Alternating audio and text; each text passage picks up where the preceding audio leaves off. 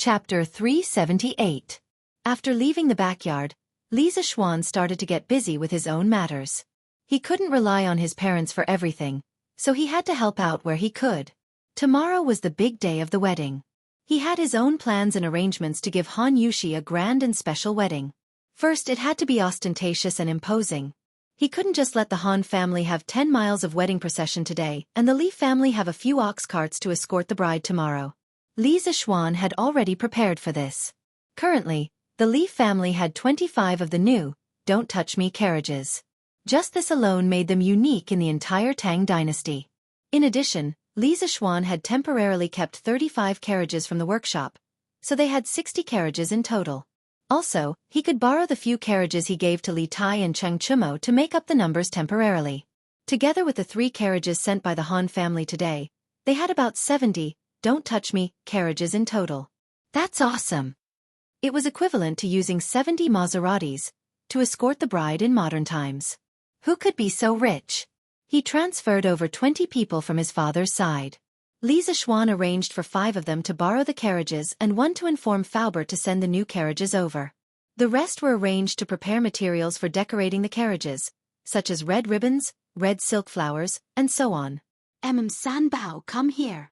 Li Xiaofan rolled his eyes and suddenly thought of a good idea.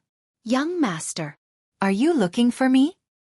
Sanbao, go to the workshop now and tell Ma Zhou that tomorrow. Do you understand? Young master, Sanbao will go now. With that, Sanbao ran out like a wisp of smoke. Yi Lane. Meng residence. Brother, how do I pronounce this? In the main hall, Yaya was holding a dictionary of the Great Tang and learning pinyin from her brother. She leaned over the table and pointed at a letter. It was worth mentioning that after Li Tai's persuasion that day, Meng Wenhao had already made a decision in his heart. As soon as he got home, he told his mother about his intention to transfer schools. At that time, Mother Meng almost subconsciously wanted to refuse, but when she saw her son's determined expression, her heart softened. In the end, she didn't say anything. She just sighed and went to cook.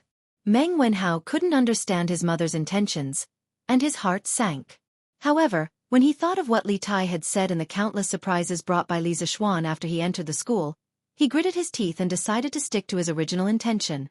Therefore, from that day on, Meng Wenhao didn't go to the school anymore and started his field vacation in advance.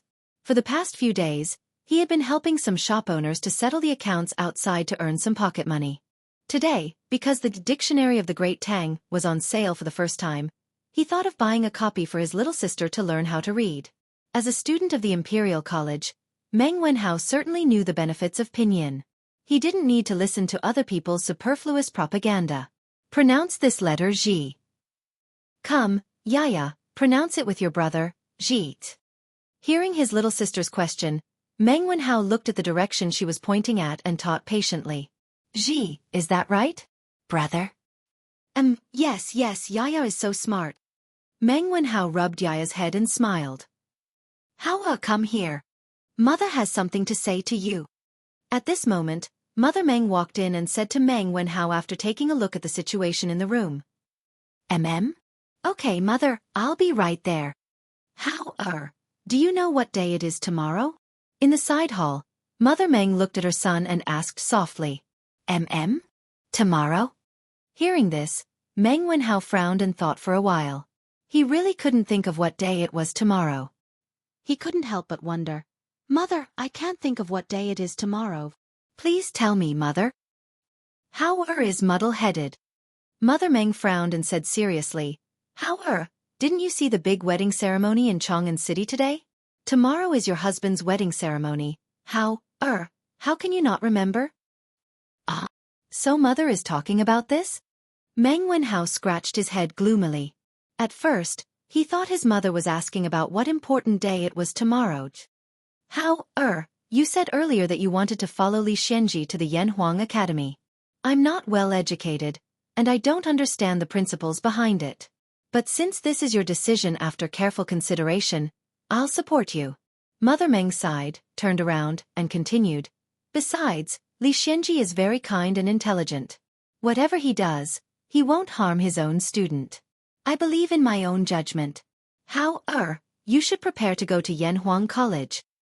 What? Mother, you agree? Meng Wenhao's eyes widened in disbelief as he exclaimed. I agree.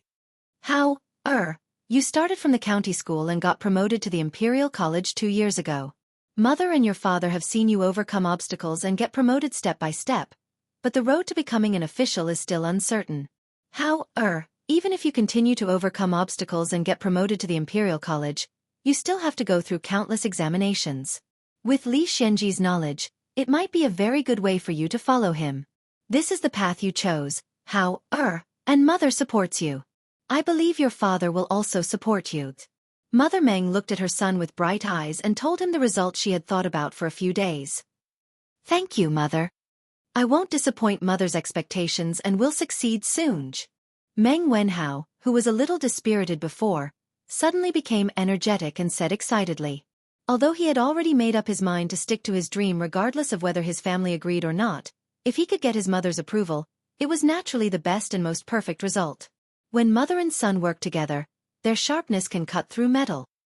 Ha. Silly child. As long as you and Yaya don't have to worry about food and clothing in the future and are healthy, Mother will be satisfied. Mother Meng chuckled and continued. Li Xiannan is a great benefactor to our family. Whether it is teaching you or saving your father's life, these are all things that we can never repay in our lifetime. How, you mustn't forget your benefactor. This is Li Xiannan's wedding. As his disciple, no matter what, you have to personally go and greet him and express your sincerity. Here's 2 strings of money. How, take it and go to the East Market to buy some congratulatory gifts. Don't be too shabby. Tomorrow, how, you can go to the Li mansion to congratulate your master on his wedding. Mother Meng took out 2 strings of money and handed it over. Before Father Meng went out to sea, Boss Feng had given the Meng family a large sum of money to settle down. Therefore, the Meng family could still afford this money. Mother, no need. I recently worked as an accountant for a grain store and earned a lot of money. I don't need you to give me money. Chapter 379. What? No way. Absolutely not. Workshop. Datong Daily Editorial Department. A thin, silver-haired old man in purple slammed the table and said angrily, "The Tang Dynasty Daily has become the face of our Tang Dynasty. How can we treat the content of the paper as a child's play?" Absolutely not. Even if County Magistrate Li is here, I can't agree. Junior Supervisor Yu, please forgive me for speaking bluntly. When the censorate was established by His Majesty, its purpose was to monitor the unreasonable content in Datong Daily. The scope of the censorate's authority was clearly defined. As long as it didn't involve party politics or maliciously smear the reputation of the court, it would be approved without any reason. When Ma Zhou heard this, he was not afraid of the old man's imposing aura at all. He immediately stood up and retorted, "The 2 requests that Lord Zhu has made today do not involve any political strife or maliciously smear the reputation of the imperial court. Junior Eunuch Yu has no right to reject them." Junior Supervisor Yu. That purple-clothed old man was none other than the head of the interrogation department of the Tang Daily that Li Chengqian had single-handedly established. Junior Supervisor Yu Shernan. Yu Shernan was good at calligraphy. During the Chen dynasty, he served as Minister of Justice Chao and Minister of Xiong. After entering the Sui dynasty, he became an official secretary. After the fall of the Sui dynasty, he was appointed by Dou Jianda as Assistant Minister of the Yellow Gate. After Li Er killed Dou Jianda, he appointed Yu Shernan as Minister of the Qin Palace, Secretary of the Secretariat, and Scholar of the Hongwen Academy. He was one of the 18 scholars, with Fang Xianling and others. In the 8th month of the 9th year of Wuda, Li Er ascended the throne and Yu Shernan was promoted to Minister and Scholar of the Hongwen Academy. This year, Yu Shernan was already 69 years old, so he submitted a petition to resign. Li Er refused and promoted him to the Crown Prince's right concubine's son. Yu Shernan refused and was promoted to junior supervisor. This year, Li Zishuan's Datong Daily came out of nowhere and stirred up a storm. It made some people in the court nervous. The 70-year-old Yu Shernan was once again appointed to the censorate as an army supervisor.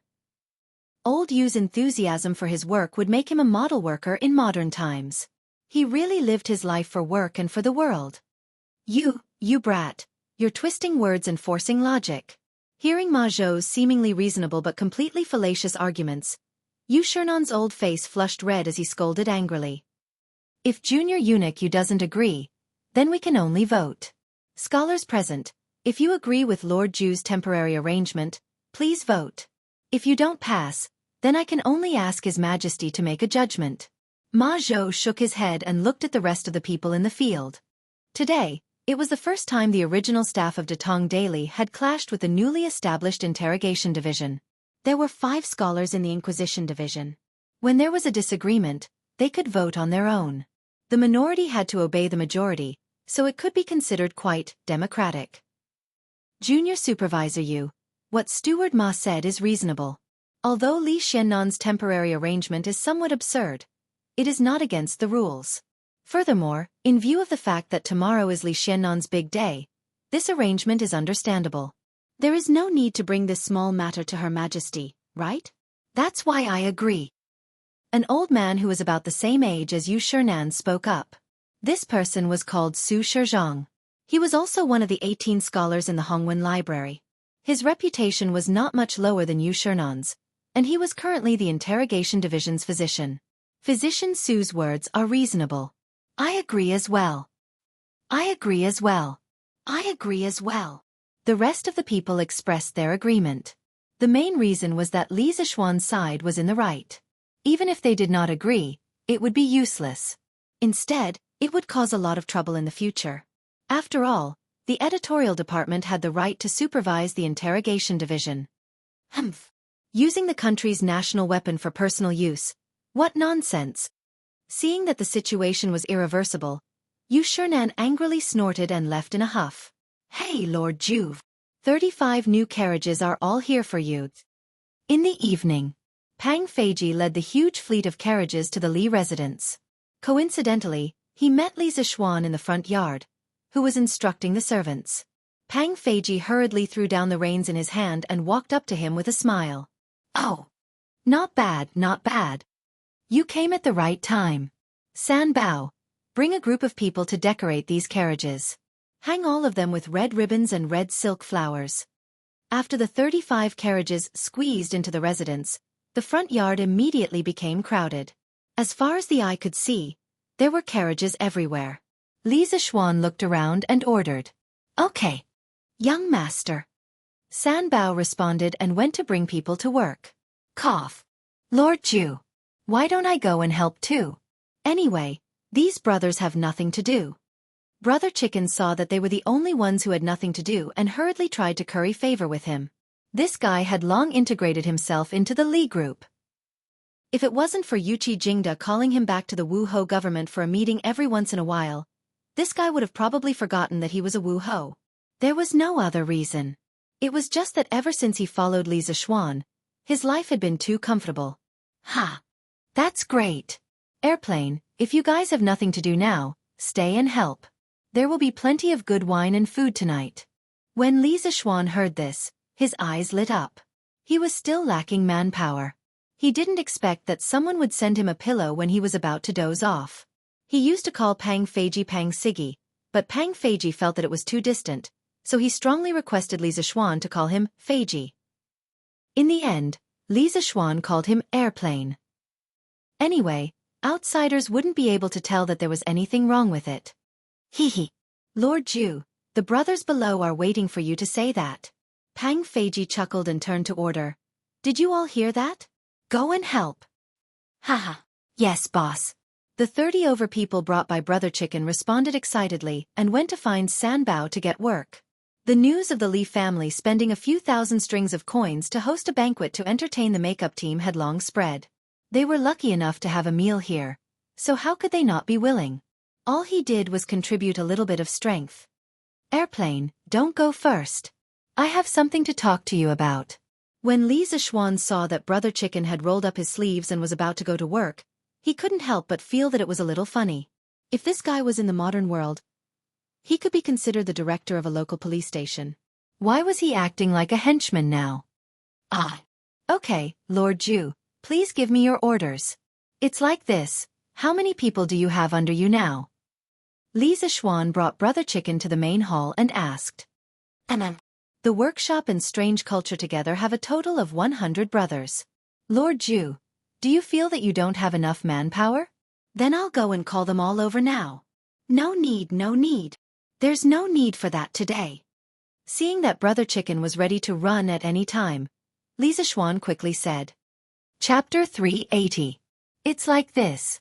Airplane, go to the right Marquis household and ask Uncle Yuchi if you can bring your Marquis subordinates with me to the Han family manor to escort the bride tomorrow. Li Zishuan slowly told Pang Feiji his purpose. The extravagance of the wedding procession was not only reflected in the procession, but also the size of the procession. Today, there were already 200 people from the Han family who were sending the dowry. In addition to the procession from the other families, there were more than 500 people. If his procession tomorrow was less than this number, wouldn't it be embarrassing? There were only about 100 people in the Li residence, and not everyone could go. It couldn't be better if Pang Feiji's team of Marquis were to join. Wedding? Haha, this is good. When Pang Feiji heard Li Zishuan's plan, he was so excited that he almost jumped up. In his opinion, Li Zishuan was treating him as his confidant. He quickly said, Lord Ju, you don't have to look for General Yuchi for this matter. When I was sent to Chitsu Culture, General Yuchi personally told me that my 100 brothers are at your disposal. Li Zishuan shook his head and insisted, No. It's better to go and report, so that people won't talk about it. You can go now. If Uncle Yuchi agrees, you can bring your people here tomorrow morning. Remember to make them clean up before you come. Don't embarrass me. Okay. Lord Ju, don't worry. I will order them to bathe today. Then I will go and look for General Yuchi now. Pang Feiji laughed and said, Okay, go. After a while, Chang Yaojin and Qin Qiong, the two military bosses, actually came together. Li Zishuan quickly went to welcome them. Uncle Cheng, Uncle Qin, why are the two of you here? After welcoming the two bosses to the main hall to serve tea, Li Zishuan smiled and asked. Haha. Today, the whole Chang'an city is talking about the Han family's dowry. You're famous now. Bah. You don't know anything, why serve tea? Bring the wine. There was no need to guess. To be able to say such shameless words, it must be none other than Chang Yaojin. Li Zishuan's face was full of black lines. He waved his hand and hurriedly asked the servant to bring a pot of wine. Haha. Little Xian. This old man didn't expect that there would be so many people giving Yushi her dowry today. What's more, I didn't expect Tianhu to be the son of Shouguang County Magistrate. Back then, the Han family was also a prestigious family. So, this marriage is really well matched. Qin Qiong stroked his beard and said with a rueful smile. Who is Shouguang County Magistrate? Oh right, Duke Wei's family also came to send makeup today. They even said that Yushi was his grandniece. This kid was still confused. Can Uncle Qin dispel my doubts? Li Zishuan said gloomily. The feeling of being drunk while everyone else was awake made him very unhappy. Haha. We just received this news. The apothecary is right. Han Yushi is indeed his grandniece. Back then, the sister of Han Qinhu, the pillar of the previous dynasty, was the apothecary's biological mother. And Han Tianhu is Han Qinhu's grandson, Han Tianlin. This kid has been hiding his identity all these years and has filled all of us. Han Qinhu's original name is Han Qinbao. Tianhu was originally Han Shiding and a common woman's illegitimate son. Back then, the Han family let Han Shiding take Tianhu's biological mother as his concubine to prevent the family scandal from spreading. Tianhu then became Han Shiding's third son. However, the Han family's matriarch, Lu, was jealous. Within a year, she persecuted Tianhu's biological mother and killed her. Tianhu was alone in the Han family and suffered abuse. 15 years ago, which was the 8th year of the Dai dynasty, Tianhu was discovered to be secretly learning the family's martial arts. Lu wanted to join forces with the family elders and used this as an excuse to kick him out of the family. Tianhu had a feeling and ran away from home that night. He concealed his identity and wandered around the pugilistic world. In the same year, Tianhu and the Du family's young miss, Du Shenyang, the youngest daughter of little wine sage Du Daoling, had feelings for each other and secretly pledged to marry. The Du family was the imperial winemaker and had a strong reputation. Of course, they wouldn't agree to this marriage. However, Du Shenyang had a strong personality and threatened to kill herself. In the end, old Madame Du's heart softened. She prepared a small dowry and quietly married Du Shenyang to Han Tianhu. The following year, in the 9th year of the Dai dynasty, Han Shiding followed Duke Chu, Yang Xiangan, to rebel and force Luoyang.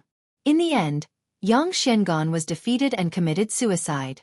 Han Shiding was also captured. His wife and children were all imprisoned. The Han family also completely declined. Therefore, when Tianhu ran away from home that year, it could be said that he avoided being implicated in this unexpected disaster. Li Zixuan's jaw dropped. In his previous life, he had read many versions of the legend of the Sui and Tang heroes. Naturally, he knew that Han Qinhu and the Han clan were an extremely powerful existence in the Sui dynasty. He had thought that Han Lijing was just an honest and hardworking farmer. Who would have thought that he was actually from one of the top military families of his time? Moreover, Han Lijing seemed to be very charming. As a descendant of a general's family, he was able to hook up with the Du family's young miss. Li Zixuan couldn't help but have a whole new level of respect for Han Lijing. He was really a role model for his generation. Haha, how is it, kid? Do you think you've picked up a treasure? You're marrying Han Qinhu's great-granddaughter. TSK. When Chang Yaojin saw Li Zixuan's shocked expression, he couldn't help but smile mischievously. Uncle Cheng, what are you talking about? Regardless of whether Yushi is from an ordinary family or the daughter of a noble family, I treat her with sincerity. The concept of a well-matched family doesn't exist for me. Li Zixuan said seriously. He didn't marry Han Yushi because he coveted anything from the Han family. No matter if Han Yushi's identity was noble or ordinary, she would only have one identity after marrying into the Li family, and that was his wife. Sour. You're really sour. When Cheng Yaojin heard that, he exaggeratedly waved his hand in front of his nose to get rid of the air. Qin Qiong couldn't help but say, Ahem, Jijia, why don't you act like an elder at all? I think that Xiaoxian is right. You're a good kid. I'm not worried about Yushi marrying you. Haha. After chatting with the two big shots for a while, Li Zixuan finally understood why they were here. It turned out that they were here to pick up the bride tomorrow and support him. The Qin and Chang manors had a total of nearly 400 servants. Tomorrow, Qin Qiong and Chang Yaojin would bring these people to accompany Li Zixuan to the Han family manor to escort the bride. In old Cheng's words, with so many people from the bride's family coming today to deliver her dowry, if there were fewer people going to escort the bride tomorrow, wouldn't that be a loss of face? After understanding the purpose of these two people's visit, Li Zixuan was very touched. He bowed to them and then personally sent the two big shots out. Chang Yaojin was all smiles and carefree on the surface, but he really treated him as a nephew. Whenever Li Zixuan encountered something, Chang Yaojin would always be the first to jump out to support him. As for Qin Qiong, after this marriage, the Qin family and the Li family would be even closer. Chapter 381. Young master, it's time to get up. Li Zixuan was excited for a long time last night when he thought about how he was going to marry a wife today. He only fell asleep late at night. When the sky was just beginning to brighten, when he was sleeping soundly, Xiaoxi came to wake him up. Okay. Time to get up. Li Zixuan knew that he could not stay in bed today no matter what. He rubbed his eyes and jumped up. Then he stretched out his hands and let the two maids help him put on his clothes. He was already used to the decadent feudal life of a rich man. If there was no one to serve him now, he probably would not even know how to wear clothes. Young master, you have to wear this new set of clothes today. It will be more troublesome to wear it. Please wait patiently. After Xiaoxi finished speaking, she took a red round neck robe from the side. There was a belt around the waist and a loose robe on the outside. It was imitating the style of an official's robe. Ordinary people did not have the right to wear clothes of this color and style. However, when it was a wedding, the imperial court allowed the commoners to wear the same clothes as the officials. The bride was also allowed to wear a phoenix coronet. The wedding ceremony of the Zhou dynasty advocated decorum and solemnity. It was different from the wedding ceremony of the later generations. The color of the wedding dress followed the xuanfu system. The groom wore a noble's hat and a xuanduan ceremonial robe. He wore a black robe, a white silk robe, and a red robe or shoes on his feet. The wedding dress of the Tang dynasty was a combination of the solemnity and holiness of the previous times and the warm celebration of the later generations. Usually, The men's clothes were crimson and the women's clothes were green. However, there were also many bridal dresses that were crimson. Young master, this wedding dress was designed by Madam a month ago. It was made of the best fabric and the best tailor in Chang'an City was hired. The embroidery on it was made by Madam herself recently. Xiao said in a crisp voice as she tidied Li Zixuan's collar on her tiptoes. Li Zixuan looked at the exquisite patterns on the clothes. It was as if he could see his mother doing embroidery every night under the candlelight. A warm feeling rose in his heart. In terms of the patterns and colors of the wedding dress, the Tang dynasty inherited the styles of the Zhou dynasty, the Warring States period, and the Wei and Jin period. They combined the delicate and exquisite designs of the Zhou dynasty, the grand and expansive designs of the Warring States period, the lively and concise designs of the Han dynasty, and the light and changeable styles of the Wei and Jin period. On this basis, they became more luxurious and creative, causing the art of clothing and patterns to reach the peak of history. The patterns in the Tang wedding dress did not completely follow the traditional patterns of the past. They boldly used realistic patterns such as flowers, plants, and other patterns. The patterns of the wedding dress were the most representative ones. They reflected the luxurious elegance of the Tang dynasty and implied that the marriage would last for a long time. Moreover, this style of wedding dress pattern had been influential for nearly 1,000 years. Even in the 21st century, some Chinese wedding dresses were often seen with such patterns. Dressing up, fixing the crown, putting on the clothes, and putting on the shoes took almost an hour. It had to be said that the bridegroom's attire was really troublesome to put on. Wow! Young master looks so good in this bridegroom's attire. Xiao took 2 steps back and exclaimed with her eyes wide open. The little girl's eyes were almost shining with stars. He's really handsome. Xiao also exclaimed with a face full of infatuation. Ha ha! Hi, your young master. I'm handsome to begin with. Li Zixuan said proudly. He just looked at the bronze mirror and realized that the effect of the clothes was really good.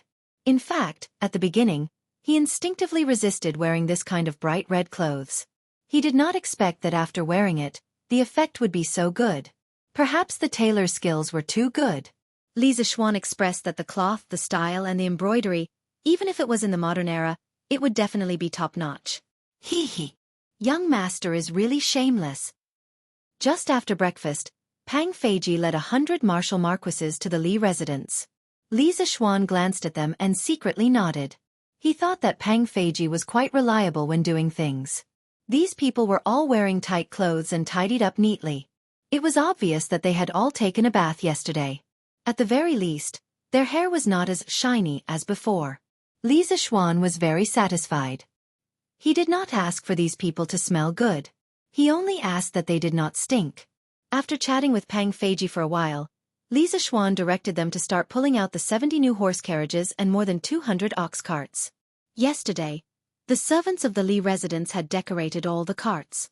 They were all tied with red silk and red silk flowers, looking very festive. After half an hour, the carriages of the Li residence were all lined up. At the front was the horse carriage that Li Zixuan usually rode. It was also the first new horse carriage that was born in this world. What was different from the other horse carriages was that the compartment of this horse carriage was installed with thick metal plates. It looked sturdier and heavier. In addition, as "Don't Touch Me Number 1", this horse carriage itself had a very important commemorative meaning. 270 carriages. It was just a number, but when it was placed in front of you, you would know how shocking it was. The long streets of Yongla Lane were almost completely filled. The huge carriages could not be seen at a glance. The residents of Yongla Lane who were already awakened by the commotion all ran out to watch the show. Wow! Such a big show. What is the Li family doing? Is it a wedding? Of course it's a wedding. This wedding procession is so big.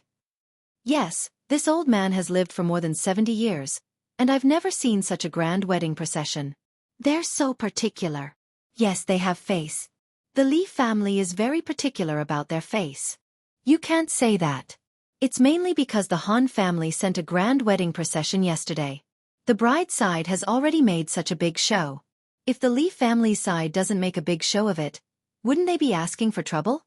Besides, if they don't make a big show of it, how can they suppress the bride in the future? That's right, she's the adopted daughter of Duke Yi, the grandniece of Duke Wei. Li Zixuan was outside organizing the carriages. Old Man Li and Madam Li were also very busy in the courtyard. They were calling the servants to prepare the banquet.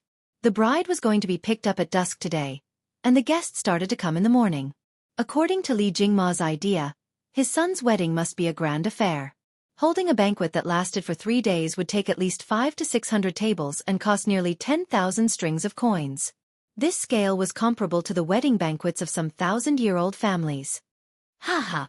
Little Xian, I, Old Cheng, am here. Come out quickly and let your Uncle Cheng see what today's groom looks like. With a rough laugh, Cheng Yaojin rode his horse and came to the front of the Li residence. Wow! Not bad, not bad. Kid, your appearance is not bad. You're only a little worse than I, Old Cheng, when I was young, ha ha. Cheng Yaojin got off his horse and looked at Li Zixuan carefully for a while. Suddenly, he laughed shamelessly. Chapter 382. That madman Cheng is really shameless. He doesn't have any respect for his elders.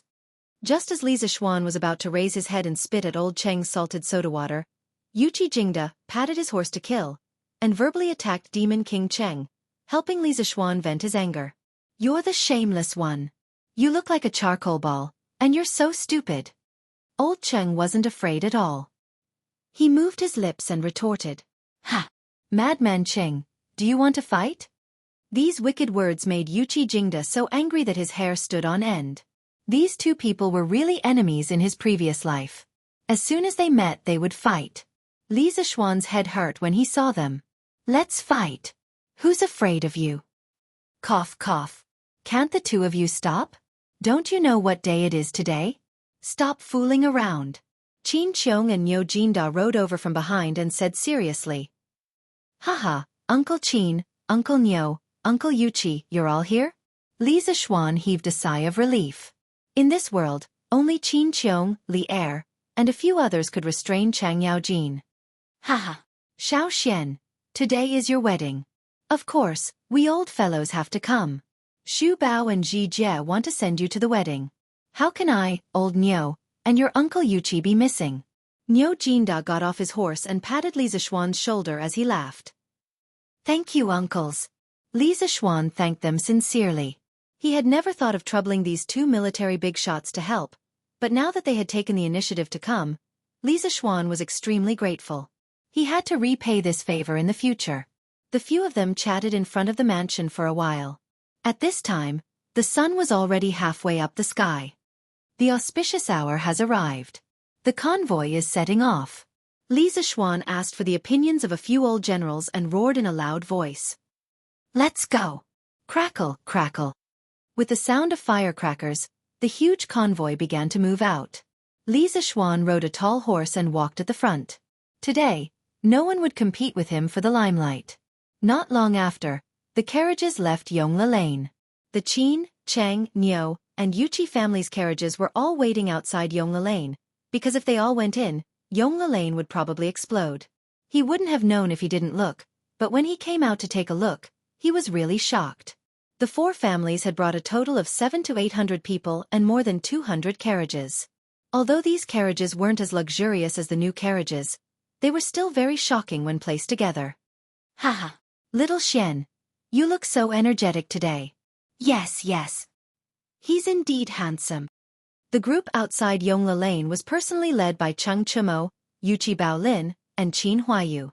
When they saw Li Zixuan come out, the three of them hurriedly went up to greet him. Haha, Chimo, Huayu, Baolin, thank you for coming to help me today. Li Zixuan chuckled and cupped his fists. Haha, little Xian, you're treating me like an outsider. We're brothers, let's not be so formal. Just drink a few more cups with your big brother today. Haha. Cheng Chimo patted his chest and laughed. Li Zixuan nodded and looked at Qin Qiong. Uncle Qin, why are there so many carriages? Qin Qiong laughed and said, Haha, our families aren't as capable as you to get so many new carriages. These 230 carriages were all rented from a few carriage companies in Chong'an. Li Zixuan nodded and cupped his hands. I'm sorry to have let you guys spend so much money. Of course, he couldn't say that he was returning the money. This was a debt of gratitude, and it couldn't be repaid with money. Li Zixuan was sure that if he dared to say, "I'll pay for the rental of the carriages," Cheng Yaojin's hammer would fall on him immediately. Haha. It's okay, it's okay. Let's go to the Han family village quickly. Qin Qiong nodded with satisfaction and laughed. The 5 families gathered together, and there were more than 300 carriages. Behind them were more than 200 ox carts, and there were close to 1,000 people accompanying them. The ox and horses neighed, and the crowd was noisy. Those who didn't know would think that they were about to start a rebellion. East of Chang'an City. Chunming Gate. Yesterday, the Han family's wedding procession had entered through Chunming Gate. Many people guessed that the Li family's wedding procession would also leave through Chunming Gate. Therefore, many of the Chang'an residents who had seen the drama yesterday did not have anything to do today. They deliberately came to the street near Chunming Gate early to wait. How many people do you think the Li family's wedding procession will be today? There should be at least 300 of them. Yes. Without 300, they won't be able to bring out so many people. Yesterday, the Han family's wedding procession had more than 200 people. At this time, a young man in green came running from the west. He laughed and said, "Haha, let me tell you something. I just came from Yongla Lane." "How is it? How many people did the Li family send?" "I don't know. Yongla Lane is full. There are people and carriages everywhere. There are many people outside Yongla Lane. 3 Grand Dukes and a County Duke are there too." "Oh my, 3 Grand Dukes. Wow, it sounds like the procession is much bigger than yesterday's. Today is going to be interesting. Looks like it's going to be more lively today. I'll go buy some pine nuts. I can't miss this show today." Li Zixuan knew that his wedding procession would attract attention, but he didn't expect it to be so eye-catching. Not long after the 5 families merged and left Yongla Lane, they saw countless onlookers on both sides of the road. Some people even brought their whole families along. "Oh my God! Why are there so many new carriages? Oh my, how many are there? Let me count. I think there are 50 to 60 of them? 70. I've counted. There are 70 in total. Don't touch me. Wow. 70. How much is that?" Someone is willing to pay more than 2,000 strings of cash for each carriage. Hiss. Doesn't that mean that these carriages alone can be sold for more than 100,000 strings of cash? The Li family is really rich. Everyone's focus was still on the 70 very eye-catching, "Don't touch me" carriages in front of the procession. It couldn't be helped. After all, this thing was the hottest in Chang'an recently. Chao Wendong was in a corner of the crowd. When he saw the 70 "Don't touch me" carriages, he was instantly hit by 10,000 points of critical damage. Back then, Sun Huayuan said that the workshop left a few in stock for Li Zixuan's wedding. At that time he believed him. In the end, you're telling me that there's only a few in stock? This is a total of 70 new carriages. Even if the Li family had more than one carriage, there should be at least dozens of them in stock from the workshop, right? What's worse was that the people around him were talking about how he spent more than 2,000 strings of cash to buy a carriage that day. This hurt Chao Wendong a second time. However, when he thought that he might be able to use this incident to show his face in front of Li Zixuan in the future, he felt a little better. Chapter 383. Wow! Li Xiannan is so handsome today. Yes. He's so handsome. If Li Xiannan can bring so many carriages to my house to fetch me, I will definitely marry him. Bah, you slut. Why don't you take a look in the mirror? Do you think Li Xiannan will like you? Humph. If he wants to like someone, he will like me first. You're the slut. You're the ugly one. Li Xiannan, I want to marry you. Li Zixuan was riding on his horse when he suddenly saw a group of beautiful young ladies in gorgeous clothes gathered in the crowd at the entrance of the East Market. They were excitedly calling out his name. "Io, isn't that Miss Yen the courtesan of 100 Flowers Tower in Peace Lane? It's so hard to see him normally. Without spending a few thousand, you can't even see him. If you want to listen to his song, you have to spend another few thousand. Who would have thought that he would come here today to fetch Xiao Xian? Brother, you're still the most charming one." Haha. Chang Chumo pointed at a beautiful woman in green and winked at Li Zixuan as he said with a smirk. Li Zixuan glanced at him and said, "From what Chonyo said, it seems like he often goes to that 100 Flowers Tower, right? I'll have to talk to Uncle Cheng later." Hey. Xiaofan, we're brothers. You can't do this. Cheng Chumo said hurriedly as he glanced behind him guiltily. As the son of an official, visiting prostitutes was not a big deal. However, as parents, no one would want their children to spend all their time in brothels. Therefore, even when Cheng Chumo visited brothels, he did it secretly behind his parents' backs. Haha. Chonyo, Xiaofan is just joking with you. Can't you tell? But you should try not to go to such places in the future. Qin Huayu joked. It was rare for him to be so playful. Ha. Look, they're here. The Li family's bridegroom is here. On the streets near the Spring Bright Gate, someone saw a huge fleet of carriages slowly approaching from afar and exclaimed excitedly. Wow! It's really here. There are so many people. Yo! The groom is so handsome. No, look at all the new carriages. Oh my god! How much would that cost? The Li family is so generous. Wow! The three dukes really came together. This Li Xianji is really amazing to be able to invite so many dukes. Li Zixuan did not disappoint the crowd who had been waiting for a long time. The grand display made many people cry out in surprise, expressing all kinds of envy, jealousy, and hatred. Humph! Isn't she just a peasant girl? This Li Zixuan is still causing such a big commotion. How stupid! East Market, in a private room on the 4th floor of Yunxi Restaurant. A stunning lady was looking out the window in the direction of Li Zixuan's bridegroom's procession. The lady was about 14 or 15 years old. She was wearing a lake green long dress. Her perfect facial features were so exquisite that they looked like they were carved by humans. Her eyebrows were arched, her nose was arched, and her cherry lips were bright red. She looked at the grand fleet of carriages and snorted unhappily. However, no one noticed that an imperceptible trace of jealousy flashed across her eyes. Hee. Ning, you said it yourself. Han Yushi is just a peasant girl. Why do you have to be angry with her? This Li Zixuan is just lucky. So what if he has some spare cash? Can his Li family compare to our Cui family? Heh. A man in white came behind the lady and said nonchalantly while waving his folding fan. Second brother, you can't say that. Li Zixuan's achievements today are definitely not due to luck. Ning feels that this person is very powerful and smart.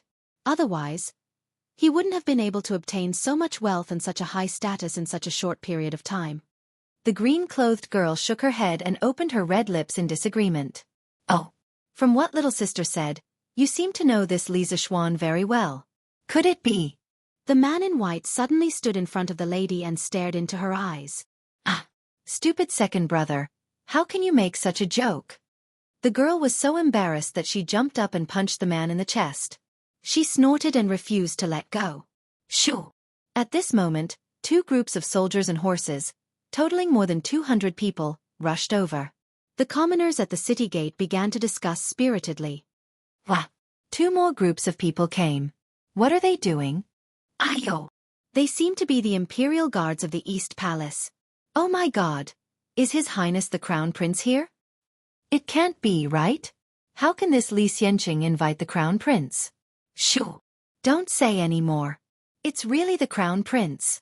The other group is brought by His Highness King Wei. This is a big scene. Oh my god! It's really the Crown Prince and King Wei. Silence. When Li Chengqian and Li Tai arrived on their horses, the surrounding commoners, who had been discussing animatedly, immediately quieted down and bowed towards the two of them. Greetings, Your Highness. Greetings, Your Highness. They were here to watch a big show, but they didn't expect to see such a big show. The Crown Prince and the Emperor's most beloved prince actually left the palace together to accompany a county boy to fetch his bride.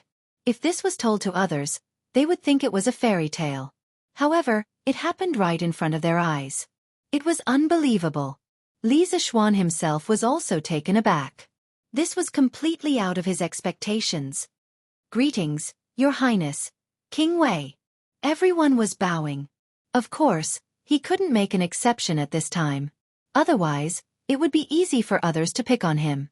It didn't matter how they joked around in private, but in front of others, he still had to show the proper etiquette. Li Zixuan didn't want to bring trouble to his family because of this. Besides, in the Tang dynasty, there was no need to kneel. They only had to bow and cup their hands. Li Zixuan could easily get over this hurdle in his heart. If he had transmigrated to the Qing dynasty, he would have thought of ways to rebel. No modern person liked to kneel to others. Everyone, there's no need for such formalities. I'm just out for an inspection today. Li Chengqian raised his hand and gestured for everyone to dispense with the formalities. Then, he and Li Tai walked quickly to Li Zixuan and smiled. Xiao Xian. Today is your big day. Qing Ke and I are here to join in the fun. You don't mind, right? Li Zixuan shook his head and smiled. As long as your highness and all of you don't mind, of course, I don't mind. Haha. Don't worry, Xiao Xian. Before Big Brother and I came, we already reported it to father and mother. It's fine, it's fine. Li Tai jumped off his horse and laughed. Li Zixuan's eyebrows twitched. He felt the ground tremble just now. He looked worriedly at the horse that little fatty had just ridden over. He frowned and said seriously, Qing Ke, where did you buy this horse? It can actually carry you. How about you buy me 10 horses later? Chapter 384. F***CK. Xiao Xian, how dare you scold me in such a roundabout way? I'm going to kill you. Li Tai was stunned for a while before he realized that Li Zixuan was calling him fat. He was furious and was about to attack. However, with his body size, it was harder than reaching the heavens for him to be as still as a virgin and as agile as a fleeing rabbit. Before he could reach Li Zixuan's side, Li Zixuan had already leaped onto his horse in a flash and rode off with his whip raised. Let's go. Li Zixuan's last words echoed in the air. Haha. Qing Ke, where did you buy your horses?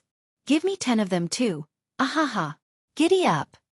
Cheng Chumo imitated Li Zixuan's tone and said that. Before Li Tai could get angry, he slapped his horse's butt and followed after Li Zixuan. Cheng Chumo. You bastard. Li Tai stomped his feet and wanted to get on his horse as well. However, he was too heavy, and it would take a lot of effort to overcome Earth's gravity. Wu Chun Dao, hurry up and help me onto the horse. Li Tai looked at one of the guards he brought along and said angrily. Oh. Yes, your highness, Prince Wei. The black-faced guard hurried over and helped Li Tai get on his horse.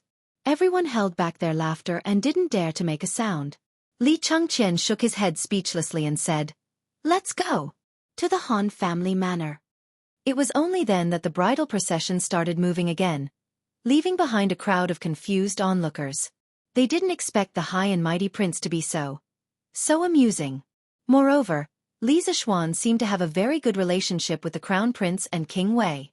This made everyone so envious that they were about to go crazy.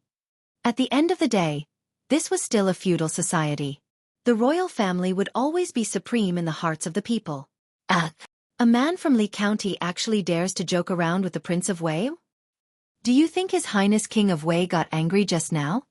He's definitely not really angry. Otherwise, the Prince of Wei would have already sent his guards to arrest Li Xiannan. Your Highness Prince of Wei has such a good relationship with Li Xianji? That's not all. Didn't you see the Crown Prince smiling and watching from the side? This means that His Royal Highness isn't angry. It seems that Li Xiannan and His Royal Highness have a good relationship. TSK. Li Xianji is amazing. Everyone looked at each other, stunned and shocked. From then on, no one dared to underestimate Li Zixuan or the Li family. Big White was quite intelligent and had been to the Han family village many times. There was no need to worry that it would take the wrong path or step on something sharp and stab the horse's hooves. Thus, after exiting the city gates, Li Zixuan sat on the horse's back with his head in his hands. Looking at the long line of carriages behind him, he felt an inexplicable sense of excitement. A group of 1,200 people, 300 horse carriages, and more than 200 ox carts meandered along the narrow path for about 4 to 5 li. The passers-by on the road all looked sideways and were stunned by this huge group. What the heck? Whose family are they going to fetch the bride? There are too many people. Look at this direction. They're going to the Han family village. Oh, I know, Li Xiannan is going to the Han family village to fetch the bride. Yesterday, the Han family went to the city to deliver the bride's dowry. I saw it with my own eyes. Oh, that girl from the Han family is so lucky. Look at this extravagance. This old man has lived for so many years, but I have never seen such a grand wedding ceremony. Ha! Who said it wasn't? Look at the Han family village a few years ago. Ever since Lord Li took over the village, not only did he reduce the rent, but he also let the Han family village's villagers harvest fruits to exchange for money. Later on, he provided free chicken seedlings and the like. Now, almost every family in the Han family village can afford to eat meat. Our village can't compare to them. Yeah. Now that Lord Li has married the daughter of Han family village, the Han family village's life will definitely get better and better. Sigh. If we have to blame someone, we can only blame ourselves for not having a beautiful girl like Miss Han. Otherwise, Lord Li would have become our son-in-law. Heh. That's true. I can't be envious. Listening to the discussions around him, Li Zixuan's lips curled up slightly. The vanity in his heart was greatly satisfied. In the modern era, he was just a poor loser who had just graduated from school. Although he had a girlfriend, he did not have the money to buy a house or a car. He also did not have the money to hold a grand wedding for her. He did not expect that by chance, he would come to the ancient era and become a rich second-generation heir. He would soon have a beautiful wife and even hold a grand wedding that would shock the entire capital. Life was really like a dream, unpredictable and unpredictable. However, at this moment, Li Zixuan suddenly missed his girlfriend from his previous life. After all, that was the memory of 5 years of love. Even after more than 1,000 years, it was not easy to let go. The reason he did not think about it usually was because he did not recall the past. That feeling was buried in the deepest part of his heart forever. What's wrong? Xiaofan, looking at your expression, you don't seem happy? Unknowingly, Li Tai drove the big black horse and caught up. He saw Li Zixuan's listless eyes and expressionless face. He did not look like a man who was about to get married. He could not help but ask curiously. Cough. No. I was just thinking, Qing Ke, why did you and Gao Ming come here today to join in the fun? You two have special identities, and every move you make represents the imperial court. Li Zixuan was good at lying. He had a serious look on his face as he tried to force Li Tai to lie. Li Tai wanted to curse, but he did not know if he should say it. He did not believe that Li Zixuan's thoughtful expression just now was because he was thinking about these boring things. What's wrong? Qing Ke, you don't believe me? I'm really curious why His Majesty asked you two to come with me to escort the bride. Tell me quickly. The highest level of Bullshasterisk-ting was Bullshasterisk-ting until you believed it yourself. Li Zixuan was currently in such a state. Originally, these excuses were all Bullshasterisk-ting, but now he was really curious as to why Li Er would let these two brothers out of the palace. After all, to let two princes accompany a county man to escort the bride sounded very ridiculous. Li Tai rolled his eyes and said, I'll believe you for now. Actually, my brother and I didn't use the excuse of escorting the bride for you at all. Oh? Then what is it? Qing Ke, did you and Gao Ming make up a lie to deceive His Majesty in order to escort the bride for me? That won't do. Why don't you go back to the palace now? Li Zixuan was shocked. He did not expect these two to be so bold. They were a little too excited. What are you thinking? My brother and I didn't come here to escort the bride for you. How is that deceiving His Majesty? Our main purpose today is to go to the plum village you mentioned earlier, to see if it's really suitable for building an academy. As for going to the Han village, it's just on the way. Li Tai looked at Li Zixuan with disdain and said lightly. He never expected Li Zixuan to be so narcissistic. He was really a narcissistic maniac. Chapter 385. Ugh! Seeing the disdainful look on the little fatty's face, Li Zixuan really wanted to throw a few punches and give him a blessing. But there were too many people around, so he could only think about it in his heart. I'm just passing by. Hee hee. I didn't expect you to be so wise, Qing Ke. Hee hee. Of course. Li Tai raised his head proudly and snorted. Yo. You're so arrogant just because I said you're fat. Why don't I give you another 10 questions, and you can see how many you can answer? Li Zixuan narrowed his eyes and said maliciously. Li Tai was dumbfounded. He shook his head like a rattledrum and said, No, no, no, it's not convenient to compete with this now. Let's talk about it when we get back. The little fatty was already traumatized by Li Zixuan's questions. Even if he was beaten to death, he wouldn't accept this trap. That's right, to Li Tai, Once Li Zixuan proposed to take the initiative to set questions, it was definitely a trap. There was no need to think about it. Haha. Qing Ke, there's something I forgot to tell you. Look, you've also learned Hanyu Pinyin. To me, the pronunciation of wise and mentally retarded are not too far apart. That's why when I say that someone is wise, it means something else. Haha. Big White, let's go. Hiya. After Li Zixuan finished speaking, he took advantage of the fact that Li Tai hadn't reacted to support himself with one hand on the horse's back. He did a beautiful 180-degree turn in the air and returned to his sitting position with his head facing forward. The entire set of movements was as smooth as flowing water. It was completed in a single breath of time. By the time Li Tai reacted, Li Zixuan had already run far away. F***CK. I fell for your trick again. Xiaofan, you're the retarded one. Li Tai roared and slapped his horse's butt, charging forward. Second brother, not only is Xiaofan close to the crown prince, but he's also close to Prince Wei. What should we do in the future? Chang Yaojin pulled Qin Qiong and purposely hung at the back of the group. He looked around and hesitated for a while before whispering to Qin Qiong. There was one thing he didn't say, and that was his son, Cheng Chimo.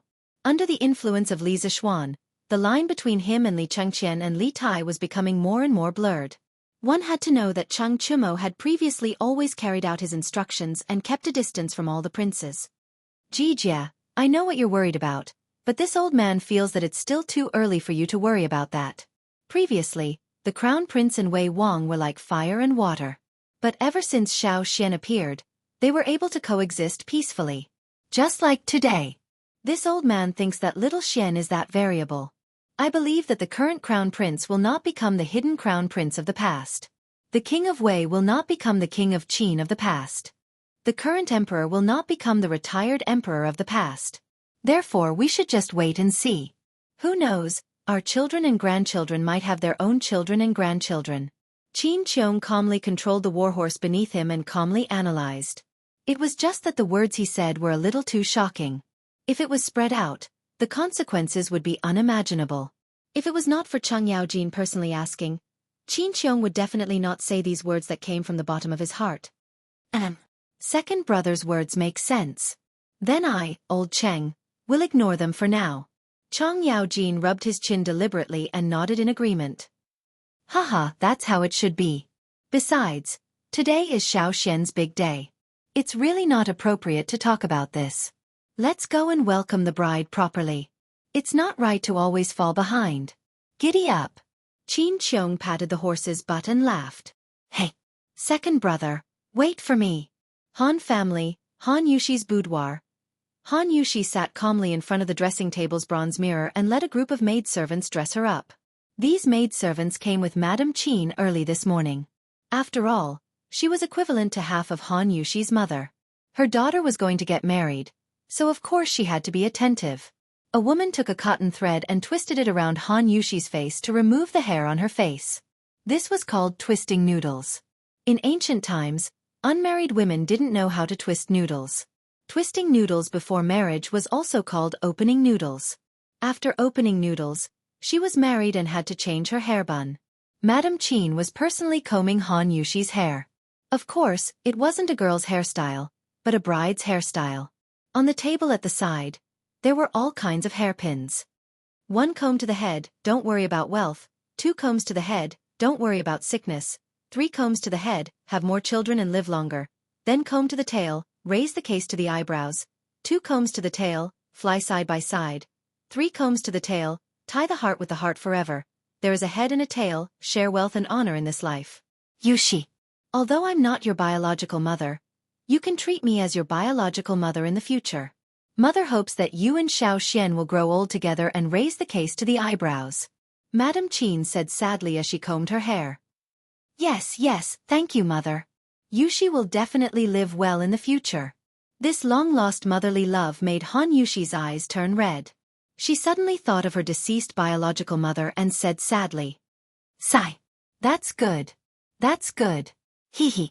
Madame Qin wiped her tears and smiled happily. Then she continued to help Han Yushi tie her hair. After tying her hair into a bun and putting on her new clothes, Han Yushi immediately looked like a fairy descending to the world, stunning everyone in the room.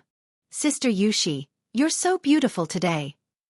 Hong Ling, a girl from the same village who had once brewed wine with Han Yushi, stood at the side and looked at Han Yushi, who had combed her hair and was wearing a phoenix coronet and robe. She couldn't help but praise her infatuatedly. Yes, I'm going to dress up my most beautiful appearance today. A faint smile appeared on Han Yushi's lips as she said softly, "Hee hee, if Lord Li saw you like this, he would definitely be mesmerized." Little girl, you're talking nonsense again. Han Yushi was embarrassed and said angrily, "Hee hee, I'm telling the truth. I'm even mesmerized by you, Sister Yushi, let alone Lord Ju. Isn't that right, Asyong?" Hong Ling's eyes revealed admiration as she said with a smile. Yes, yes. Hong Ling is right. Sister Yushi, you look really good today. Another girl from the same village, Asyong, also echoed. All right. Hong Ling, Asyong, don't flatter me anymore. When you put on your wedding clothes in the future, you'll definitely look better than me. Han Yushi couldn't bear the sugar-coated bullets attack and quickly said, I'm afraid we don't have as good luck as you, Sister Yushi. A trace of loneliness and sadness flashed across Hong Ling's eyes as she thought so in her heart. Grandpa Han, young master's wedding convoy is here. We're about to enter the village. At the entrance of the village, Dinyo ran over and cheered loudly. Slap. Stupid boy, you have to call him son-in-law in the future. Don't call him young master, do you hear me? What welcomed Dinyo was not praise, nor was it a reward, but a big slap. An old man at the entrance of the village said resentfully. Haha, Uncle Han is right. Dinyo, you didn't take the slap for nothing. You have to be careful in the future. Our Han family manor will be little girl Han's maiden home in the future.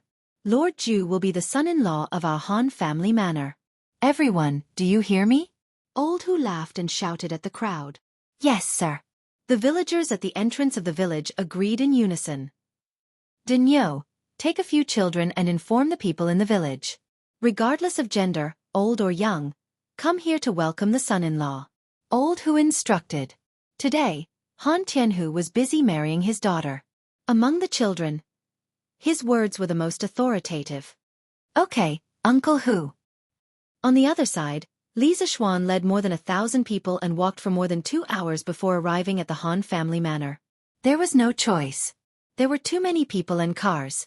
Moreover, the road from Chang'an to the Han family manor was not wide and flat.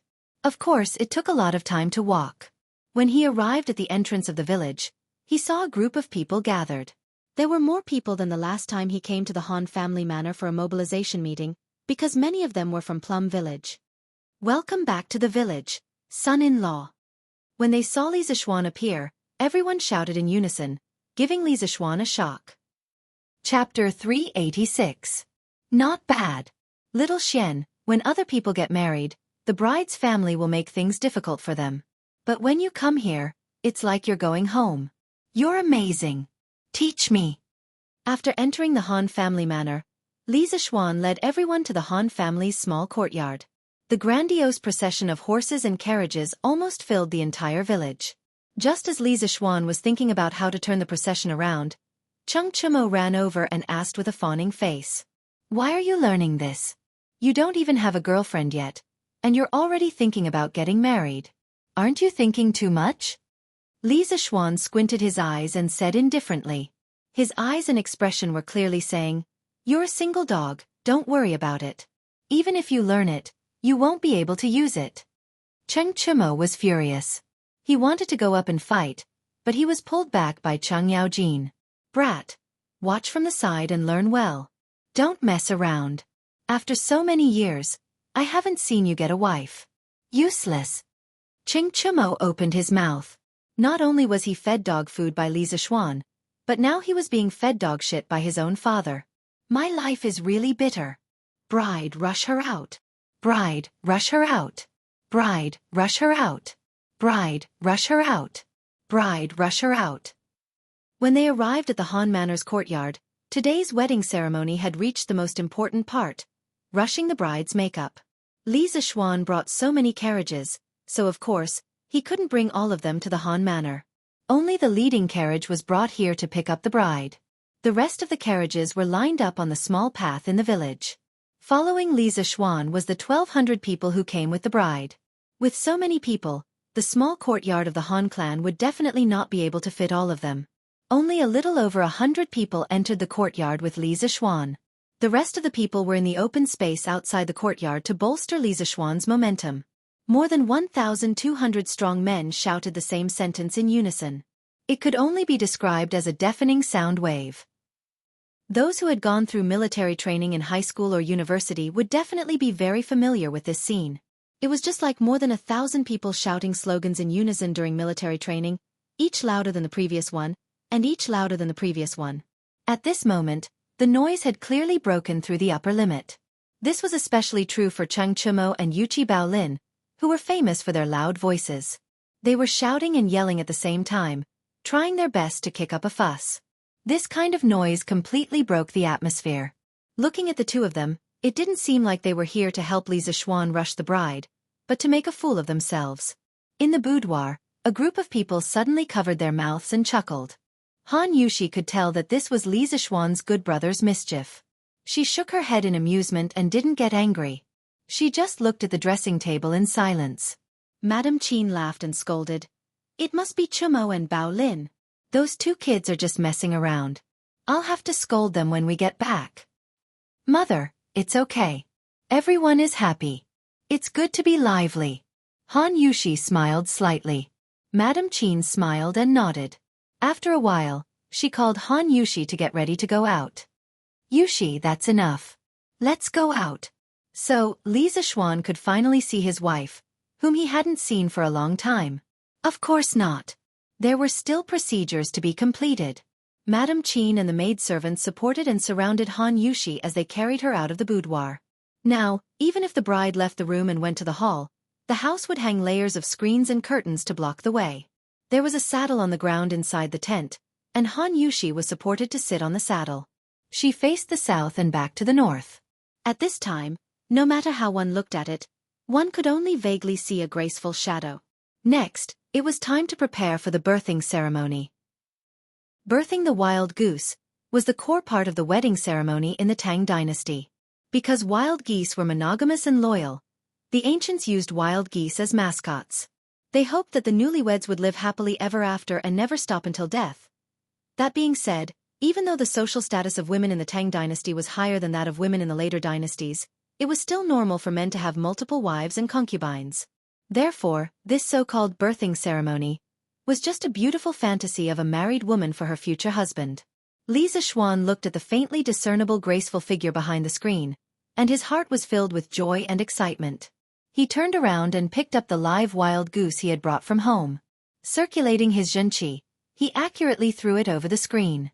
Behind the screen, the maidservants and young girls from the same village saw the wild goose being thrown over. They swarmed over and grabbed the wild goose, then used some ropes to tie up the wild goose's body and mouth. They didn't let it move or cry and just left it there. After the wedding, the groom's family would come back with something to redeem the wild goose and set it free. Then, there was the melodramatic plot that Li Zishuan often saw in countless time travel novels in his previous life, reciting poems. This had to be recited until the bride was so touched that she asked someone to tear open the curtain. Only then could the couple meet. At this time, the groom was usually very anxious. Because ancient times were not like modern times, many couples would not meet before marriage, let alone know each other. Therefore, the groom was usually eager to know what his future wife looked like. However, Li Zishuan and Han Yushi were different. They were free to fall in love. Although he already knew that Han Yushi was as beautiful as a fairy, Li Zishuan still had to recite a poem. However, he was already prepared for this. Last night's stars and last night's wind, west of the painting tower, east of the Kasha Hall, body without the wings of a colorful phoenix, heart as one. Next seat, send Go Chun wine to warm, separate Chow shoot to cover the red wax lantern. Shu Yu listen to the drum to respond to the official, walk the horse Lan Tai to turn the canopy. Good, good, good. Well done. Once Li Shangyin's untitled poem was released, it would definitely shock everyone, right? Haha, you think too much. Most of the people present were rough men. How many of them were cultured? How many of them knew how to appreciate poems? Cheng Chumo and the others did not care about the poem. As long as it was written by Li Zixuan, they would praise it in unison. However, it was an eternal masterpiece. Among the people present, there were always people who knew what was good, such as Mrs. Qin and Han Yushi. Good, good, good. I didn't expect little Xian's literary talent to be so outstanding. This make-up poem can be considered a rare masterpiece. Mrs. Qin savored it for a moment, then clapped her hands and laughed. She had originally thought that Li Zixuan would use a few works of his predecessors to bluff his way through. After all, Li Zixuan was not known for his talent in poetry.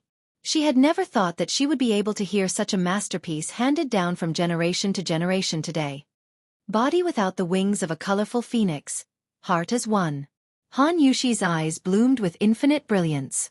She kept repeating these 2 lines of the poem. Gradually, her eyes became a little moist. She said softly, "Mother, let them take down the screen." Ah!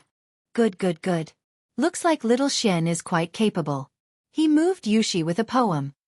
Hongling, take down the screen, take down the curtain. Mrs. Qin was stunned, but she did not object. She was only slightly surprised and got someone to do it. Chapter 387. Yo! The bride is out. The bride is out. When they saw Han Yushi, who was wearing a phoenix coronet and a red gown, being escorted out, more than 1,000 people in and outside the courtyard burst into deafening cheers. Cheng Chumo widened his eyes and clapped his hands excitedly. Wow! She's out! She's out! Little Xian is so awesome. A poem was enough to summon the bride. Under normal circumstances, the makeup urging process was not smooth. It would take a long time.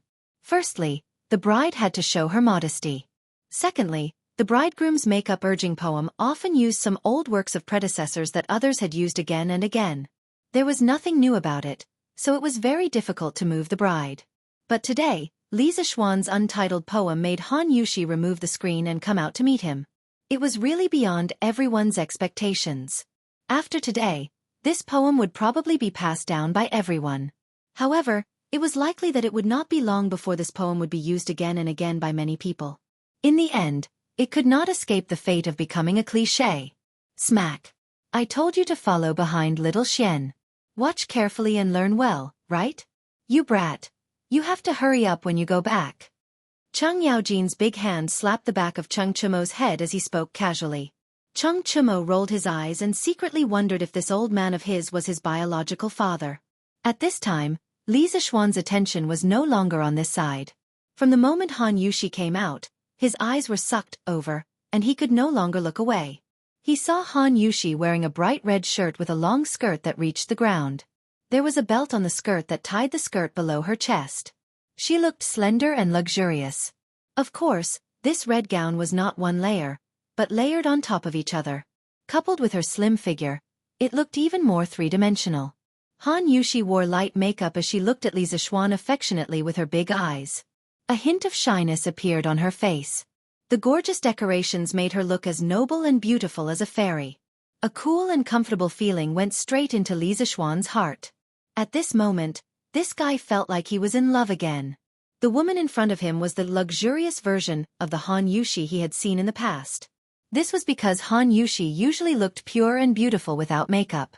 She also dressed very simply. How should he put it? Although she was also very beautiful, there was still a trace of immaturity.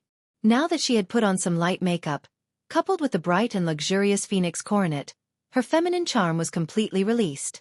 This astonishing charm was enough to make 10,000 flowers lose their color and thousands of people become silent. Li Zixuan was the closest. After all, he was the groom. Of course, he had to be the first to see the bride's appearance. The impact he received was also the greatest. A trace of sparkling and translucent liquid appeared at the corner of his mouth. His eyes seemed to be possessed as he stared fixedly at Han Yushi's small face. Han Yushi looked at Li Zixuan's pig-like appearance and knew that her young master was shocked by her beauty. She was extremely happy in her heart, but she was burned by Li Zixuan's naked invasive gaze. After a moment, she saw that Li Zixuan was still standing there and staring at her. Finally, she could not help but say softly, "Young master, it's time to pay respects to father." Li Zixuan was shocked and realized that he had been rude. He quickly wiped the saliva from the corner of his mouth and quickly walked to Han Yushi. He reached out his wolf claws and grabbed Han Yushi's little hand tightly. He had not held hands for a long time. He missed this feeling very much. Hee. Wife, why are you still calling me young master? Li Zixuan laughed mischievously in a low voice. Sob. We haven't gone through the wedding ceremony yet. Han Yushi understood Li Zixuan's meaning and could not help but say shyly. Haha. Let's go now. We'll pay respects to father-in-law first, then go back and pay respects to my parents. Li Zixuan laughed and pulled Han Yushi out of the central room. Everyone in the courtyard saw Li Zixuan pull out a woman who was as noble and beautiful as a peony flower. In an instant, all the scumbags were stunned. Those women in the manor who did not see Han Yushi dress up were also stunned. When they heard that the curtains were going to be removed, everyone was still cheering loudly for Li Zixuan's success in speeding up the makeup with a poem. At this moment, after Han Yushi walked out, everyone was collectively speechless when they saw that peerless face. One in front and one behind, one moving and one still, formed a sharp contrast. The situation at the scene once again proved Han Yushi's charm at this moment. F***ck. Little Xian had found himself a celestial daughter. This Miss Han was not so beautiful in the past. The scene was silent for a long time. Cheng Chumo was the first to break the silence. He widened his eyes and murmured, "Haha." Everyone burst into laughter when they heard his funny words. Cheng Yaojin felt that he had lost all his face and greeted this guys but with a kick. Speaking of which, there was no such thing as a red veil at this time. The red veil was not an ancient ritual of the Han people. It only became popular during the northern and southern dynasties. Although it was very widespread, it was not an official ritual. At this time, there were things similar to the red veil, known as knee coverings. There were all kinds of colors, but they were mainly red. Moreover, they were not worn in the first half of the wedding. Therefore, Cheng Chumo and the others could see Han Yushi's peerless beauty. This kind of knee coverings were usually covered after leaving the house so that unrelated passers-by would not see it. The people in the house, regardless of the man's or woman's, were all people who were recognized. Li Zixuan had some understanding of this before, and this guy did not particularly care. Anyway, he just wanted to let everyone see and show off. Haha. A talented man and a beautiful woman. A talented man and a beautiful woman. Tianhu, you gave birth to a good daughter. Qin Qiong stroked his beard with great satisfaction and praised Han Lijing beside him. Han Lijing's face was flushed red. Today his mouth did not close. At this time when he heard that, he quickly said humbly, "You flatter me, General." Haha. You Han Tianhu. This old man hasn't settled the matter of you hiding your identity. I'll settle the score with you later. Haha. Qin Qiong said half-jokingly. Li Chengqian was also a little stunned. He had seen Han Yushi a few times before, but it was completely incomparable to the way she was dressed now. At this moment, Han Yushi was really like the sun in the sky, shining so brightly that people could not open their eyes. Although he had been in the palace for many years and was used to seeing all kinds of beauties, he could not help but be dazed when he looked at Han Yushi at this moment. If I can meet such a woman in the future, I will have no regrets even if I only have one wife in my life. Big brother, you'd better forget it. You are the crown prince. How can you only marry one person? It would be more like it if it were me. Li Tai heard that and recovered from the shock. He curled his lips and said sarcastically. Chapter 388. Li Zixuan didn't know what the others were thinking.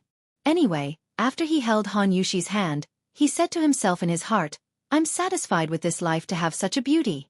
In the main hall, Han Lijing wore new clothes and sat at the head of the table with a rosy face.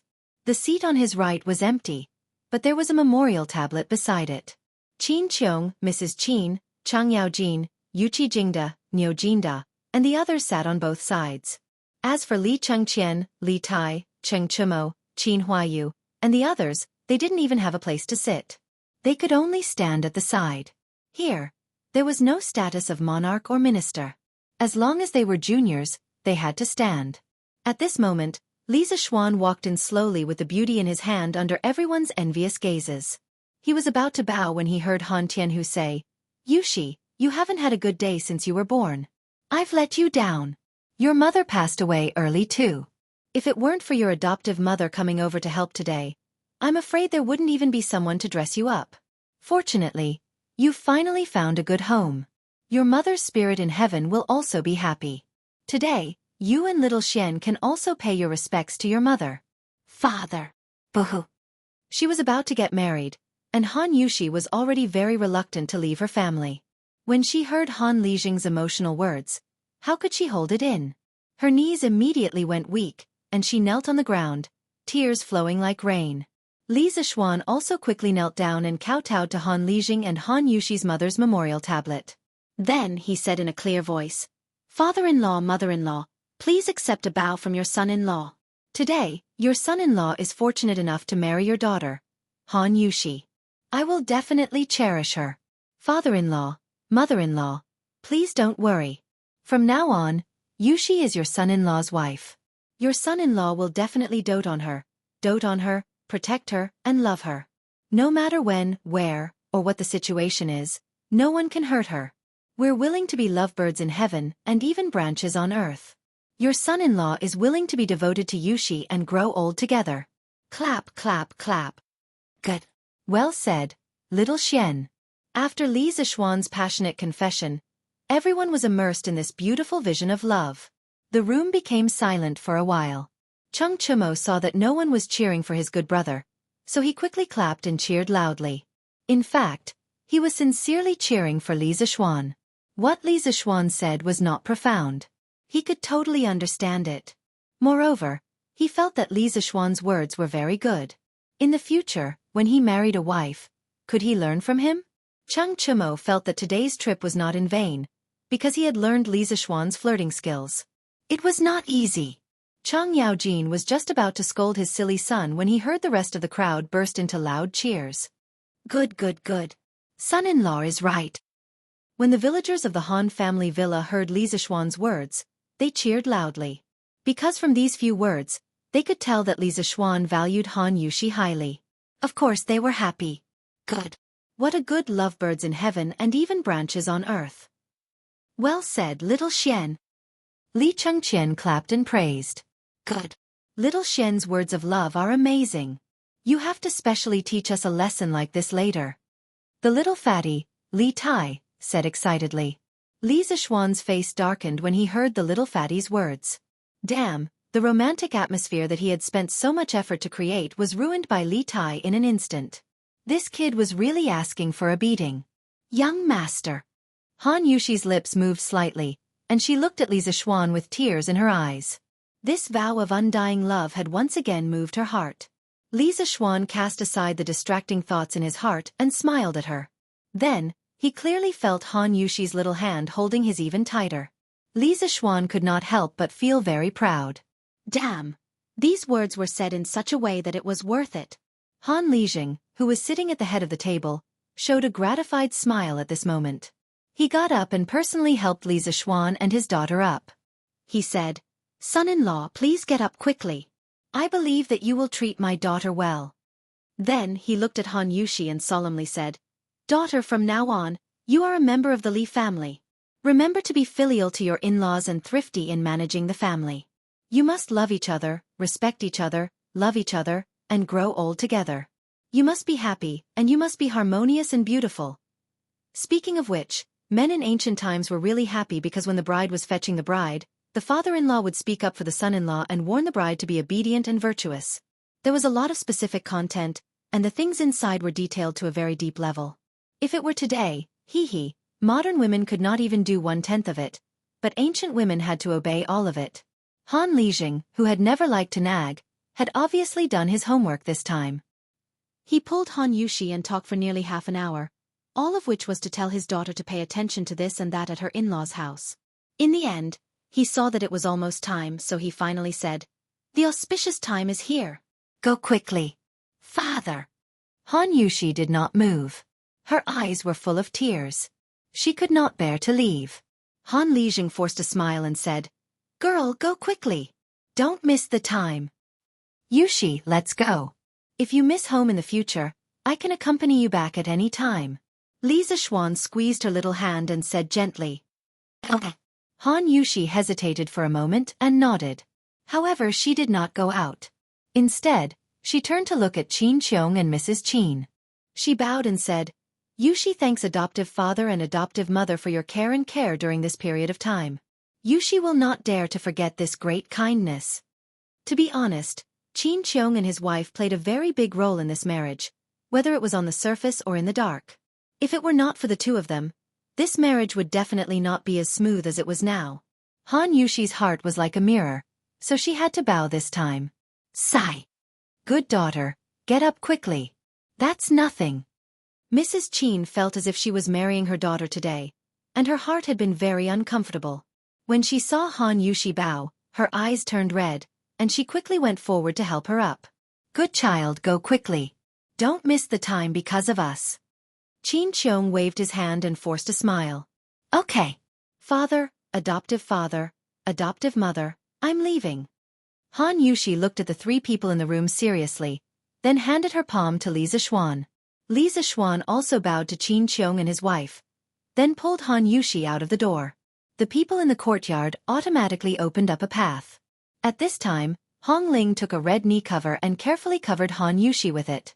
Through the red silk, Li Zixuan led Han Yushi to the side of Don't Touch Me No. 1, which was hung with red silk.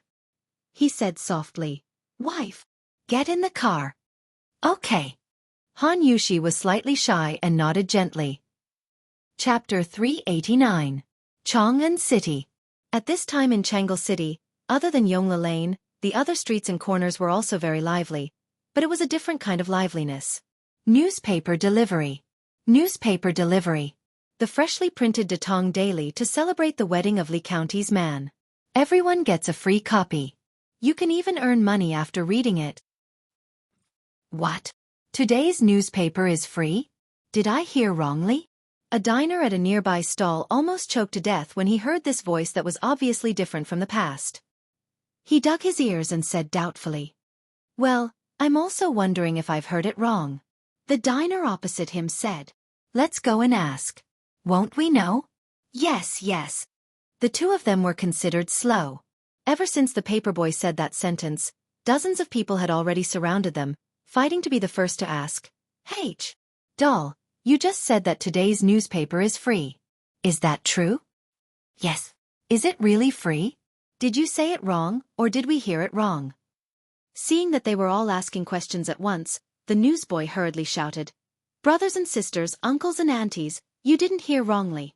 Today, Datong Daily is celebrating the wedding of Li County's man. All the newspapers are free, but each person can only get one copy. In addition, not only is the newspaper free, but you can also earn extra money after reading it and participating in the activities on it. Wow! It's actually true. Give me one copy. Give me one too. I came first. Give it to me first. As soon as the newsboy's voice fell, the surrounding people immediately went crazy and wanted to get a copy. Anyway, it was free. Even if they couldn't read, they could take it back and pretend to be educated people. Moreover, the newsboy just said that they could earn money after reading the newspaper and participating in the activities on it. Where else could they find such a thing that fell from the sky? Give me 2 copies. I can buy the other one with money. Of course, this made it difficult for the servants who bought newspapers for their masters, especially those who bought newspapers from multiple masters. They could only go against the huge flow of people and force people to buy newspapers for free. Haha. It's not easy to get the newspaper. Let's see what's different about today's newspaper. A young man who looked like a scholar excitedly took the newspaper and found a secluded place. Then, he couldn't wait to open the newspaper and start reading. The first thing he did was to look at the novel section, but today's novel section was different. Wow! Today, 10 chapters of The Legend of a Mortal's Journey had been updated. No wonder today's newspaper was so thick. I've earned enough. Such a thick newspaper today would have been sold for 10 copper coins in the past. Haha. Holy *T. Zhang Xiaohua's Journey to Immortality has also been updated by 10 chapters. Crazy. All the novels had been updated by 10 chapters. Oh my god, today is such a good day.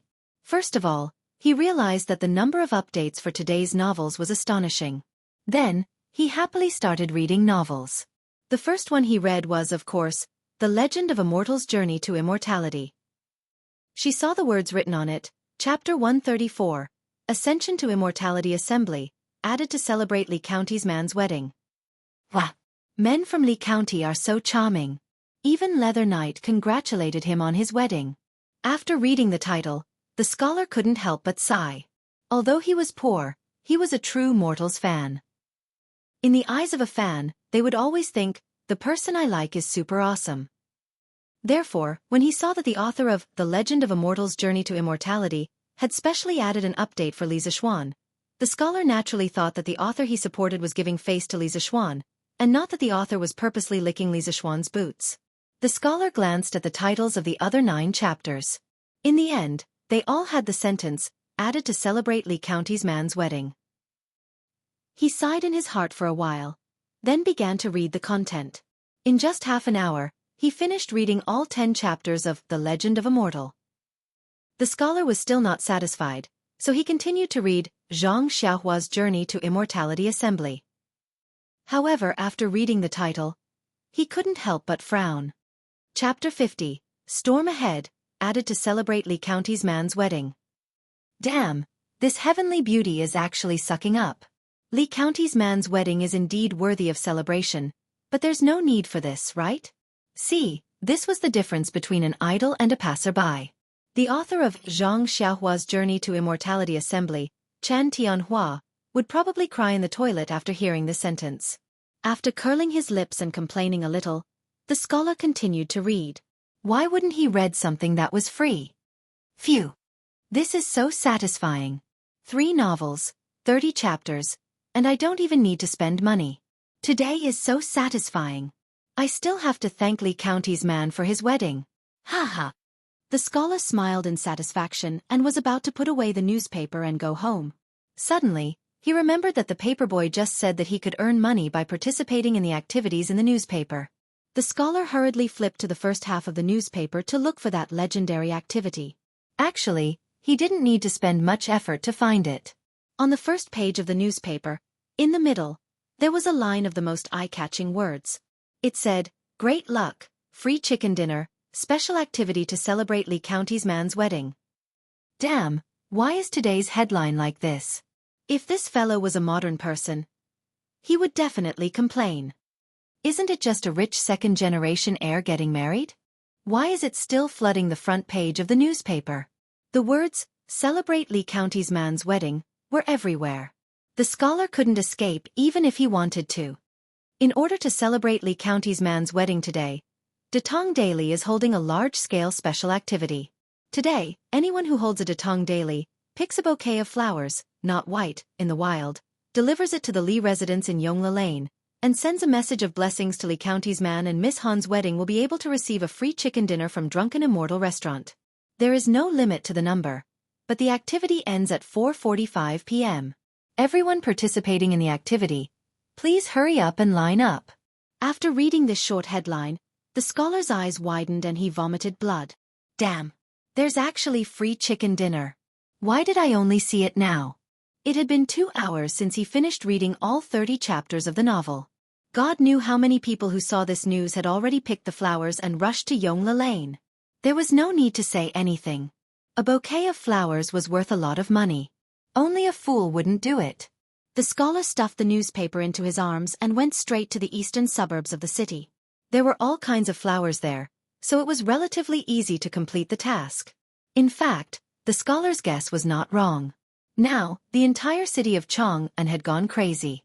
The people who heard the news flocked out of the city to pick flowers in exchange for the chicken dinner. The soldiers guarding the city were dumbfounded.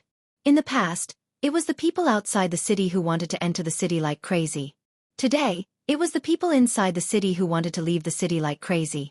A big wedding and an activity had created a situation where everyone was happy together. Li Zixuan could be said to have created the first fancy wedding. No wonder Yu Shernan didn't agree to the newspaper doing this. Chapter 390. Xiaohang. Where are you going? I'm going to pick flowers. Why are you picking flowers? You can exchange the flowers you pick for chicken at Yongla Lane. Didn't you read today's newspaper? Ah, I didn't read it. Is there really such a good thing? Of course, but you have to get a Datong daily before picking flowers. Don't worry, today's Datong daily is free. You don't have to spend any money. Oh, then I'll go now. Similar conversations took place in almost every corner of Chong'an City. Perhaps the rich people would not take a piece of chicken seriously, but in any era, the rich people were always in the minority. Moreover, the world had just settled down, and the people were far less wealthy than the people in the Tang dynasty. Therefore, there were still many people who cherished the rare piece of chicken. Hey! I was the one who saw this flower first. Go away. Bull*T, I saw it first. In the western suburbs of Chong'an City, two naughty children were pushing each other over a nameless purple wildflower. It wasn't that they were stingy, nor was it that they were lazy and unwilling to look for other flowers. It was just that the thousands of people who came out of Chong'an City today had gone crazy. They were like locusts passing through. Wherever they passed, flowers would not grow. In this season, there were many kinds of flowers in the fields in the suburbs. However, at a glance, one could only see a few small wildflowers. It was very difficult to gather a bouquet. I saw it first. I saw it first. I saw it first. Just as the two naughty children were about to fight, a middle-aged man carrying a basket came and shouted, "Cough, cough! Why are you two naughty children? Isn't it just a bouquet of flowers? I just picked two more in the mountains. I'll give you one. Stop fighting." The two naughty children heard him and stopped immediately. One of them reached out and took the bouquet from the middle-aged man. Then he thanked him. "Thank you, uncle. Uncle, you're a good person." Yes. Thank you, uncle." The other naughty child echoed. "Haha, that's right. Hurry up and eat the chicken you're eating." The middle-aged man scratched his head and laughed. "Here. Manager, here you go. This is a flower I picked. Do you think it's okay?" Yongla Lane, the back door of the Li residence. 6 long lines had already formed in this alley. It was really impossible to see the end of the line. Even the scorching summer couldn't stop these people's enthusiasm to eat chicken. The person in charge of today's chicken dinner event was none other than Ma Zhou. In order to prevent this event from affecting the guests attending the Li residence's banquet, Ma Zhou specifically arranged for the location of receiving the chicken dinner to be at the back door of the Li residence. This way, it wouldn't cause congestion at the front door. "Yes, sure. Then you can send our Lord Ju a blessing and leave your name on it. Then, you can receive a free chicken." The man behind the table took the bouquet, looked at it and said, "Ah, my name is Wang Depeng. I wish Lord Li a happy marriage. Is that okay?" The person who came to collect the chicken that he had bitten off hummed and hawed for a long time before coming up with such an old-fashioned blessing. Clearly, this guy was uncultured. The person in charge of distributing the chicken didn't laugh at him. He only said, "Yes, this is paper and a pen. Do you want to write it yourself or do you want me to write it?" You're right. My handwriting isn't good."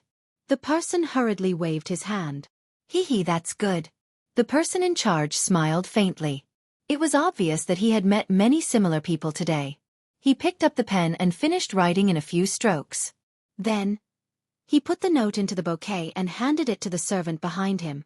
Then he took out a piece of chicken wrapped in a paper bag and said, "This is the first time I've met such a person. Okay, this is your chicken dinner. I thank you on behalf of Lord Ju for your blessing." The person who came to collect the chicken dinner was shocked by the person in charge's polite attitude. He took the chicken dinner and hurriedly bowed and said, "You're welcome. You're welcome. Haha, take care. Next." The person in charge laughed and shouted loudly, "Wow!" Another person came out with a chicken dinner. How many chickens did the Li family prepare? The crowd behind the line exclaimed, "I don't know. The newspaper said that there's an unlimited supply. As long as you come before 4:45 p.m., I think they prepared a lot." TSK. Li Xian's man is so generous. This wedding is known by the whole city. I wonder how much money was spent. Ha. What's this? Didn't you see the wedding procession that Lord Ju Li brought out this morning? Just the carriage alone cost hundreds of thousands of strings of coins, not to mention the crown prince, Prince Wei, 3 dukes, and a prefectural duke all went to support them. Damn it, Li Xian's man is so awesome. Xiaoxi, Quickly bring a dozen people to move the bouquets at the back door to the front yard and place them there. Lord Ju is coming back with the bride soon. Ma Zhou saw that a large number of bouquets had accumulated at the back door. He hurriedly instructed Song Xiaoxi. Li Zishuan racked his brains to organize a wedding that Han Yushi would never forget. In the end, the one who had to work hard was still Ma Zhou. Okay, Master Ma. I'll go right away. Song Xiaoxi didn't dare to slack off and went to call for people. After a while, when the bouquets at the back door were moved to the front yard, Ma Zhou personally brought a few people to the front yard and started the work of placing the bouquets. Although he didn't know much about garden art, Li Zishuan had roughly taught him how to place the bouquets. The guests who arrived at the Li residence in advance looked curiously at Ma Zhou and the rest as they moved the bouquets around. They didn't know what they were doing. However, as time passed, those who didn't think much of it gradually became shocked. They realized that they were already in a sea of flowers. The colorful flowers trembled in the wind, and the faint floral fragrance lingered at the tip of their nose. This feeling was wonderful. Wow! It's so beautiful. Li Xian's man really knows how to have funs. Wow! It's so beautiful. Master Ma, Boss Chow from Chonghua Square sent 100 pots of Luoyang red. It's outside now. At this moment, Song Xiaoxi trotted over and reported to Ma Zhou in a low voice. Ma Zhou was shocked. Peonies were not cheap, not to mention the famous variety of peonies, Luoyang red. These 100 pots were worth at least thousands of strings of coins. Bring me there quickly. Ma Zhou hurriedly ordered. On the other side, Li Zishuan led the bridal escort team and finally saw the city walls of Chang'an. He breathed a sigh of relief in his heart. He finally brought home the beauty. His hard work for so many days was not in vain. Xiaoxian, when we went there were so many people at the city gate. Why is there no one now? Chang Chumo covered his forehead with his hand, blocking the sun, and looked at the city gate. In the end, he found that there weren't many people there. He couldn't help but patted his horse and asked curiously. Haha. Maybe those people are eating at home now. Hey. Why are you in front? Go back quickly. Li Zishuan smiled mysteriously and then rudely drove Chang Chumo away. His position was reserved for the groom, and he could chat with the bride at any time. How could he let Chang Chumo come over? Chapter 391. Wifey, are you hot? After chasing away Chang Chumo, the powerful third wheel, Li Zishuan began to flirt happily. Anyway, there was still a distance between Chunming Gate and Yongle Lane. It was also excellent to find a beautiful wife to chat with. I'm not hot. Young master, you must be very hot outside, right? Han Yushi's gentle voice came from the window. When Li Zishuan heard it, he felt as cool as if he had eaten a popsicle. The only fly in the ointment was that Han Yushi was still unwilling to call him husband. She said that she wanted to wait until after the formal wedding ceremony. Hey, what a stubborn and shy girl. But I like it. Not hot, not hot. Haha.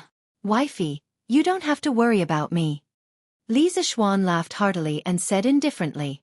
All right, wifey, if you're thirsty, there's water in the carriage. If you're tired, lie on the sofa and rest for a while. Anyway, no one will see. Don't worry about those details. When Han Yushi heard that, although she was touched, she was also very speechless. How could a groom be like this? However, this carriage was indeed comfortable. It was spacious, not bumpy, and cool. She was worried that she would faint from sitting so far in the carriage on such a hot day with a veil over her head. She didn't expect it to be so easy when it came to it. Young master, Yushi is not thirsty or tired. You don't have to worry. About 1:30 in the afternoon, Li Zishuan led the bridal escort team and finally, triumphantly returned. Cough, cough. Finally to the door of the house. Back. The bride is back. Suddenly, dozens of people ran out from the courtyard. At the front was Li Jingma and Mrs. Li. Behind them were Ma Zhou and some guests who were watching the fun. Xian, you're finally back. Where's my daughter-in-law? Mrs. Li said excitedly. Li Zishuan was a little speechless. She was concerned about her daughter-in-law the moment she came. In the carriage. Li Jingma interrupted. All right, now is not the time for idle chatter. Go in and get ready. The wedding ceremony will begin soon. Don't miss the auspicious hour. Li Zixuan nodded and helped Han Yushi out of the carriage. They stepped on the red carpet and walked towards the door. Li Jingma greeted Li Chengqian, Li Tai, Qin Qiong, Cheng Yaojin, and a few other distinguished guests. It was worth mentioning that Li Chengqian and Li Tai, the two fellow sufferers, did not return with them when the bridal escort team returned from the Han family village. This was because they had come out with a mission today. First, they rode light horses to Plum Village. After completing the field inspection, they quickly caught up with Li Zixuan's large group. The two brothers had really put in a lot of effort to help Li Er complete his task. Wife, there's going to be a surprise later. You better be mentally prepared. Although Han Yushi was unwilling to call Li Zixuan husband along the way, this fellow was thick-skinned. He kept calling her wife, and couldn't stop at all. This fellow was thinking, if you don't want to call me husband, you can't stop me from calling you wife, right?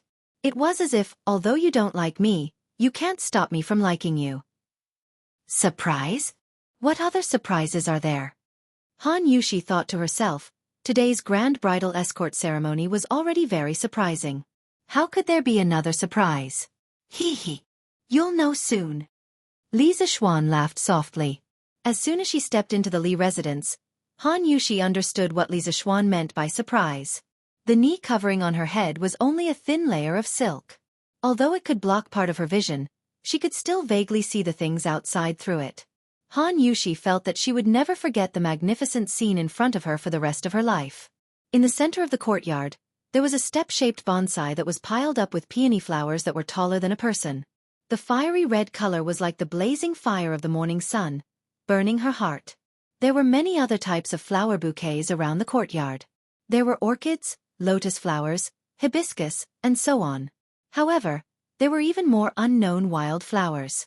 The entire courtyard was like a sea of flowers. It was colorful and very beautiful. Wow! Why are there so many flowers in this front courtyard? Chung Chumo, who was behind him, said in shock after entering the door. Don't tell me little Xian bought this specially for the wedding decoration? Li Tai said with his eyes wide open. It should be like that. Little Xian's thinking is getting more and more strange. Li Chengqian glanced at the flowers in the courtyard and nodded in admiration. The most excited and shocked was Han Yushi. Her shoulders were trembling, and her eyes were a little red. She whispered in disbelief, "Young master, these flowers. They're all prepared for you." These flowers in the courtyard were just picked by the people of Chang'an City today. Every bouquet of flowers has a blessing left by them. Our marriage today is blessed by the people of Chang'an City. The gods and Buddhas in the heavens are worshipped by the people and enjoy the incense of thousands of families. I, Li Zixuan, will also be blessed by thousands of people and enjoy endless flowers when I marry my wife today. Li Zixuan smiled. He didn't wait for Han Yushi to ask and said loudly. In fact, when he saw the peonies in the center of the courtyard, he was also shocked because he had not asked anyone to buy peonies before. However, now was not the time to be puzzled. He could only bury his doubts in the bottom of his heart. Ah? After understanding the origin of these flowers, Han Yushi opened her mouth in shock. No one in the Great Tang knew such a romantic way of expressing love, right? At this moment, Han Yushi's heart melted. She no longer had any resistance to Li Zixuan. Husband, for Yushi to be able to marry you, she must have done a lifetime of good deeds in her previous life to cultivate her good fortune. Yushi is so lucky. So happy. Thank you for giving me such an unforgettable wedding. It was the first time he heard Han Yushi say such touching words of love. Li Zixuan could not help but stop and look at her deeply. Then he said softly, "You and I are husband and wife. From today onwards, we are one. There's no need to say thank you. Being able to give you happiness is my greatest happiness." Husband. Han Yushi was touched. She had thousands of words in her heart, but when they reached her mouth, they only turned into this affectionate call. If it were not for the wrong occasion, she would have already thrown herself into Li Zixuan's arms. No woman could resist such a romantic scene and such touching words of love. Cough, cough. I say, Xiaoxian, if the two of you want to say such loving words, you have plenty of time to do so in the future. Why don't you prepare for the wedding now? Cheng Chumo's words came from behind. Han Yushi quickly turned to look elsewhere to hide her shyness. Li Zixuan glared fiercely and said softly, Chon Yo, I will ask you for advice on martial arts every day in the future. Ah, don't. I didn't say anything just now.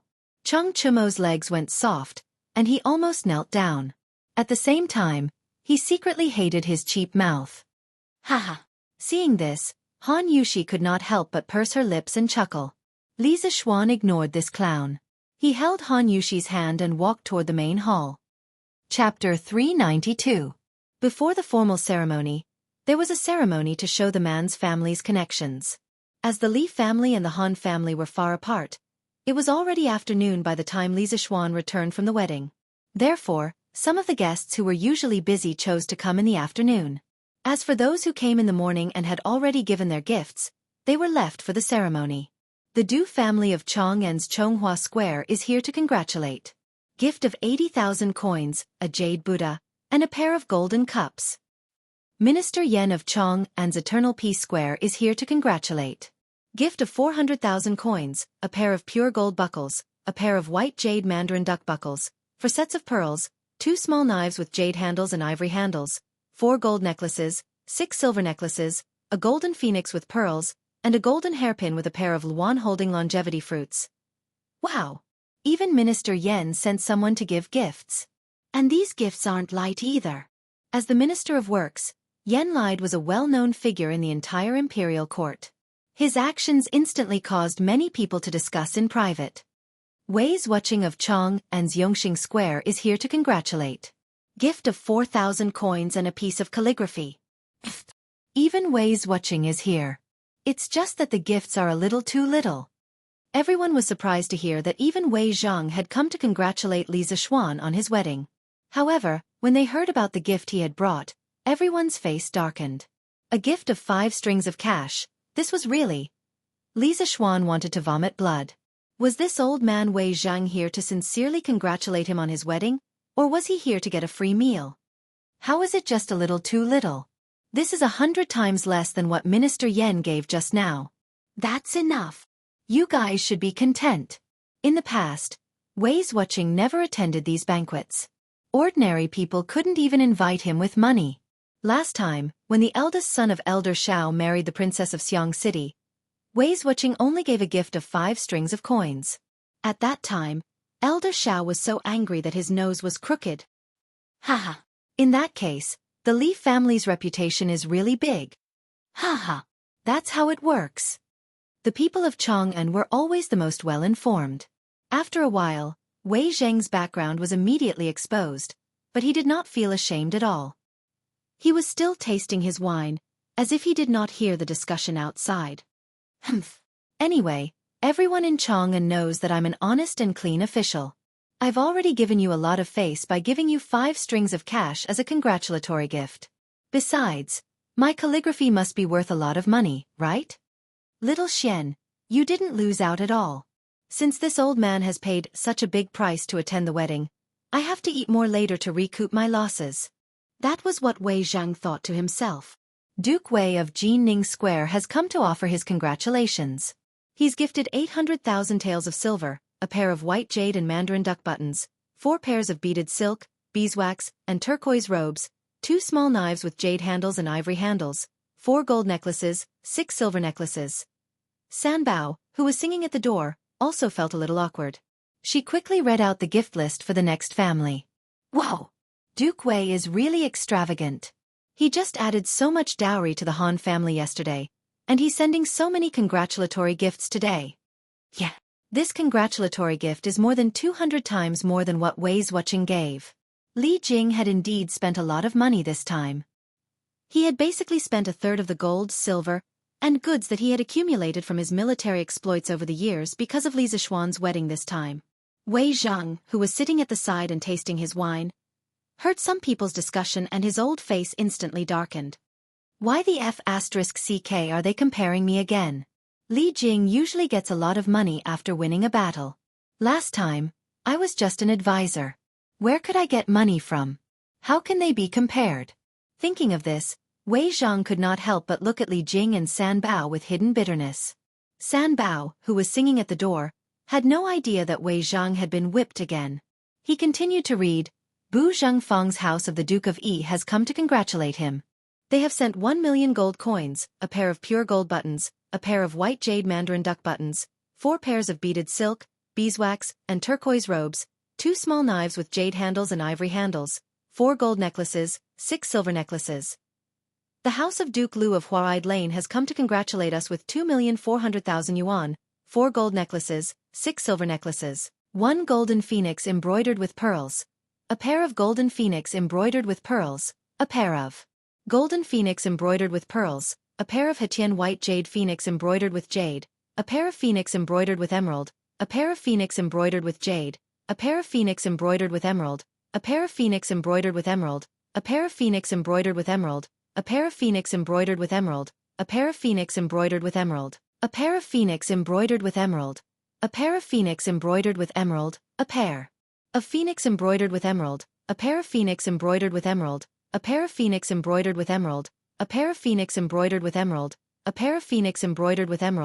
a pair of phoenix embroidered with emerald, a pair of phoenix embroidered with emerald, a pair of phoenix embroidered with emerald, a pair of phoenix embroidered with emerald, a pair of phoenix embroidered with emerald, a pair of phoenix embroidered with emerald, a pair of phoenix embroidered with emerald, a pair of phoenix embroidered with emerald. The congratulatory gifts sent by Cheng Yaojin were even more explosive. It was not an exaggeration to say that they stunned everyone. The reason why there were so many gifts was firstly because when the Han family sent off the bride yesterday, Qin Qiong could go and add to the dowry because of his foster father's identity, but the Cheng family could not. Old Cheng felt that he was one step behind second brother Qin, so he had to make up for it today. Secondly, because of Li Zishuan's immortal drunkenness and gentle village, the Cheng family had also earned a lot of money behind him. As the saying goes, return the favor. When it was time to support Li Zishuan, he had to not be stingy. His Duke Lu is really generous. 4,003,000 strings of cash. Ordinary people like us will probably never see so much money in our entire lives. For the banquet held by the Li residence today, the main guests were sitting in the front courtyard. However, outside the courtyard, there were also 50 tables set up in the open space in front of the Li residence. Ordinary people could come and eat as long as they gave some gifts. Hearing that the gifts were getting more and more generous, the people outside were really shocked and dumbfounded. When they thought of the eggs, fish, and other things that they had given, some people who were thin-skinned flashed a trace of embarrassment on their faces. However, these people were thinking too much. Li Zishuan had never expected to make a fortune through the congratulatory gifts. His wedding was mainly for fun. Otherwise, he would not have spent so much money to let thousands of people celebrate. Also, the show had just begun. As the 3 treasures gradually read out, the congratulatory gifts were more and more explosive. Not only the gifts were explosive, but the identity of the gift giver was even more explosive. 44 supervisors of the Imperial College of Mathematics came together to congratulate us. They gave us 2 million yuan and a book of Teacher Xie's sayings. This special congratulatory gift made everyone look at him in a different light. A teacher was greater than the sky. A successful teacher was very respected in ancient times. The Prince of Hejian's residence came to congratulate us. They gave us 3 million yuan, 4 pairs of top-grade luminous pearls, a golden phoenix with pearls in it, a pair of golden phoenix hairpins with longevity fruits in it, a pair of golden phoenix hairpins with pearls in it, a pair of Hejian's white jade hairpins inlaid with jade, a pair of phoenix hairpins with jade in it, and a pair of phoenix hairpins with jade in it. Before Li Xiaogong went out to sea, he had promised that when Li Zishuan got married, the prince's residence would give him a big gift. Now it had come as promised. The Prince of Jiangxia, Li Daozong, came to congratulate us. He gave us 2 million yuan, 2 pieces of elephant tusks, 2 pieces of deer bone, 2 pieces of ox horn. The Crown Prince came to congratulate us. He gave us 4 million yuan, 2 pieces of jade, 2 pieces of elephant tusks, 2 pieces of deer bone, 2 pieces of ox horn. The Changsun estate of Chongren Market came to congratulate us. He gave us 1 million yuan, 2 pieces of deer bone, 2 pieces of ox horn, 1 piece of golden phoenix with pearls in it, and a pair of phoenix hairpins with longevity fruits in it. The Prince of Wei came to congratulate us. He gave us 4 million yuan, a pair of golden phoenix hairpins with pearls in it, a pair of phoenix hairpins inlaid with jade in it, a pair of phoenix hairpins with jade in it, and a pair of phoenix hairpins with jade in it. Princess Changle has come to offer her congratulations. She has gifted 3,000,000 taels of silver, a pair of phoenix hairpins decorated with jade, a pair of crimson gold hairpins, a pair of crimson gold hairpins, a pair of jade hairpins, and a pair of white jade hairpins. His Imperial Majesty sent an envoy to congratulate us. He gave us 10 taels of gold, 10 pieces of brocade silk, 10 pieces of silk, and a pair of jade rui. The Crown Prince, the princes, and the princesses all came to congratulate us. One after another, these gifts caused the commoners who were watching the commotion and freeloading outside to feel their scalps go numb. Normally, they would not be able to see such important figures. Today, they had only come to eat a banquet, yet they had seen all of them. The most shocking thing was that Li Er had also sent someone to deliver gifts. Everyone present, regardless of whether they were commoners or nobles, were all stupefied. Chapter 393. The auspicious hour has arrived. Smoke is drifting in the air, the lights are shining brightly, and the bride and groom are ascending to the flower hall. After the ceremony, Wang Zhong, the butler in the main hall, sang loudly. The most important part of the wedding ceremony, had finally arrived. All the guests turned their attention to the two newlyweds in red. Mr. and Mrs. Li sat on the main seat and looked at the newlyweds with joy in their hearts. Mr. Li's right hand that was stroking his beard couldn't help but tremble slightly. It could be seen that his heart wasn't calm at the moment. In the main hall, of course, there were many people of noble status who were closely related to the Li family. They sat on the side and watched the ceremony, such as Li Chengqian, Li Tai, Li Daozong, Princess Hejian, Qin Qiong, Chang Yaojin, and so on. Let's welcome the newlyweds, the first bow to heaven and earth. After getting a nod from Mr. and Mrs. Li, Wang Zhong sang at the top of his voice solemnly. As early as the northern and southern dynasties, it was a fixed ceremony for couples to bow to each other. In the northern areas before the Tang dynasty, couples bowed to each other as a ceremony, and it was held in special houses decorated with green curtains. After the Tang dynasty was founded, the term bow to heaven and earth officially appeared. The three bows in the ceremony were inseparable from the ancient idea of the unity of man and nature in China. During the spring and autumn period, Laozi summarized the things in the world into three categories: heaven, earth, and man. He thought that although man was the master of all things, heaven and earth were the carrier of production and life. Therefore, when getting married, they should first bow to heaven and earth to express their gratitude to heaven and earth. At the same time, they prayed that heaven and earth could ensure that the newlyweds' children would be safe and healthy. In addition to heaven and earth, parents were also important factors in one's life. Therefore, the ceremony was also an important part of the ceremony. Li Zixuan felt excited and refreshed as this was the first time he got married. He held Han Yushi's hand and solemnly bowed to the outside of the house. He came to the Tang dynasty for no reason.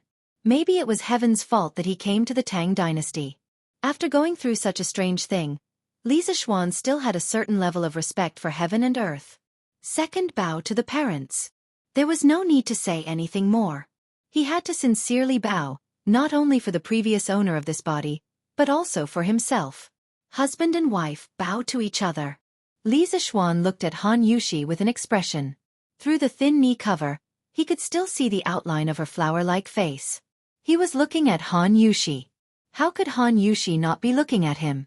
This handsome man in front of her had given her too much happiness and too much romance. To be able to marry such a man, Han Yushi truly felt that she was the happiest and luckiest woman in the world. After looking at each other for a moment, the two of them seemed to have some kind of tacit understanding and bowed to each other. The ceremony is complete. Send the bride to the bridal chamber. Wang Zhong heaved a sigh of relief. Thankfully, nothing went wrong. As the MC of the wedding, he had practiced these few lines in private for a long time. He was so nervous just now, but fortunately, he managed to hold on. Li Zixuan pursed his lips and looked at Xiao He and Xiao Shi holding his wife as they walked out of the hall to the new room in the west courtyard. Haha! Today is my son's wedding. Thank you for coming. We will start the banquet now. Everyone, please eat and drink well. Li Jingma stood up with a smile and cupped his hands to the guests in the room. As mentioned earlier, the Li family was quite far from the Han family. Li Zixuan definitely wouldn't be able to make it back before noon with such a huge entourage. Therefore, the formal banquet was arranged in the afternoon. As for the guests who arrived in the morning, naturally, they wouldn't be starved. At noon, fruits and snacks were provided. Haha! Old Master Li is too polite. We will definitely eat and drink well. Haha. Haha. Your family's delicacies are famous in Chong and City. I, Old Cheng, am here today, and I won't be polite. To be honest, I, Old Cheng, haven't eaten since last night. Haha. Madman Cheng, you are so shameless. Ha ha ha. Wherever the father and son of the Cheng family were, there would be joy. These two clowns, old and young, could liven up the atmosphere wherever they were. There were 2 banquet tables set up in the hall of the Li residence to entertain the distinguished guests. However, how could Old Cheng, who came from the wind and went in the rain, be willing to drink in the house? Under his organization, a group of generals found a table in the courtyard and sat down, starting a drinking contest. The sound of finger-guessing, laughter, and scolding resounded throughout the venue. Old Cheng pushed the atmosphere of the wedding banquet to its climax. When the others saw that the dukes and princes didn't care about their image and ate and drank to their heart's content, they had nothing to worry about. Therefore, the wedding banquet became more and more lively. The entire Li residence became lively. Laughter and finger-guessing could even be vaguely heard outside Yongla Lane. As the groom, of course, he had to be dragged around to toast. However, Li Zixuan had cushions. They were Cheng Chimo, Qin Huayu, Yuqi Baolin, and Li Huairen. The 4 of them were Li Zixuan's groomsmen today, also known as groomsmen in modern times. They needed to accompany Li Zixuan to toast with him. Cho-ox, you're the one with the highest alcohol tolerance among us. Remember to stand in front later. If you do well today, we'll call it even. Otherwise, hee, you know what I'm going to say. Li Zixuan put his arm around Cheng Chimo's shoulder and chuckled. Everyone could hear the threat in his words. On the wedding night, every moment of the night was worth 1,000 gold. Li Zixuan didn't want to be drunk. How could good wine be more important than beautiful women? Cheng Chimo looked at Li Zixuan's fists and thought about how Li Zixuan was able to tie with his father in a martial arts competition. Cheng Chimo instantly made a decision. Haha. No problem. We are brothers. There's nothing to talk about. Besides, I, Old Cheng, love to drink the most. Thus, the 5-man team started to fight in the jungle. Qin Huayu was in charge of making the first move, pouring wine. Cheng Chimo, Yuqi Baolin, and Li Huairen were in charge of crazily attacking, drinking wine. Li Zixuan was in charge of stealing the beam and swapping it for the guests and killing them, serving mixed wine to the guests. In an instant, their efficiency exploded. From the group of civil officials in the main hall to the group of military generals outside, these guys ran through all of them. Next was the group of ordinary guests. Li Zixuan and his 4 teammates also ran through all of them. Finally, he came to the most special guest table of the day. It was the 44 students of the Imperial College.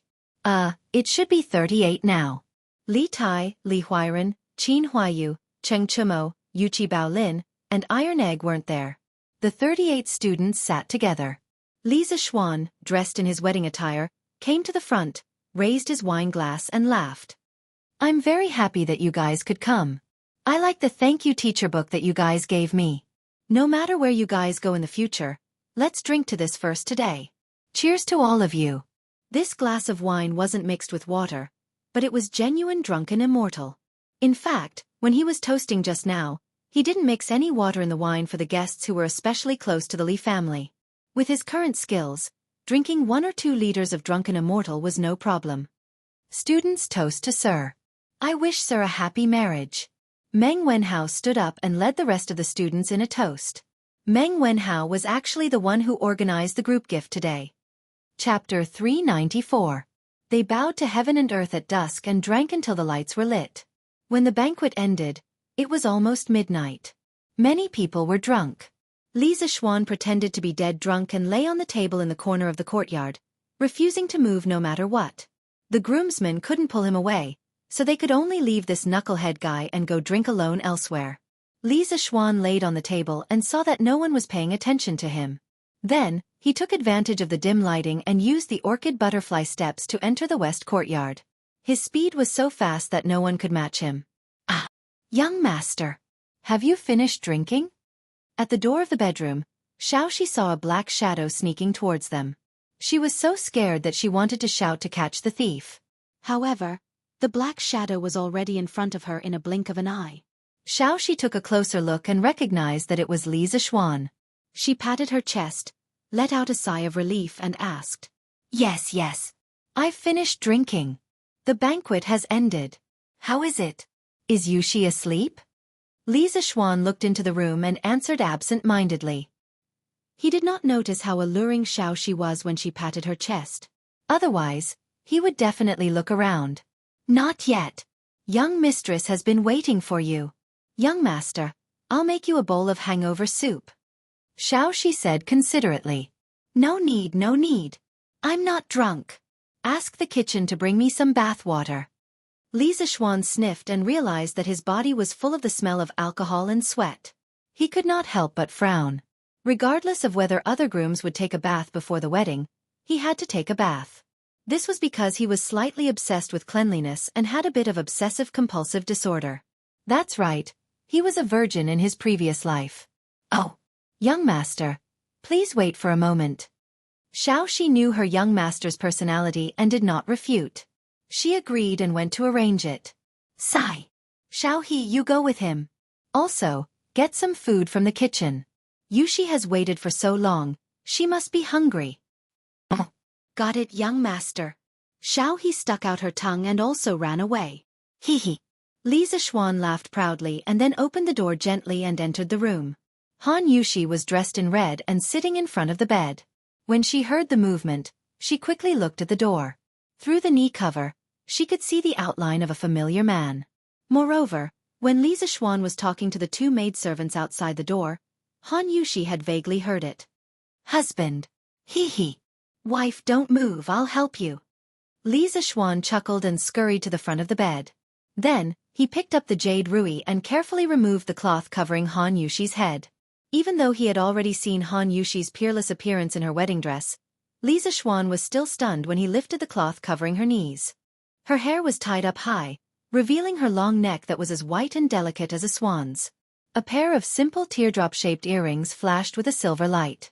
Her eyelashes opened outwards, like a young girl in Jiangnan's rain town slowly opening up an umbrella, arching in a moving arc. Her face was lightly powdered, maintaining her natural beauty, but adding a touch of charm. The red button-down shirt, coupled with the high-waisted skirt, outlined two perfect arcs of Han Yuxi's figure, especially the full, soft breasts above. From Li Zixuan's vantage point, he could even clearly see a white ravine. Beautiful, she was simply too beautiful.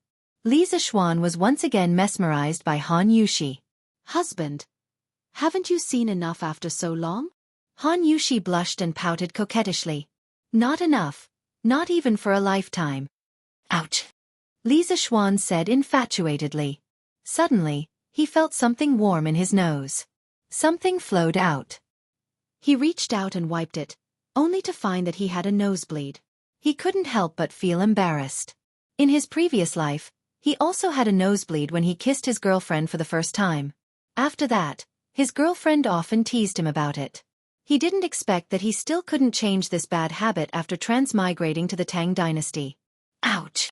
Husband, you're bleeding. I'll get someone to call the doctor." When Han Yuxi saw that Li Zixuan's face was covered in blood, she thought that Li Zixuan was injured. Her eyes immediately turned red. "Cough, cough. I'm fine. I'm just too excited after seeing my wife's beautiful face." Li Zixuan took some tissue paper and comforted her gently while wiping his nosebleed. "Oh my, aren't these ancient girls too naive? Are you really okay?" Han Yuxi blinked her beautiful eyes and asked suspiciously. "I'm really fine, just a nosebleed. Cough, cough, the weather is hot recently, and it's easy to get heaty." Li Zixuan said nonsense. "Oh." Han Yuxi nodded her head, seemingly believing him. "Young master, the water is here." "Young master, the food is here too." Just as Li Zixuan was brewing his emotions and preparing for the next wave of attacks, the voices of two maidservants came from outside the door. "Heh, she's my wife anyway. Why should I be afraid of her running away? Bring it in." Li Zixuan stood up and shouted outside. Then he looked at Han Yuxi and said, "Wife, you must be hungry after waiting for so long. Eat something first. I'm stinking of sweat and alcohol. I need to take a bath." Han Yuxi wanted to say that she didn't mind, but she was afraid that it would be too embarrassing to say it, so she only whispered, "Okay." Li Zixuan smiled and went out to take a bath. With his wife in mind, Li Zixuan took a bath quickly. In less than 15 minutes, he had finished scrubbing. He changed into soft pajamas and went to the inner room. He found that Han Yushi had also finished eating and was wiping her mouth with a silk handkerchief. "Hey, wife, have you finished eating?" "Yes. Thank you, husband." Han Yushi was indeed very hungry after waiting for so long. Li Zixuan asked someone to prepare food for her as soon as he came in. This meticulous consideration touched Han Yushi from the bottom of her heart. "Silly girl, what are you thanking me for? I told you earlier that from now on, we are husband and wife. I won't let you suffer any grievances, and you don't need to thank me. Do you understand?" Li Zixuan looked into Han Yushi's eyes and said seriously. The two maidservants serving at the side saw that the couple was about to get into the main act. They looked at each other and went out quietly. They closed the doors and windows for Li Zixuan. "Husband, you're so nice." "Hee hee. What's this?" "Wife, you'll know that I can be even better in the future." "Haha, it's time for us to drink wine. Here, wife, take it." Li Zixuan poured 2 small cups of wine and handed one to Han Yushi. "Okay." Han Yushi smiled sweetly and took it. 2 arms crossed. One was thick and strong, and the other was slender. There didn't seem to be anything wrong with it, as if they were born to be together. Chapter 395. With a wife like this, I will never leave you. I will accompany you in life and death, and we will grow old together. In the bedroom, Li Zixuan looked into Han Yushi's eyes and said solemnly under the candlelight. Han Yushi's eyes immediately became misty. She said firmly, "With a husband like this, I will never leave you. I will accompany you in life and death, and we will grow old together." This sentence was like a confession, but also like a vow. The two of them looked at each other and smiled, then drank the wine in one gulp. Ahem, ahem. "Wife, look, it's getting late. Let's rest." Li Zixuan looked around and finally revealed his wolf's tail. Before Han Yushi got married, Mrs. Qin had more or less told her some general knowledge about men and women. When she heard the word rest, her face instantly became as red as a big red cloth, so red that water could drip out. "Okay." Han Yushi responded in a voice as soft as a mosquito. Li Zixuan was overjoyed. He quickly pulled Han Yushi to the bed and sat down excitedly. "Wife, you're so beautiful." Such a beautiful woman would only belong to him in the future. Li Zixuan was intoxicated as he looked at the peerless beauty in front of him. Han Yushi was shy and happy, but she said, "A woman's face is like a shooting star in the sky. It's short and beautiful. Youth is fleeting and youth is fleeting. So what if I'm beautiful now? One day, I will become an old woman with a face full of wrinkles. When that time comes, will my husband despise me?" Li Zixuan smiled, took Han Yushi's 2 small hands, pressed them to his heart, and said very seriously, "I'm sorry." He said seriously, "Yushi, ever since I met you, no one else can be like you. You can make me drunk with wine, chase after you with horses, swing my sword for you, and fall for you with my heart. People call me crazy, and I have no regrets even if I die. Even if you have white hair one day and your face is past its prime, I will still hold your hands like today and give you the gentleness of the world. I'll hold your hands and give you my tenderness." These words of love really had a fatal attraction. It made Han Yushi's maiden heart, which she had cherished for many years, melt in an instant. Her eyes also became a little blurred. Her soft body couldn't help but fall into Li Zixuan's embrace. "Husband, to be able to hear your words, even if Yushi were to die right now, she would be satisfied." Han Yushi buried her head in Li Zixuan's chest and said emotionally, "Little fool, are you so easily satisfied? You're not allowed to talk about death. We have to live well. We have to be husband and wife for the rest of our lives. We have to be the happiest and most loving couple in the Great Tang. If I don't have you, how can I live?" Li Zixuan hugged Han Yushi's fragrant and soft body and continued to say sweetly and affectionately, "NN.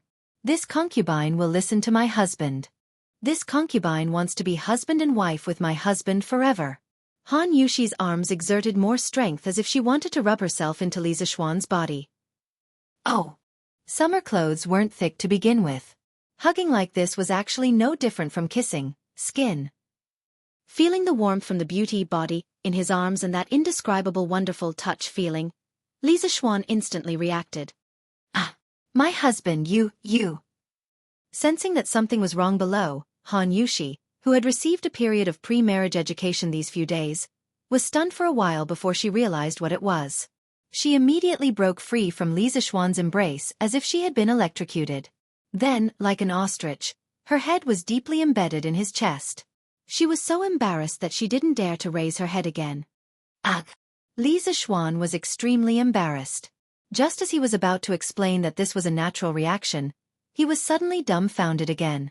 Because the great beauty in front of him was a little naked. Gone. Naked.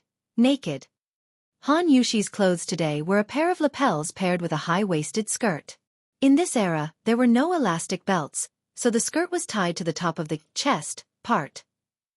Those who had watched Tang Dynasty TV dramas should know how easy it was to go out clothes like this. Just now, Han Yushi's struggle in Li Zixuan's arms made the laces at her chest, which were not tightly fastened, become messy, and the skirt naturally fell down 2 inches.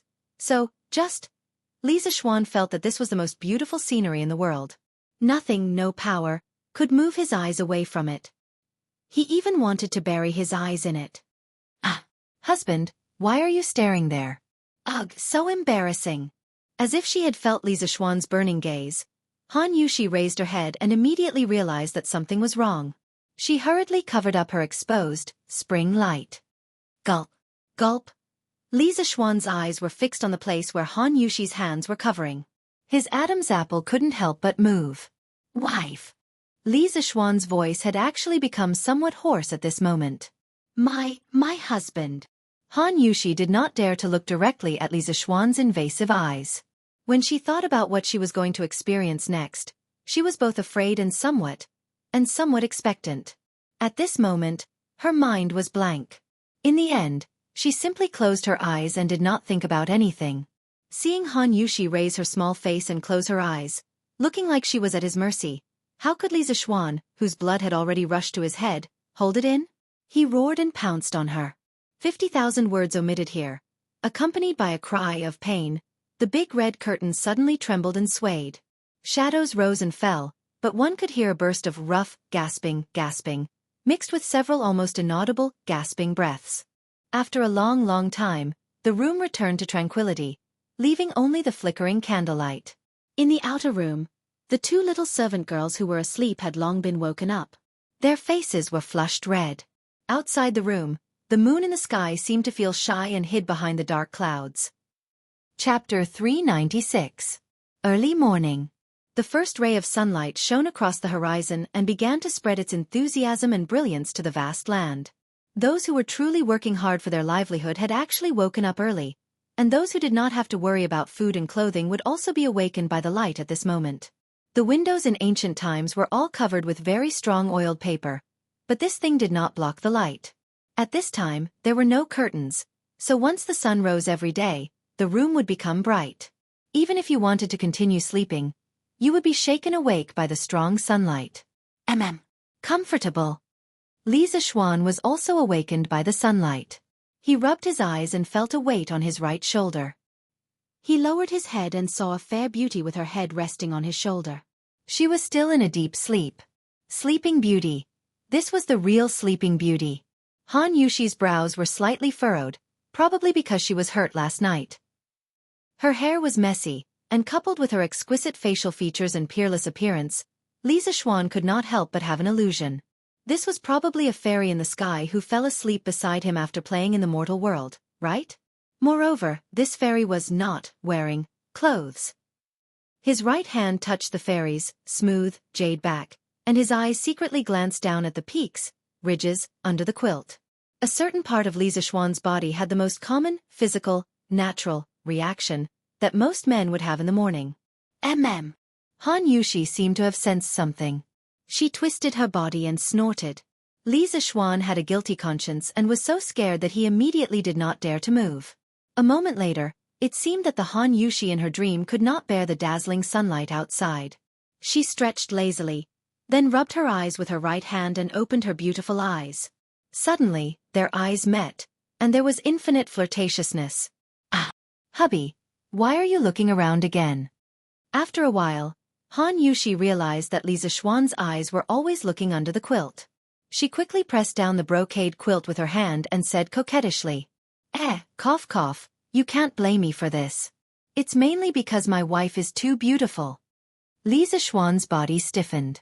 He tried his best not to let the crime tool touch Han Yushi because he realized that he wanted it again. This was not good. Han Yushi would not be able to take it. Husband, why are you so good at sweet-talking? Isn't that right? Han Yushi rolled her eyes coquettishly and said playfully, My dear wife, you're wrong to say that. What I'm saying is not words of love, but the truth. Li Zixuan said seriously, I won't listen, I won't listen, I won't listen. Han Yushi saw that Li Zixuan's mushy words of love came out of his mouth, and each one was more powerful than the other. She quickly covered her ears and didn't dare to listen anymore. She was afraid that if she heard too much, her body would go soft and she would throw herself into his arms. After tormenting for so long last night, she couldn't even muster the strength in her body now. Ha ha! Li Zixuan looked at her cute appearance and couldn't help but laugh. Young master. Young madam. Do you want to wash up now? At this moment, Xiaohe's voice came from outside. The little maidservant also went to fetch water after hearing the movements inside. She didn't expect that the two inside had not woken up yet when she came back from fetching water, so she couldn't help but urge. Because the sun was already high up in the sky, she had to urge. Ah! It's actually already this time. It's over. It's over. Father and mother will definitely think that I'm not a good wife. Only then did Han Yushi notice the sunlight outside. Thinking that the bride had to serve tea to her parents-in-law in the morning, she was so anxious that her tears almost fell. It's fine, it's fine. My father and mother are very easy to talk to. They definitely won't blame you. Li Zixuan hugged her body and comforted her gently. How can it be fine? It's all your fault. Last night you were so. Han Yushi used her little fists to pound Li Zixuan's chest non-stop. She still didn't give in. It's my fault. It's my fault. Wife, let's get up quickly. It's not too late to mend the pen after the sheep is lost. Haha.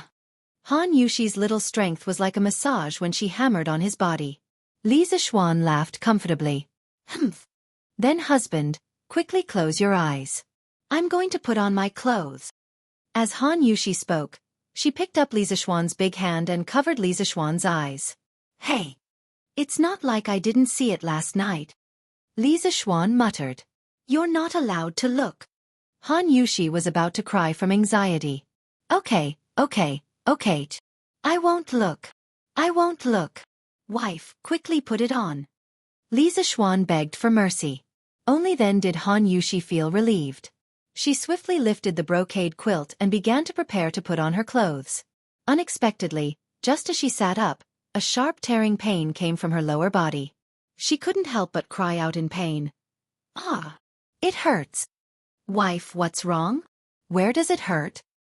Hearing Han Yushi's cry of pain, Li Zixuan hurriedly opened his eyes and came over to ask with concern. Humph! It's all because of you. Ah! Husband, quickly close your eyes. Okay.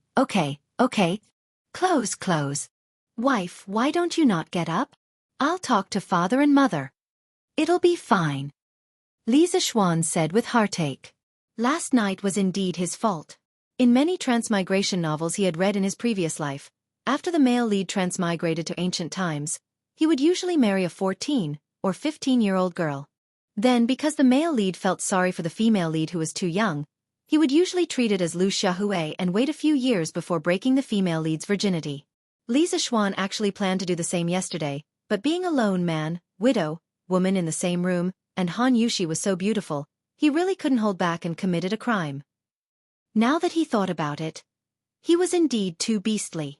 How can that do? Husband, you're talking nonsense.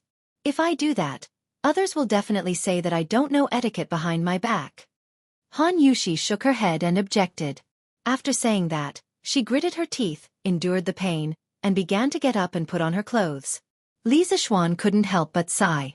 This ancient girl was not only beautiful, but why was her personality so good? After the two of them put on their clothes, they quickly washed up under the service of two little maidservants. Then, Li Zishuan brought Han Yushi to the front yard. Along the way, all the servants would respectfully greet them when they met. "Hello, young master." "Hello, young madam." As Li Zishuan listened, he suddenly felt that there was one more person in his life who was bound to him for life. This feeling was really wonderful. When Han Yushi heard these people call her young madam, she couldn't help but feel happy that she had finally entered Li Zishuan's life. All of this was like a dream. It seemed that her life was going to be brand new from now on. Chapter 397. Supporting the limping Han Yushi, they slowly came to the main hall. Li Jingma and Mrs. Li were already waiting there. The two elders were all smiles and did not show any displeasure because the two of them had come late. Lan, who was wearing a new set of clothes, was beside them. Ever since Li Zishuan and Han Yushi came in, the little girl's eyes had been staring at their faces. Housekeeper Wang Zhong had already prepared tea. Li Zishuan and Han Yushi took the teacups, knelt down in front of the two elders, and raised the teacups above their heads. The two of them said in unison, "Father, mother, please have some tea." Okay. The two elders received the teacup with smiles on their faces. They placed it by their mouths and took a sip before putting it aside. Mrs. Li hurriedly glared at him and said, "Xian, why aren't you helping Yushi up? The ground is so hard." Cough. He's starting to feel sorry for his daughter-in-law so soon? Li Zishuan couldn't help but think. However, he wouldn't be jealous, because Han Yushi was also his darling. So what if there was one more person feeling sorry for him? He was thinking nonsense in his heart. Li Zishuan's hands did not stop. He reached out and was about to pull Han Yushi up, but Han Yushi waved her hand and refused. Han Yushi knelt on the ground and cupped her hands at the two elders. "Father, mother." Yushi woke up too late and made father and mother wait for a long time. Sigh. What a stubborn girl. When Li Zishuan heard the reason, he couldn't help but feel sorry for his good wife who always took the blame for herself. In the end, it was because he was too mischievous yesterday that caused Han Yushi to wake up late. Silly child. What are you talking about? Hurry up and get up. Mother will tell you in detail. Before Li Zishuan could plead, Mrs. Li had already stepped forward and pulled Han Yushi up. She held Han Yushi's hand and said seriously, "Son, in ancient times, son didn't just refer to a son. It could also be used to refer to a daughter. We don't have so many rules in our family.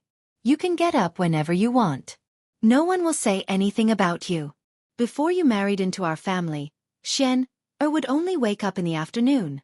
In any case, we don't have to worry about food or water, so it's fine even if you guys wake up a little later. Isn't that right, master?" In fact, Madam Li could not wait for the two of them to wake up later. As an experienced person, Han Yushi had just entered the door when she saw that something was wrong. She knew what had happened to them last night. Madam Li, who wanted to hug her fat grandson, naturally hoped that her son and daughter-in-law would communicate feelings more in the room. Ugh! When Li Jingma saw that his wife had led the fire to him, he was stunned. Then, he felt a dangerous gaze from the side. He quickly said, "Ahem, Yushi. Your mother is right. You can wake up as late as you want in our house. Actually, the people in our family don't like to wake up early. It's not good for you to wake up early." In fact, Li Jingma's thoughts were the same as Mrs. Li's. He also wanted to have a grandson as soon as possible.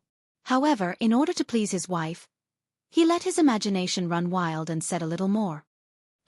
Hearing Li Jingma's words, Han Yushi was dumbfounded. How did things turn out like this? It wasn't written like this in the storybooks. The situation that the neighbors usually talked about when a certain family's daughter married into a certain family wasn't like this. What happened to the intrigue between mother-in-law and daughter-in-law? What happened to waking up early to work and perform well in front of mother-in-law? Why was it all a mess? How could there be parents-in-law who encouraged her to laze in bed and wake up late? Han Yushi felt that this world was a little messy. Ahem. Wife, why aren't you thanking father and mother?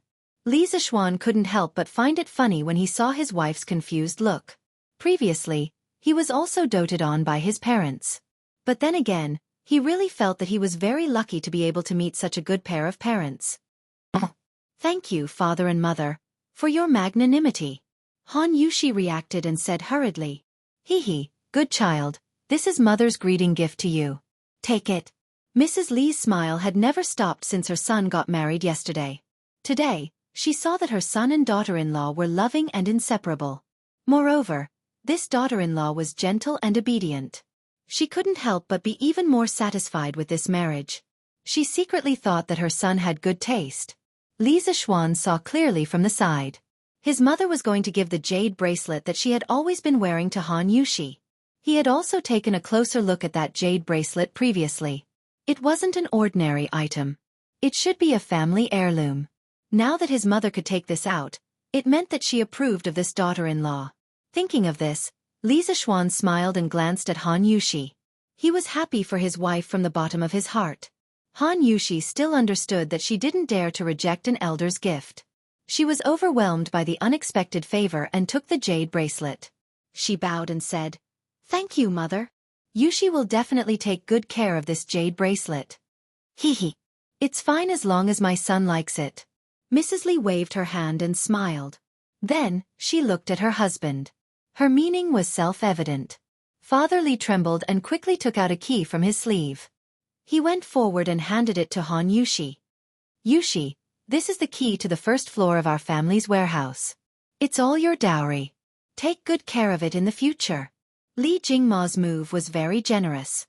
Although the bride's dowry in this era was all the bride's private property, under normal circumstances, when a woman just married the man, a portion of the dowry brought by the woman would first be put under the man's name for business purposes, who would hand over all the dowry brought by the woman to his daughter-in-law the next day. This. Han Yushi was shocked. One had to know that the dowry she brought was a total of 50,000 to 60,000 strings of cash. Faced with such a large sum of money, she couldn't help but be at a loss. Li Zixuan touched her arm and gestured for her to quickly take it. Han Yushi quickly took it and said solemnly, "Thank you, father." Hee. You're welcome. You're welcome. After the tea ceremony, Li Zixuan gathered all the servants in the residence and planned to introduce them to Han Yushi. After all, she would be the mistress of the house in the future. How could she not recognize all the servants? "Come, my wife. Let your husband introduce you to his family." Thank you, husband."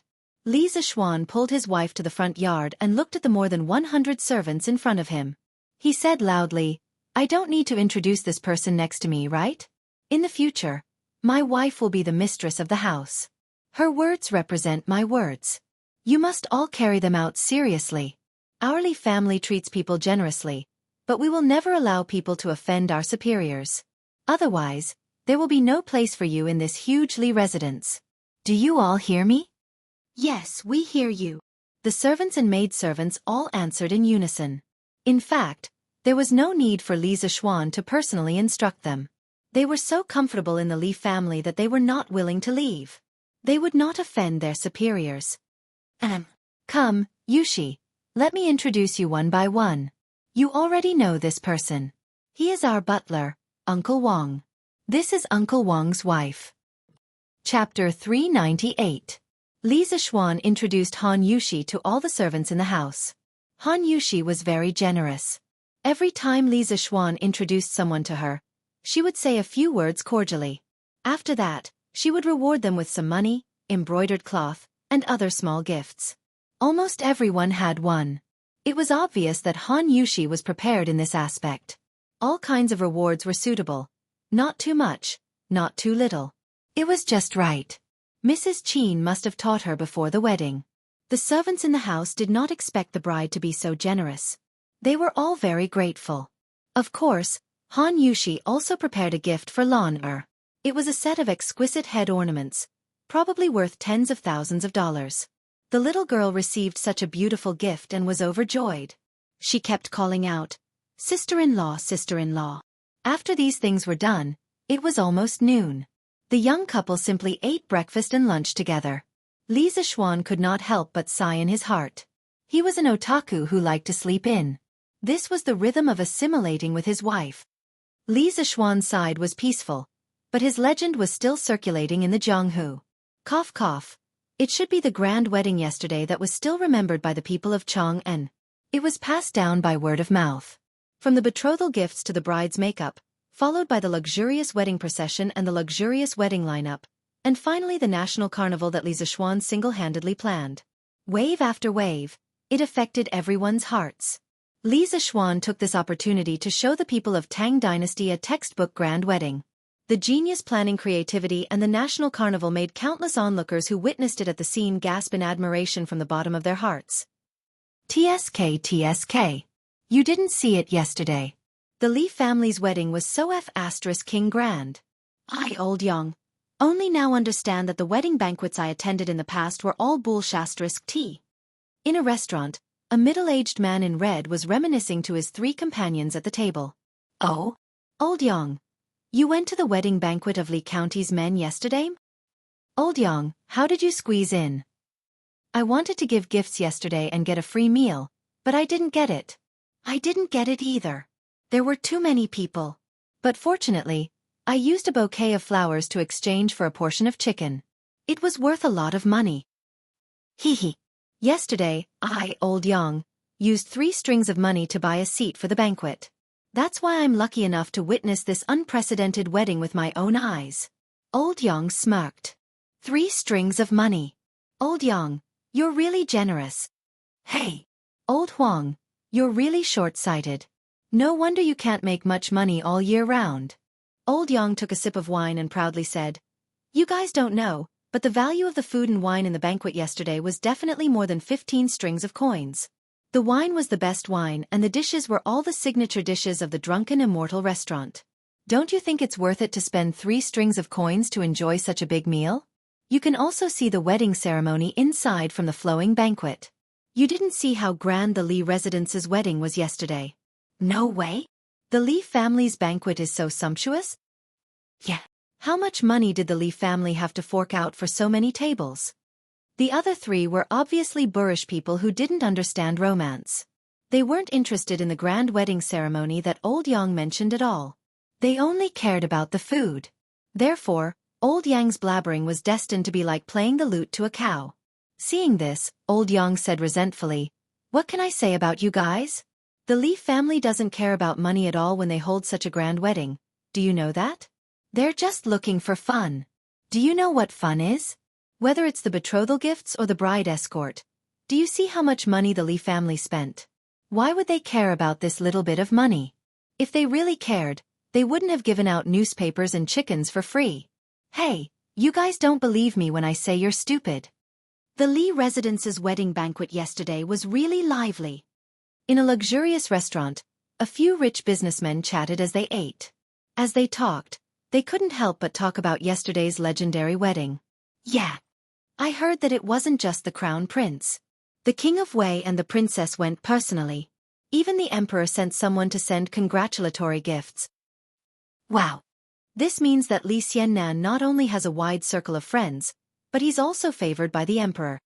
Yeah. This Li Xiannan not only knows how to do business, but he's also good at being an official. I heard that the students of the Imperial College went to send him congratulatory gifts yesterday. They gave him quite a lot. Haha. Li Xiannan is really competent as an official of the Imperial College. Pingkong Room, Baihua Building. Although we don't have the wings of a colorful phoenix, our hearts are as one. Dote on her, love her, protect her, love her. We're willing to be 2 birds in the sky and 2 branches on earth. The gods and Buddhas in the heavens are worshipped by the people and enjoy the incense of thousands of families. I, Li Zixuan, will also receive the blessings of thousands of people and enjoy endless flowers on my wedding day.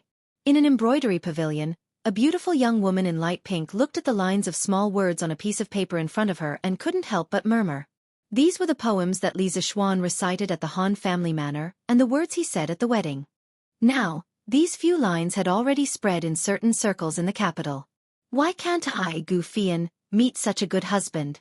I don't know what good deeds this Han Yushi accumulated in her previous life to be able to marry Li Xiannan.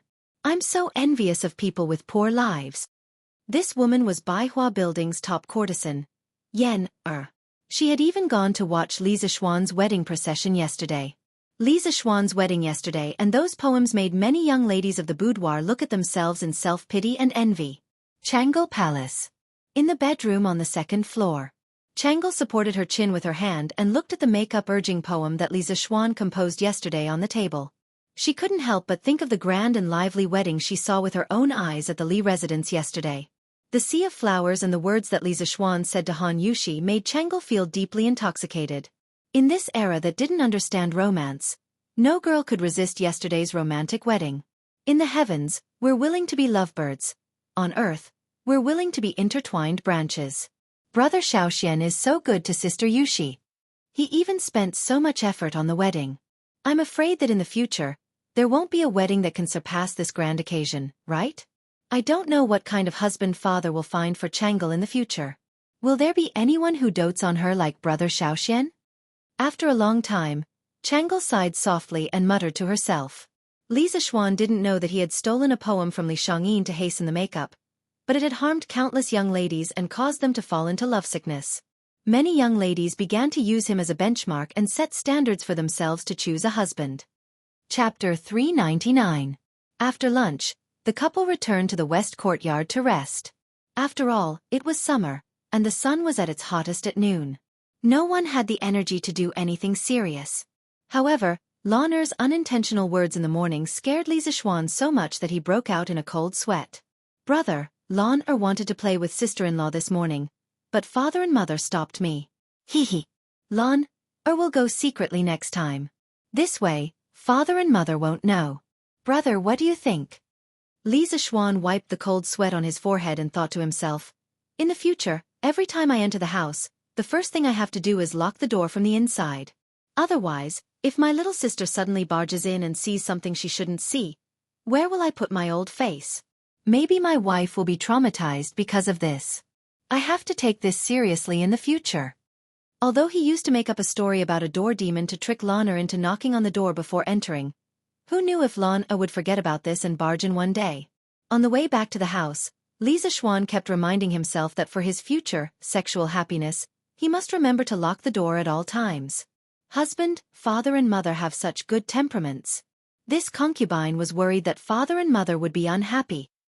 When they returned to the house, Han Yushi took the initiative to pull Li Zishuan's arm and said excitedly. Although she had been to the Li residence before and had a few pleasant interactions with father and mother Li, she had interacted with them as an outsider after all. Today was the first time she met her parents-in-law as a daughter-in-law, and the process was unexpectedly smooth. This made Han Yushi heave a sigh of relief. At the same time, she also sighed at how kind and benevolent father and mother Li were.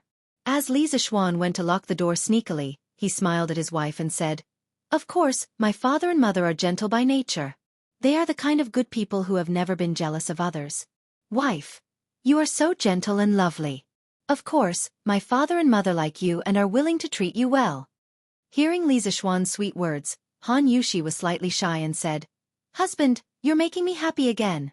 I think father and mother are only treating me like this because I'm your wife. But even so, I am still very happy.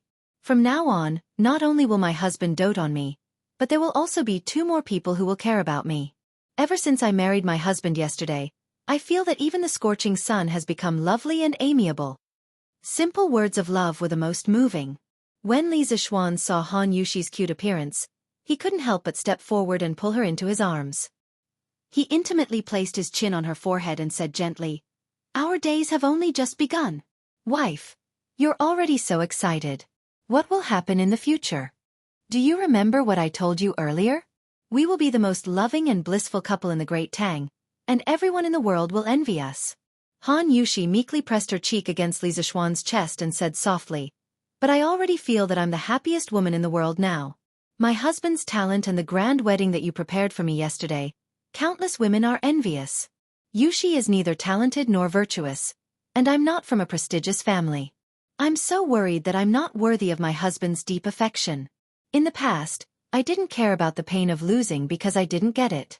Now that I have such a good husband and such good parents, I'm really worried that my husband will despise me." Sigh. This wife of his was really gentler than water. Little fool. What did my husband say last night? With a wife like this, I will never leave or abandon you.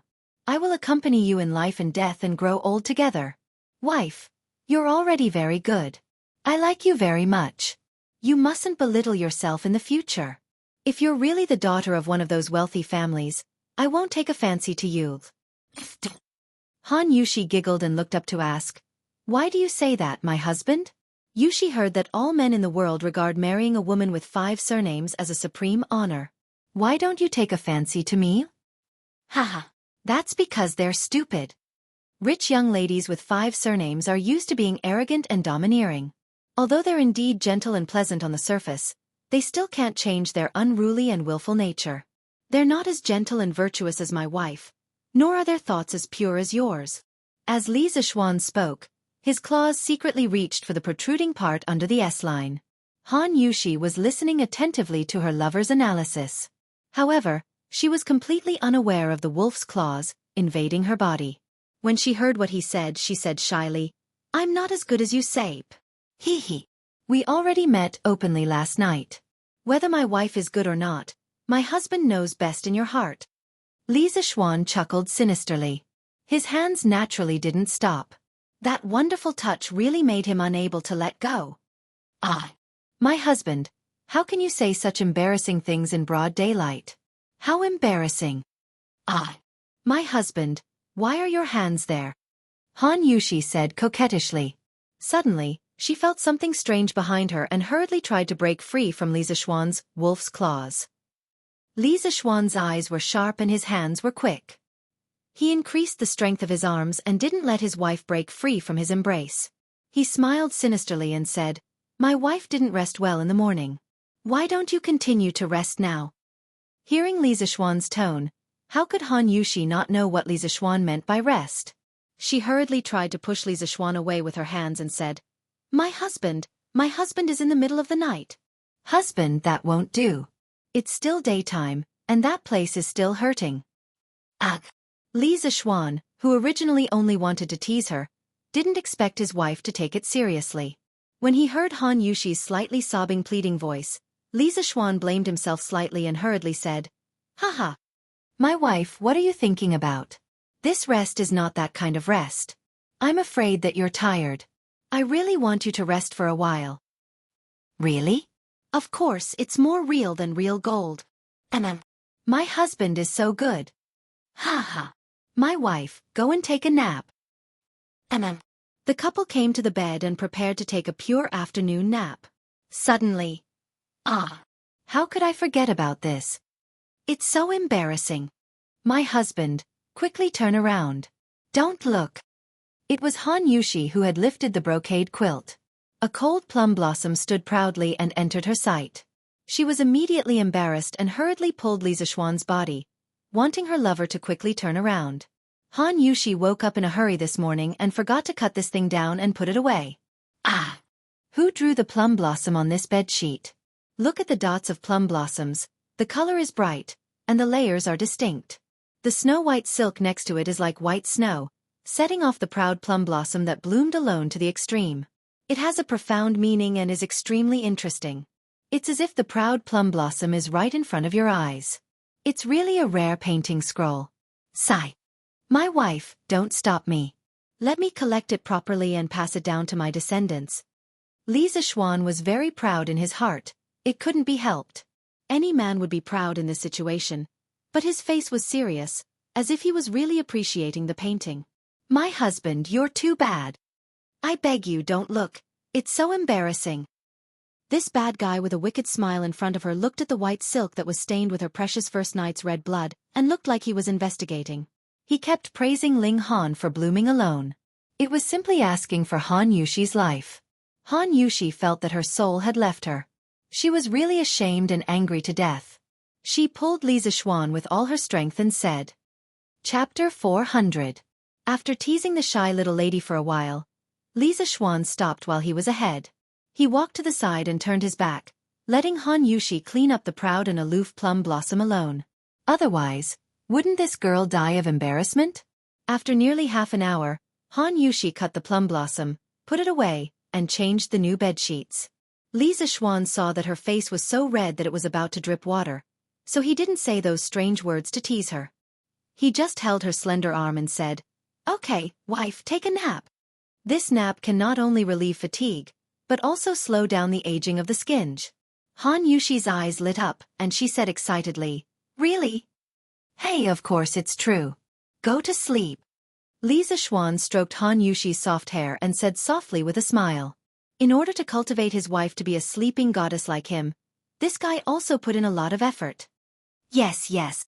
Han Yushi nodded, took off her shoes happily, and climbed into bed to sleep. Youth and beauty were the most attractive poison for all women, and Han Yushi was no exception. Li Xiaofan smiled, took off his shoes, and lay next to Han Yushi, ready to take a pure afternoon nap.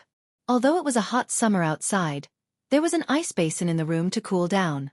Not only was it not hot, but it was also a little cool. The husband and wife were covered with a thin quilt, hugging each other, and fell into a deep sleep after a while.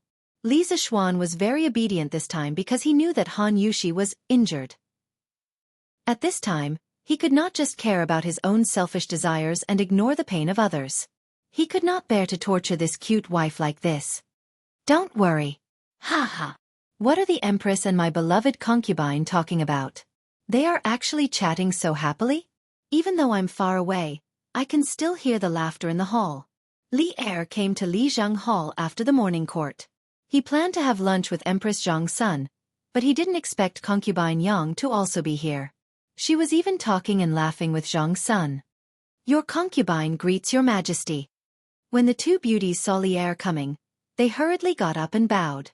Li Er waved his hand and said, "No need to be so courteous, haha. Zhan is just walking around.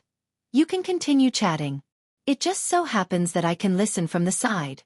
Perhaps Emperor Li Er, who worked day and night on state affairs, could only find some fun and relax in the harem. Knowing that Li Er came here to freeload and listen to gossip to relieve his boredom, Zhang's son considerately called a palace maid and ordered her to go to the imperial kitchen to have lunch sent over. Then she sat beside Li Er and said with a smile, "Your Majesty, I was just talking to my sister about yesterday's wedding." "Oh? It's that brat again. I've also heard about yesterday's wedding. That stinking brat actually used Datong Daily to advertise his wedding.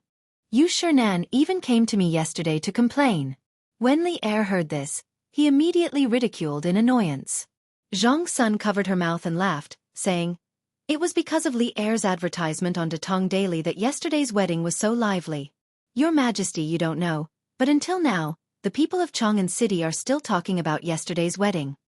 "That's right. I heard that the Li family received tens of thousands of bouquets of flowers yesterday. Just the chickens alone were given out more than 10,000 sets. If we calculate according to the usual price per set, the Li family lost more than 10,000 strings of cash. It's no wonder that yesterday's wedding was so lively." Concubine Yang heard this and interjected with a smile. "Ha ha. That's not how the accounts are calculated. That brat is ruthless. The cost of the chickens from Drunken Immortal Restaurant is only about 200 copper coins. Giving out more than 10,000 sets, that brat only lost 2 to 3,000 strings of cash." Li Er had more information than concubine Yang, who had lived in the palace for a long time. He shook his head and analyzed. Concubine Yang covered her mouth and laughed. "After hearing what your Majesty said, it's true. That Li Er is really cunning. He only used 2 to 3,000 strings of cash to make tens of thousands of people in Chang'an City celebrate his wedding. This business is really worth it. Ha ha. I've said it before, that brat is most suitable to be a profiteer." At this time, the palace maids had already served the dishes. Li Er, Zhang's son, and concubine Yang sat down and started eating. Zhang's son suddenly thought of something and smiled, saying, "Your Majesty, the most popular thing in Chang'an City now besides Li Er's wedding yesterday is the wedding poem that Li Er composed." Li Er asked curiously, "Oh? Doesn't that brat hate making a fuss? He can even compose poems? Let Maid Guanyin read it for me." Your Majesty, please wait a moment." Empress Zhang's son got up and went to the small table next to her, taking a piece of rice paper with tiny words written on it. Although the poem was good, as the empress of a country, of course, she wouldn't be so bored as to memorize a love poem. Then she softly read, "Last night's stars and last night's wind, on the west side of the painting building, on the east side of the Kasha Hall. I don't have the wings of the colorful phoenix, but our hearts are as one. Next seat, send the hook of spring wine to warm up, separate chow shoot to cover the red candles. I'll listen to the drum to answer the official, walk the horse and the orchid to turn the pang. I don't have the wings of the colorful phoenix, but our hearts are as one. Good poem." Although Li Er didn't compose poems, it didn't mean that he didn't understand poems. He seriously tasted it for a while, and his eyes became brighter and brighter. Finally, he clapped his hands and praised. This poem reminds me of the scene when I first met the Empress and my beloved concubine. At that time, I was often fighting on the front line, but I always had you in my heart. Perhaps this is what it means to be as one. Tiske, Tiske, Li Zishuan's poem is good. It can be considered to have written out my thoughts. Li Er shamelessly took Li Zishuan's masterpiece for his own use and used it to express his feelings to his wife. Empress Zhang's son and concubine Yang looked at each other, somewhat confused by Li Er's sudden romance. We sisters will remember your Majesty's kindness in our hearts and will never forget it. Zhang's son reacted more quickly. Seeing that the atmosphere was a bit stagnant, she quickly cooperated with Li Er and said emotionally, Sister is right. As the ruler of a country, your Majesty is busy with state affairs all day long. You can still treat us sisters like this. This concubine is satisfied in this life. Concubine Yang wasn't stupid. After Empress Zhang's son finished speaking, she also understood that Li Er was borrowing poems from them today, so she quickly cooperated. They couldn't not cooperate. They couldn't let Li Er embarrass himself, right? That would hurt old Li. Haha. Empress, my beloved concubine are too polite. I have the two of you in this life, and my heart is satisfied. Eek. Haha. The old pervert Li Er lied against his conscience. Today, after old Li saw Li Zishuan's romantic poem, he didn't know what was wrong with him, but he also wanted to be romantic for his two wives. However, Li Er, who was good at both civil and martial arts, was too far away from Li Zishuan in the field of romantic flirting. He almost made the atmosphere stiff. Chapter 401. N? Husband, did you wake up long ago? Last night, after being tormented by Li Zishuan for most of the night, Han Yushi's whole body was about to fall apart. In the morning, if she didn't think that she had to get up to serve tea to her parents-in-law, she wouldn't get up even if the sky fell down. She was really sleepy. She fell asleep not long after lying in bed at noon. Li Zishuan was afraid that the sunlight outside would affect his wife's sleep, so he specially put on the divine weapon that he used to sleep in, the eye mask, for Han Yushi. Therefore, Han Yushi slept until 3 o'clock in the afternoon. As for Li Zishuan himself, of course, he didn't wear the eye mask. This was the only one in the family. In other words, he was the only one in the family who liked to sleep in, so there was no need to get so many. In fact, Li Zishuan wasn't very sleepy. Although he was tormented until the second half of the night last night, this guy was the type who became more and more energetic. If it wasn't for his wife's first time, this beast, might have tormented until even later. There were 4 great joys in life: sweet dew after a long drought, meeting an old friend in a foreign land, the wedding night, and the time to pass the imperial examination. Li Zishuan, who had just experienced one of the 4 great joys of life, was only excited in his heart. How could he be sleepy? So he only slept for an hour before waking up. The reason why he didn't wake Han Yushi up was because a beauty looked really good when she slept. Although he couldn't eat it now, he could secretly kiss his wife when she was asleep, take advantage of her mouth, and gently touch her with his claws. It was also a different kind of fun to take advantage of her hand. As for the other reason, Li Zishuan thought that since his wife could fall asleep, then he would let her sleep as much as she wanted. If she slept too much during the day, she would naturally not be able to sleep at night. At that time they could talk about life together. It had to be said that ever since she took care of her virginity last night and obtained the first blood, this fellow was now eating marrow, knowing, taste, essence, worm, brain, filled with dirty thoughts. The pure and kind Han Yushi had fallen into the devil's claws, just like that. Perhaps it was because Li Zishuan's claws were too strong, or perhaps it was because she had really slept enough. Han Yushi stretched lazily and opened her eyes. She realized that it was pitch black in front of her. Then, she felt that there was something covering her eyes. After she reached out to pull off the blindfold, she saw her lover staring at her with his eyes. She was shy and happy, so she asked, "And, seeing that you were sleeping soundly, I didn't have the heart to wake you up. How was it? Did you sleep well?" Li Zishuan put away his dirty thoughts just now and said, That's not right." How could he say that he had dirty thoughts? Wasn't it natural for him to want to do shameful things with his wife? Li Zixuan indicated that they were a legal couple. A legal couple. This guy finally convinced himself in his heart. I slept very well. Husband, what is this? It looks weird. Han Yushi held the eye mask and asked curiously. This thing is called an eye mask. It's worn on the eyes. This is a good thing. If I hadn't helped you put this on just now, you might have been woken up by the sunlight outside. Li Zixuan said proudly. Han Yushi heard this and widened her eyes. She said speechlessly, Husband, did you specially make this thing to sleep during the day? That's right. Wife, what's with your expression? Han Yushi looked at the eye mask, then looked at her lover and said hesitantly, Husband, I know that you have great wisdom. The curved plow, the scooter, the paper machine, Hanyu Pinyin, and so on. These things that benefit the people were all invented by you. I am proud to be able to marry such a husband. But, husband, can you use your great wisdom on the right path? This girl knows how to speak with restraint first and then praise later. Han Yushi praised Li Zixuan in the first half of the sentence, and then began to persuade Li Zixuan to turn over a new leaf. This was a typical case of restraining first and then praising later. Li Zixuan snappily pinched the little beauty's nose and said, That's right. Who said that this eye mask is not the right path? Only when a person has a good rest can he work well. Only when he works well can he earn more money. With more money, he can live a good life. And this eye mask of mine can let people rest well. Do you think this thing is important?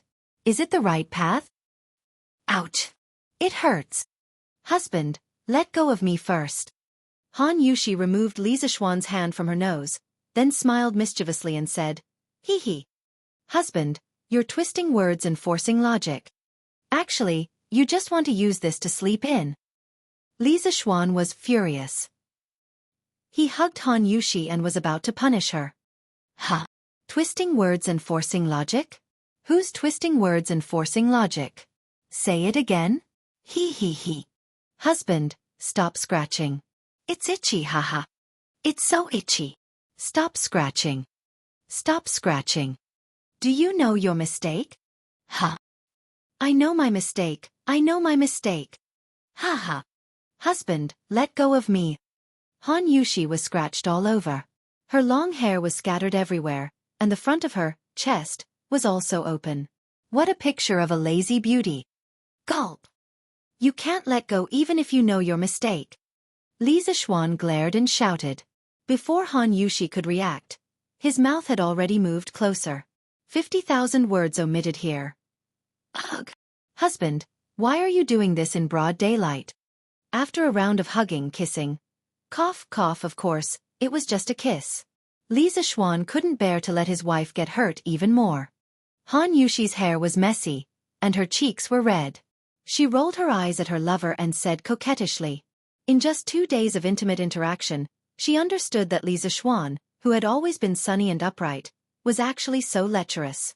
It was just that she liked this kind of lecherousness very much. Wife, you mean that your husband can play tricks at night?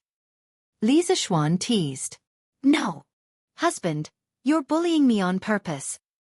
Han Yushi pouted and said aggrievedly. Wife, don't cry, kiss. No kiss. After Li Zixuan instilled a whole night of messy knowledge, how could Han Yushi not know what kiss meant? She hurriedly turned her face to the side, not daring to look at Li Zixuan again. In fact, she really didn't dare to kiss again. She was afraid that she would be unable to control herself and let Li Zixuan have his way again. Cough. Since you don't want to kiss, then we'll kiss in the future. It was getting harder and harder to coax his wife. Li Zixuan could only say gloomily. By the way, wife, turn around. I have something very important to ask you. Chapter 402. I won't listen. My husband must be lying to me again. Han Yushi covered her ears and shook her head with her back facing Li Zixuan. She had learned to be smart now and was always on guard against Li Zixuan setting a trap for her. Stop fooling around. I'm really not lying to you. Wife, quickly turn around. I really have something serious to tell you. Li Zixuan was speechless. Why didn't anyone believe him when he told the truth? He turned sideways and forced Han Yushi to turn around. Han Yushi said in disbelief. Husband, you really didn't lie to me? Mua. I didn't lie to you at first. I really wanted to tell you something serious, but since you don't believe your husband so much, then how can I disappoint you? Hee hee. Li Zixuan kissed Han Yushi's rosy little lips angrily and then smiled proudly. Bad husband. I knew you were lying. Han Yushi slapped Li Zixuan's chest in embarrassment and anger, trying to push him away. Hee hee. Wife, you still don't believe me? Li Zixuan pressed against Han Yushi's forehead and said with a smile. I believe. I believe. Husband, quickly say it. Looking at Li Zixuan's posture, how could Han Yushi not know what would happen if she said that she didn't believe him, so she quickly nodded. Hee hee. That's more like it. Li Zixuan chuckled and took the opportunity to touch Han Yushi's perky butt. Naturally, it caused the beauty to be coquettish, angry, again. Hee hee, okay, I won't tease you anymore. Let's talk about serious matters. Li Zixuan sat up and leaned on the bed. Han Yushi saw that her lover really had something to say to her, so she quickly tidied her hair and leaned on Li Zixuan's shoulder and said, Husband, say it. Li Zixuan said seriously, Yushi, when did your last period come? Your menstruation? Han Yushi, who was waiting for Li Zixuan to get down to business, almost broke down when she heard this. Her first reaction was that Li Zixuan was deliberately teasing her again. Moreover, he was teasing her with such an embarrassing matter. This was too much. Husband. You lied to me again. How can this kind of shameful thing be considered proper business? Han Yushi was so angry that her eyes were a little red, and there was a trace of anger in her voice. Cough, cough. Wife, don't misunderstand. I really didn't mean to make fun of you. Hurry up and tell me. This is really important to me. Li Zixuan had long expected that Han Yushi would misunderstand. After all, ancient girls were not as open as modern girls. This kind of thing was very embarrassing for them. In order to make Han Yushi believe it as soon as possible, he could only put on a solemn expression and explain it seriously. But husband, why are you asking such an embarrassing question? Han Yushi saw that Li Zixuan didn't seem to be joking. She was a little convinced, but she still asked hesitantly. Wife, don't ask about this first. Tell me first, and I'll tell you later. Li Zixuan waved his hand. Han Yushi stammered for a while and said embarrassedly, I should have my period on the 6th day. Phew. That's good, that's good. It should be fine. Li Zixuan heard and heaved a sigh of relief. That's right. Li Zixuan was calculating his wife's safe period. As the saying goes, 7 days before and 8 days after. Last night happened to be in the safe period. Although there was a probability of pregnancy during the safe period, the probability was much lower, wasn't it? Li Zixuan didn't intend to let Han Yushi, who was not even 15 years old, have a child so soon. This wasn't good for her body and the child's health. How did Li Zixuan know all this contraceptive knowledge? Although he was an engineering otaku in his previous life, he also had a girlfriend, okay? He had checked the basic knowledge that should be checked, although he was still a virgin in the end. Because his girlfriend was afraid of pain, he also felt sorry for his girlfriend. In the end, the two of them didn't take that last step. Husband? What do you mean by fine? What were you mumbling about just now?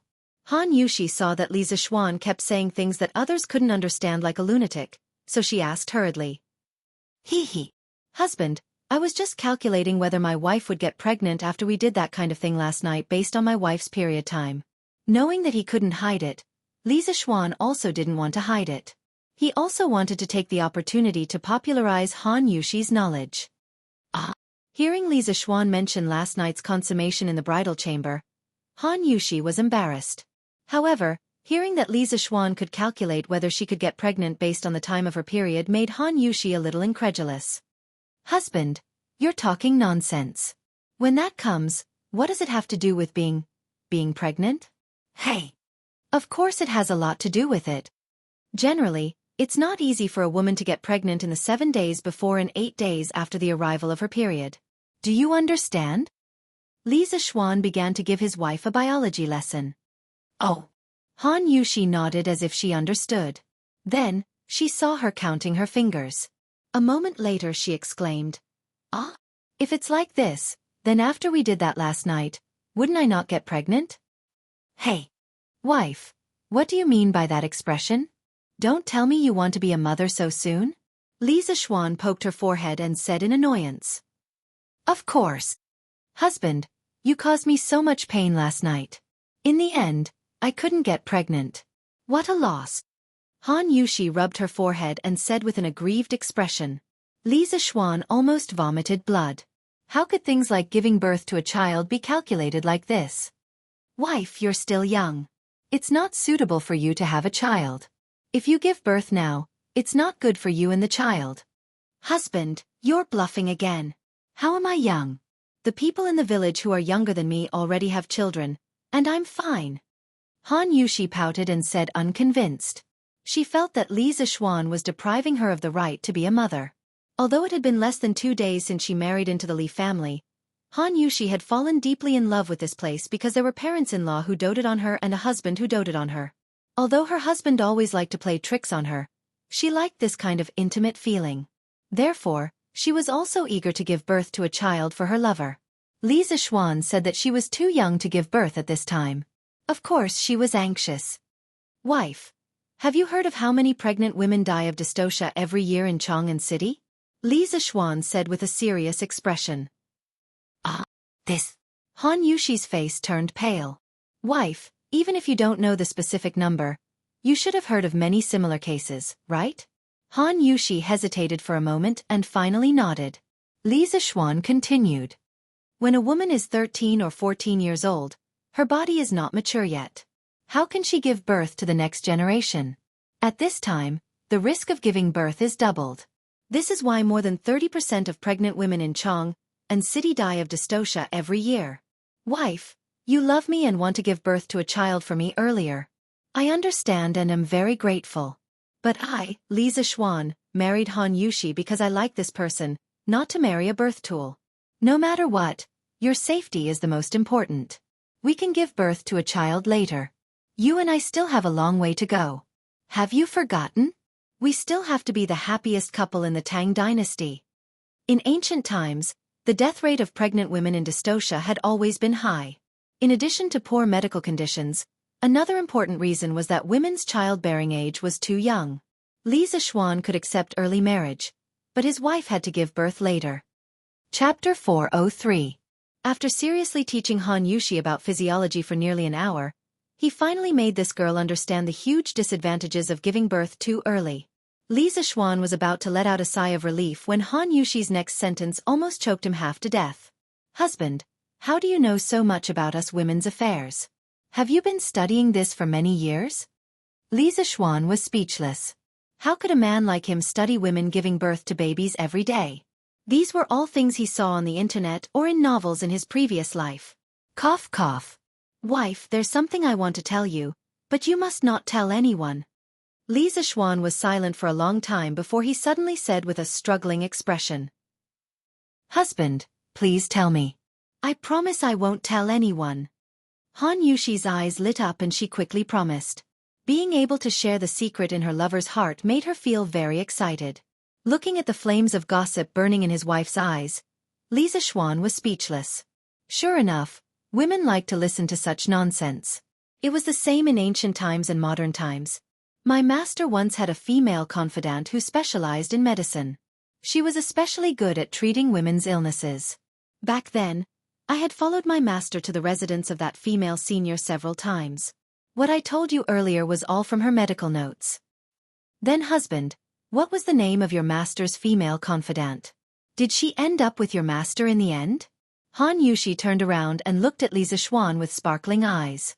It could be seen that she really wanted to know the answer to this question. Li Xiaofan choked. He really wanted to say, Wife, you're digressing. We're talking about medical problems now. Why are we suddenly talking about emotional problems? A female confidant is ultimately just a female confidant. My master pursued the heavenly Tao all his life and had no interest in romantic relationships. Every time he met up with that female senior, it was only purely for medical discussions. In the end, it was a love lost, but heartless flowing water. That female senior was called Hong Luan. She was an expert in medicine, and her attainments in medicine were not below my master's. Ah? How could this be? Why can't lovers be together? Senior Hong Wan is so pitiful. Han Yushi tearfully grabbed Li Zixuan's hand and said sadly. Li Zixuan looked at the beautiful woman's pitiful appearance and regretted that he had been too free just now. Asterisk cough cough asterisk that's right. What he said was all made up by this fellow. The main thing was that this fellow got a little carried away while chatting, and the topic got further and further away. Now that it was like this, it was a little difficult to clean up the mess. Cough cough. Although Senior Hong Wan has a favorable impression of my master, she has never thought of marrying him. Why is that? If you like someone, shouldn't you marry him? Han Yushi frowned and asked in confusion. What she didn't know was that in Li Zixuan's eyes, her expression was very cute and moving. Li Zixuan resisted the urge to kiss her and continued to talk nonsense with a serious face. Wife, not all the infatuated people in this world can be like you and me, having a smooth sailing life and finally getting married. Senior Hong Wan's original name was Gu Ziyuan. It was said that when she was young, she was extremely beautiful. However, because she was born with a red Luan aura, no one within 100 miles dared to marry her. Senior Hong Wan was heartbroken and changed her name to Hong Wan, determined not to marry for the rest of her life. Later, she ran away from home and visited a famous teacher. She was engrossed in medicine and helped the dying and the injured. By chance, she met my master by chance. They had a lot in common in medicine and became close friends. However, between the two of them, one had no interest in love, and the other didn't want to harm the other party because of personal feelings, so they were separated for the rest of their lives. After my master passed away, Senior Hong Wan sat quietly in front of my master's body for a day and a night. Then, she took the zither that my master left behind and played a song before leaving silently. There was no news of her after that. In his previous life, he had accompanied his girlfriend to watch so many melodramatic and bitter dramas. Finally, he hadn't watched them in vain. A love story full of melodramatic and routine slowly came out of Li Zixuan's mouth. It was just that his master in the underworld had suffered. For no reason at all, his evil disciple had created a piece of gossip. If this story were to spread, then spiritual master Ling Su's illustrious reputation would be destroyed in an instant. Woo-woo, husband, Senior Hong Wan is so pitiful. Woo-woo, husband, will you be like your master in the future and abandon me to pursue the heavenly Tao? Woo-woo, I can't bear to part with husband. Han Yushi, who was born and raised in the Tang dynasty, had never experienced the baptism of the melodramatic dramas of the later generations. The story that modern people felt was very melodramatic was instead an incomparably strange fate filled with twists and turns in her ears. Therefore, when Li Zixuan finished speaking, this lady immediately burst into tears and tightly hugged Li Zixuan, not daring to let go. Seeing his wife crying like a pear blossom bathed in rain, Li Zixuan couldn't help but feel a trace of guilt in his heart. He had gone overboard with his fabrications. However, the beautiful lady throwing herself into his arms and the wonderful feeling coming from her body made him feel secretly pleased. Especially since this era didn't have that kind of underwear. When Han Yushi pressed herself against him, Li Zixuan could immediately feel those two small nubs. At this moment, he hesitated. He didn't know if his nonsense was right or not. There were advantages and disadvantages. However, wasn't using this method to take advantage of his wife a bit shameless? Wife, don't cry, wife, don't cry. Husband will definitely not leave you. The way of heaven is vague. There are thousands of cultivators in the world, but how many of them can finally attain Tao? Mortals look up at the sky, there is no tomorrow, the moon hides, and the 4 seasons change. In the netherworld, all things follow the cause and effect. Eternity is the way of heaven. Husband, I don't cultivate the way of heaven.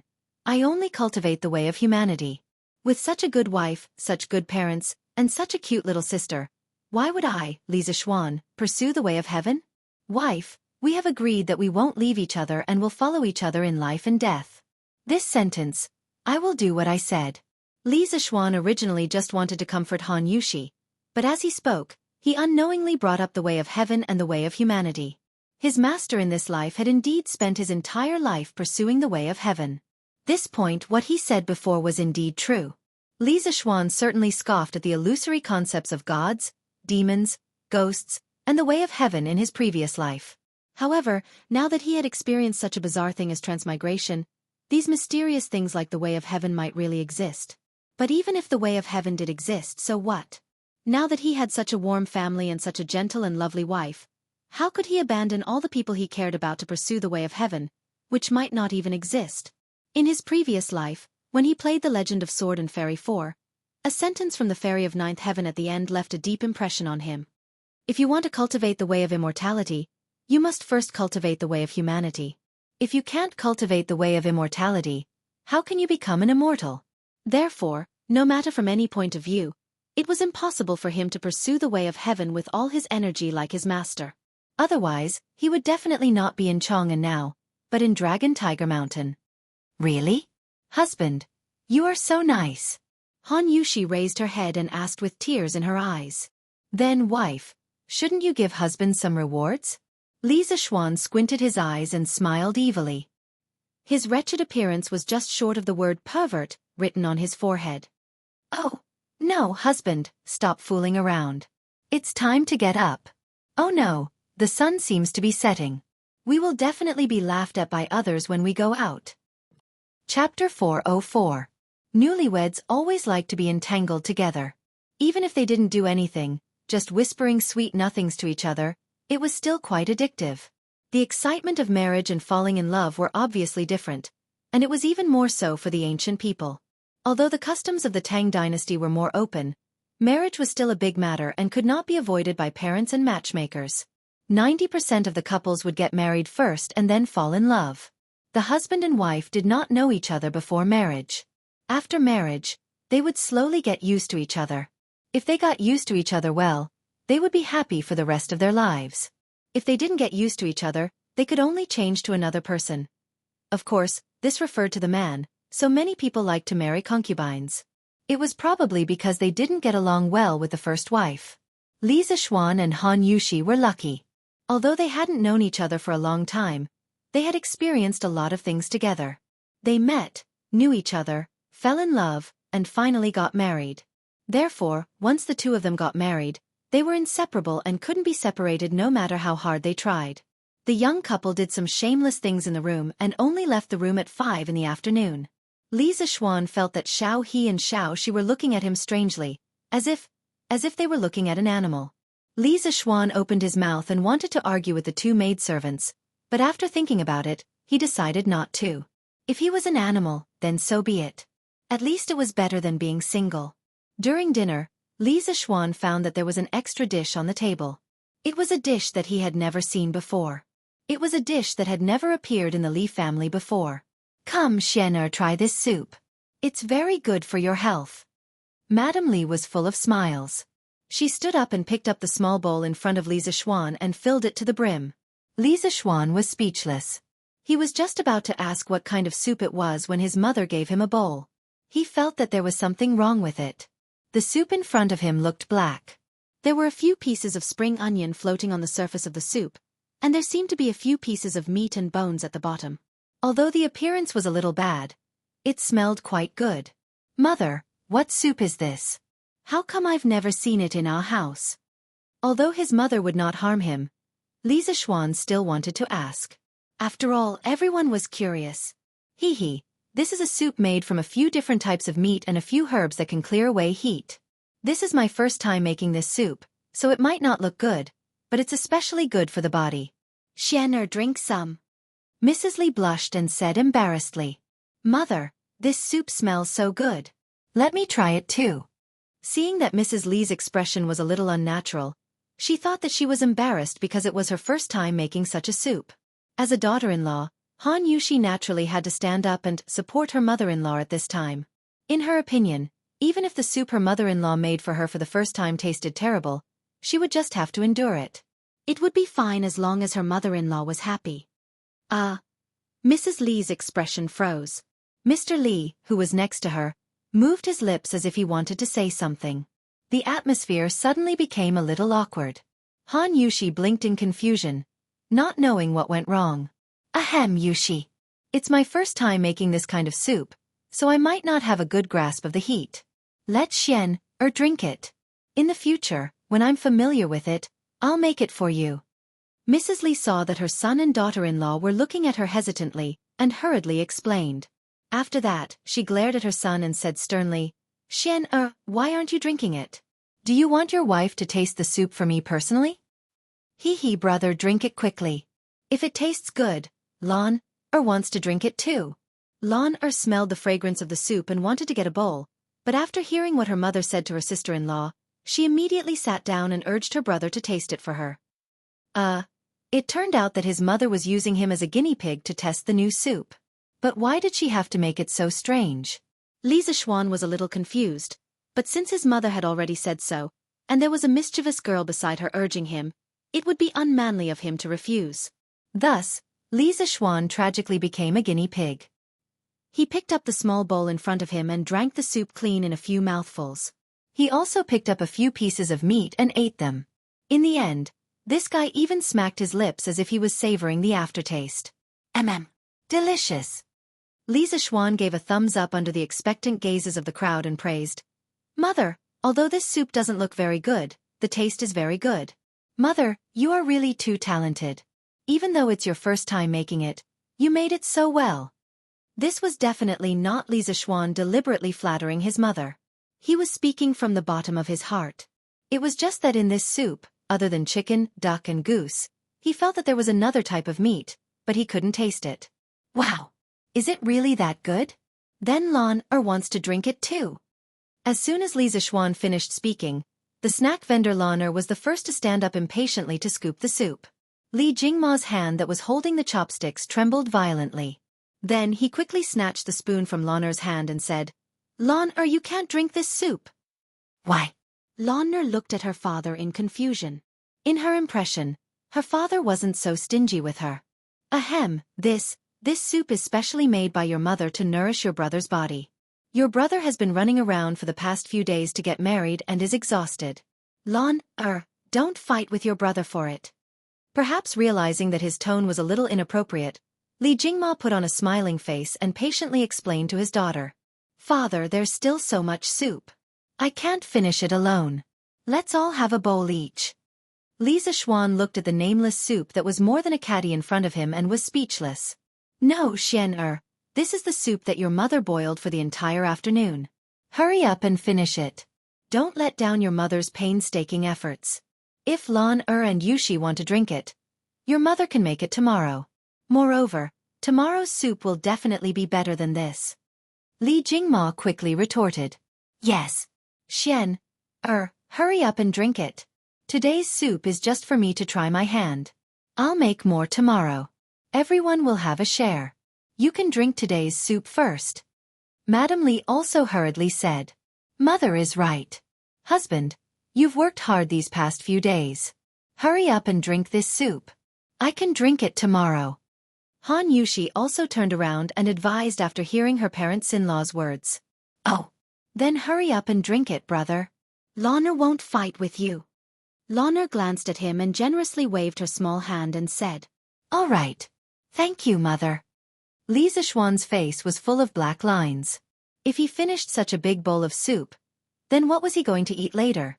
However, with 4 pairs of eyes staring at him, he had to drink it even if he didn't want to. Thus, Li Zishuan didn't eat anything for dinner because he was full. Madam Li nodded her head in relief when she saw this. Most of the soup's recipe that she just mentioned was true. It was just that she added a few pieces of sheep's penis to the meat and a few more aphrodisiacs to the medicine. She couldn't be blamed for this. In the afternoon, she heard from the servants that her son and daughter-in-law only left the room at 5 in the afternoon. She was worried that her son would overindulge and his body wouldn't be able to take it. Therefore, the Li family had such a new dish for tonight's banquet. It had to be said that Madam Li was worried sick for her son. However, Li Zishuan was wrongly accused. In the afternoon, other than hugging and kissing in the room, he and Han Yushi didn't run amok like his mother thought. In this way, the innocent Han Yushi would have to suffer again tonight. Chapter 405. It's really blue. When he woke up, the person beside him had already disappeared. After asking Xiao Shi, he found out that his wife had already woken up and was now learning how to do accounts from his mother in the east courtyard. Although Li Zishuan was in charge of the Li family now, His mother would still calculate the accounts of some of the shops every once in a while. She was worried that her son would be fooled by the shopkeeper. After all, it wasn't as if the evil servant had never bullied the master before. Li Zishuan persuaded his mother a few times that she didn't have to work so hard. Now that he had a noble title, which evil servant would dare to bully him? However, his mother didn't listen to him and insisted on her own views. Li Zishuan could only give up trying to persuade her. Now, the Li family welcomed a new mistress. Mrs. Li wanted to hand over the accounts of the shops in her hands, and even the management of the Li family's internal affairs to Han Yushi. As for herself, she would live a leisurely life and quietly wait to hold her grandson. However, Han Yushi had just married into the family. It was obviously unrealistic for her to take over so many things at once. Therefore, Madame Li started a training class for her daughter-in-law from today onwards. Han Yushi was also very willing to learn. On one hand, she could use this opportunity to integrate into the Li family and become the mistress of the family as soon as possible. On the other hand, although Li Zishuan didn't care about her family background and loved her unconditionally, she didn't want to be a useless person. She wanted to share Li Zishuan's burdens. However, her student had dark circles under her eyes today. After Madame Li saw it, she was secretly pleased. It seemed that the tonic soup she made for her son last night was effective. Han Yushi, on the other hand, was complaining in her heart that Li Zishuan had tormented her again last night. He was as energetic as an animal, but she did not know that the real culprit was actually the mother-in-law who was teaching her by her side. Li Zishuan stood in front of the courtyard and twisted his waist a few times. He looked up happily and exclaimed that the sky of Tang Empire was really blue. Last night, when he felt the heat in his lower abdomen, coupled with the strange reaction of the two elders at the dining table, he understood that the soup that his mother made for him had added ingredients. The effect should be similar to the legendary all-nourishing soup. Li Zishuan, who had figured out the crux of the matter, really did not know whether to laugh or cry last night. Han Yushi's injury had not recovered, and he could not torment her there. Therefore, Li Zishuan, whose heart was burning, could only let his wife use other places to think of a way. Since he had a good night's sleep, he naturally felt refreshed when he woke up in the morning. However, did he go overboard last night? Li Zishuan scratched his head embarrassedly when he remembered his wife's bitter face last night. "Young master, I'll get the kitchen to heat up your meal." After she poured away Li Zishuan's face wash water. She came over and said considerately, "Oh, there's no need to heat it up. It's better to eat cold food on a hot day." Li Zishuan waved his hand and went to eat breakfast. Since his wife was busy with serious matters, then shouldn't he also do some serious matters today? The architectural design for Yanhuang College had not even been finalized, and there were still a lot of things to arrange. He had been indulging in the life of a married couple for the past 2 days, and he had become a little dispirited. However, he could not continue to be dispirited like this. Previously, he had resigned from the Imperial College in order to do something big. Of course, he also had the intention of using Yanhuang College to strengthen himself so that others would not dare to bully him casually in the future. Last time, it was the 8 professors who stirred up trouble. He might have been able to handle it, but what if the 8 assistant ministers stirred up trouble together next time? At the end of the day, his foundation was still too shallow. His current nobility was only obtained by relying on a few important inventions to Tang dynasty. Compared to those nobles who obtained their nobility through military achievements, his current position was obviously not very stable.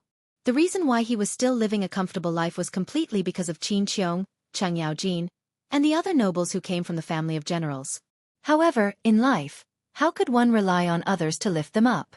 One had to be strong to forge iron. Yanhuang College was an important breakthrough for him to gain a foothold in Tang dynasty.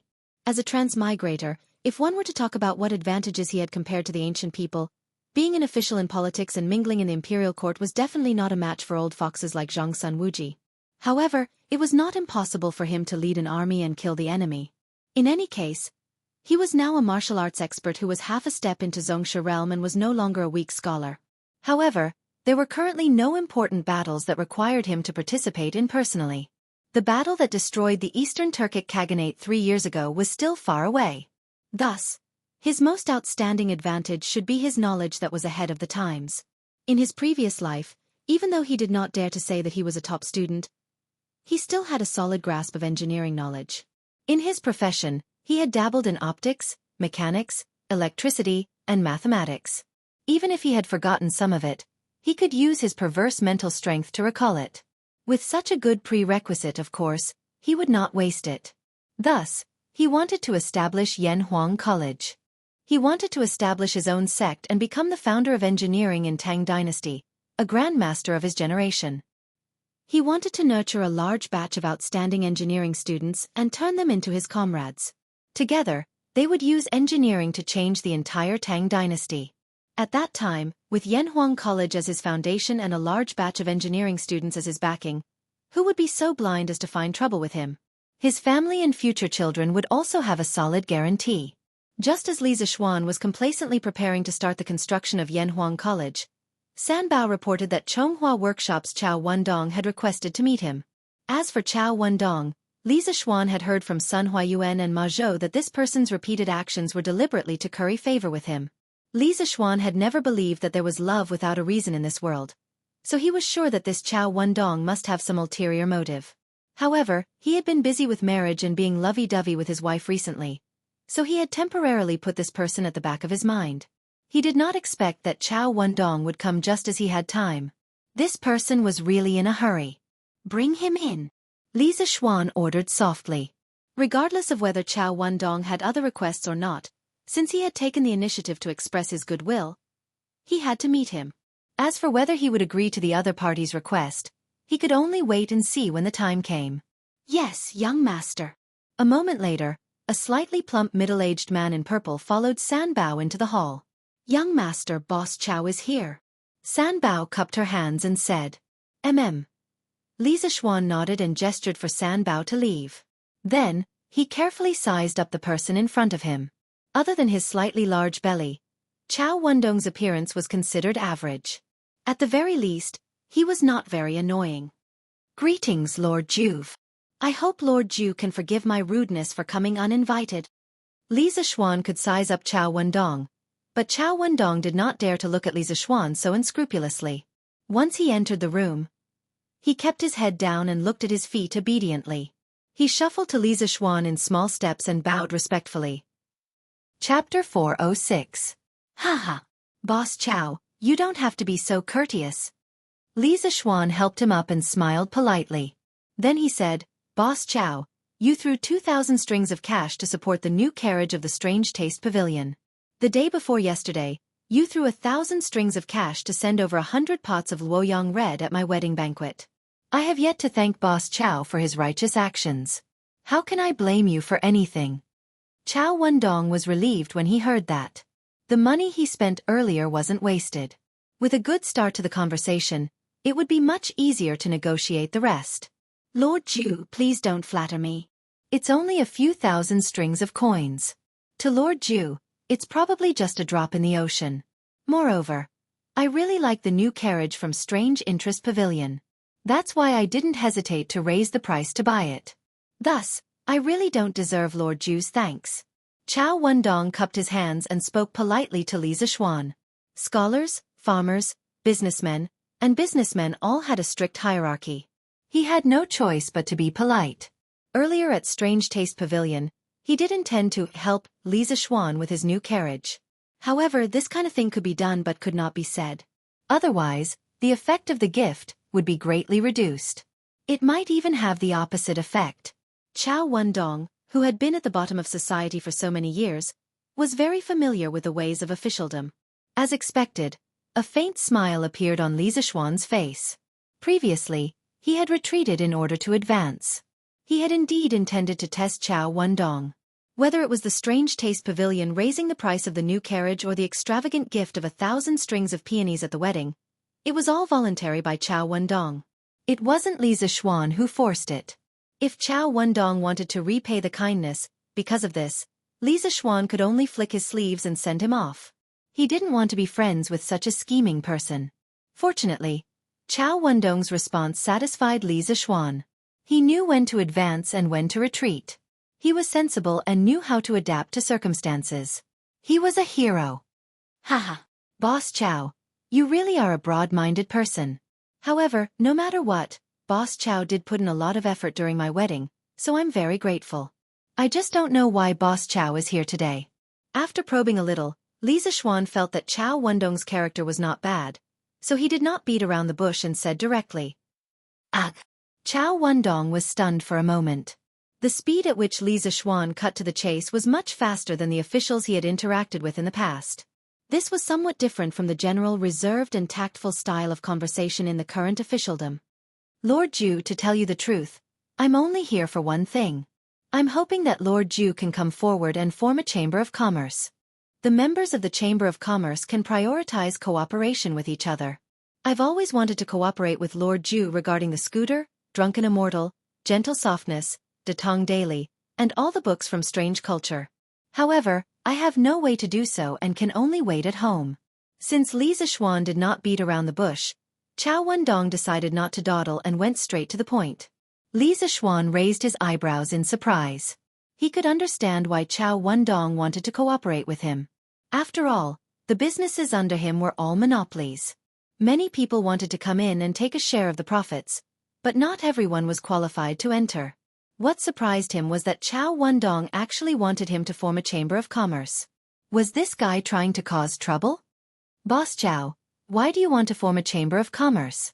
Chow Wendong struggled for a moment, then cupped his hands and said, I've had several business dealings with your father, Master Li, but I didn't expect that the Li family would have such a young hero like Lord Ju. In just a few months, he became the founding father of the Tang dynasty and took up an important position in the Imperial College. He broke the iron law that has always been in our dynasty that merchants and their children can't enter the imperial court as officials. I and the other merchants all admire you and think that Lord Ju is the hope of us merchants. Therefore, I'd like to be bold and ask Lord Ju to lead us merchants to do something big to eliminate the prejudice of the imperial court and the people of the world against merchants. After Chow Wendong finished speaking, he cupped his hands and bowed deeply to Li Zixuan. He kept his upper body bent at a 90-degree angle and didn't get up. Li Zixuan was speechless. Logically speaking, this was the first time he heard that merchants in the Tang dynasty couldn't be officials. He had heard that the status of merchants in ancient times was low, but he didn't expect it to be low to this extent. They were being ostracized by all the classes in the world. According to historical records, the 4 classes of scholars, farmers, workers, and merchants were divided according to the spring and autumn period by the Prime Minister of the state of Qi Guangzhong. He advocated that the people be divided into 4 classes: scholars, farmers, workers, and merchants. They would live in fixed areas according to their respective professions. This was called the 4 classes of occupations.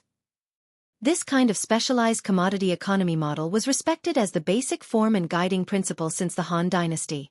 On the surface, the 4 classes of occupations seemed to be an inheritance of the ancient system of the Zhou dynasty. In fact, there was a big difference. The fundamental difference was that the industrial and commercial and farmers were placed side by side, and they were all regarded as the stone people of the country.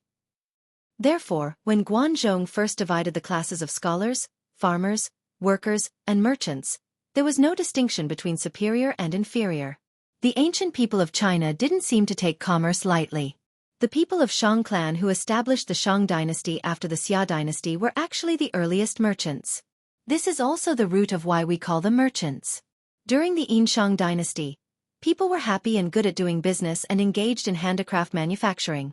Later, when the founders of the Zhou dynasty reflected on the lesson of the fall of the Shang dynasty, they believed that the fall of the Shang dynasty was due to the people's enthusiasm for industry and commerce. This caused the people's impetuousness and the country's foundation to be unstable. Therefore, they turned to the agricultural policy of despising industry and commerce. In the Zhou dynasty, the status of industry and commerce became very low. Workers were often placed side by side with the status of slaves, male and female slaves. In the later dynasties, as the rulers continued to suppress merchants, the status of merchants became lower and lower. During the Qin dynasty, even if merchants were rich, they couldn't wear silk clothes. During the Han dynasty, merchants couldn't be officials, and handicraftsmen were untouchables. Their property had to be declared to the imperial court.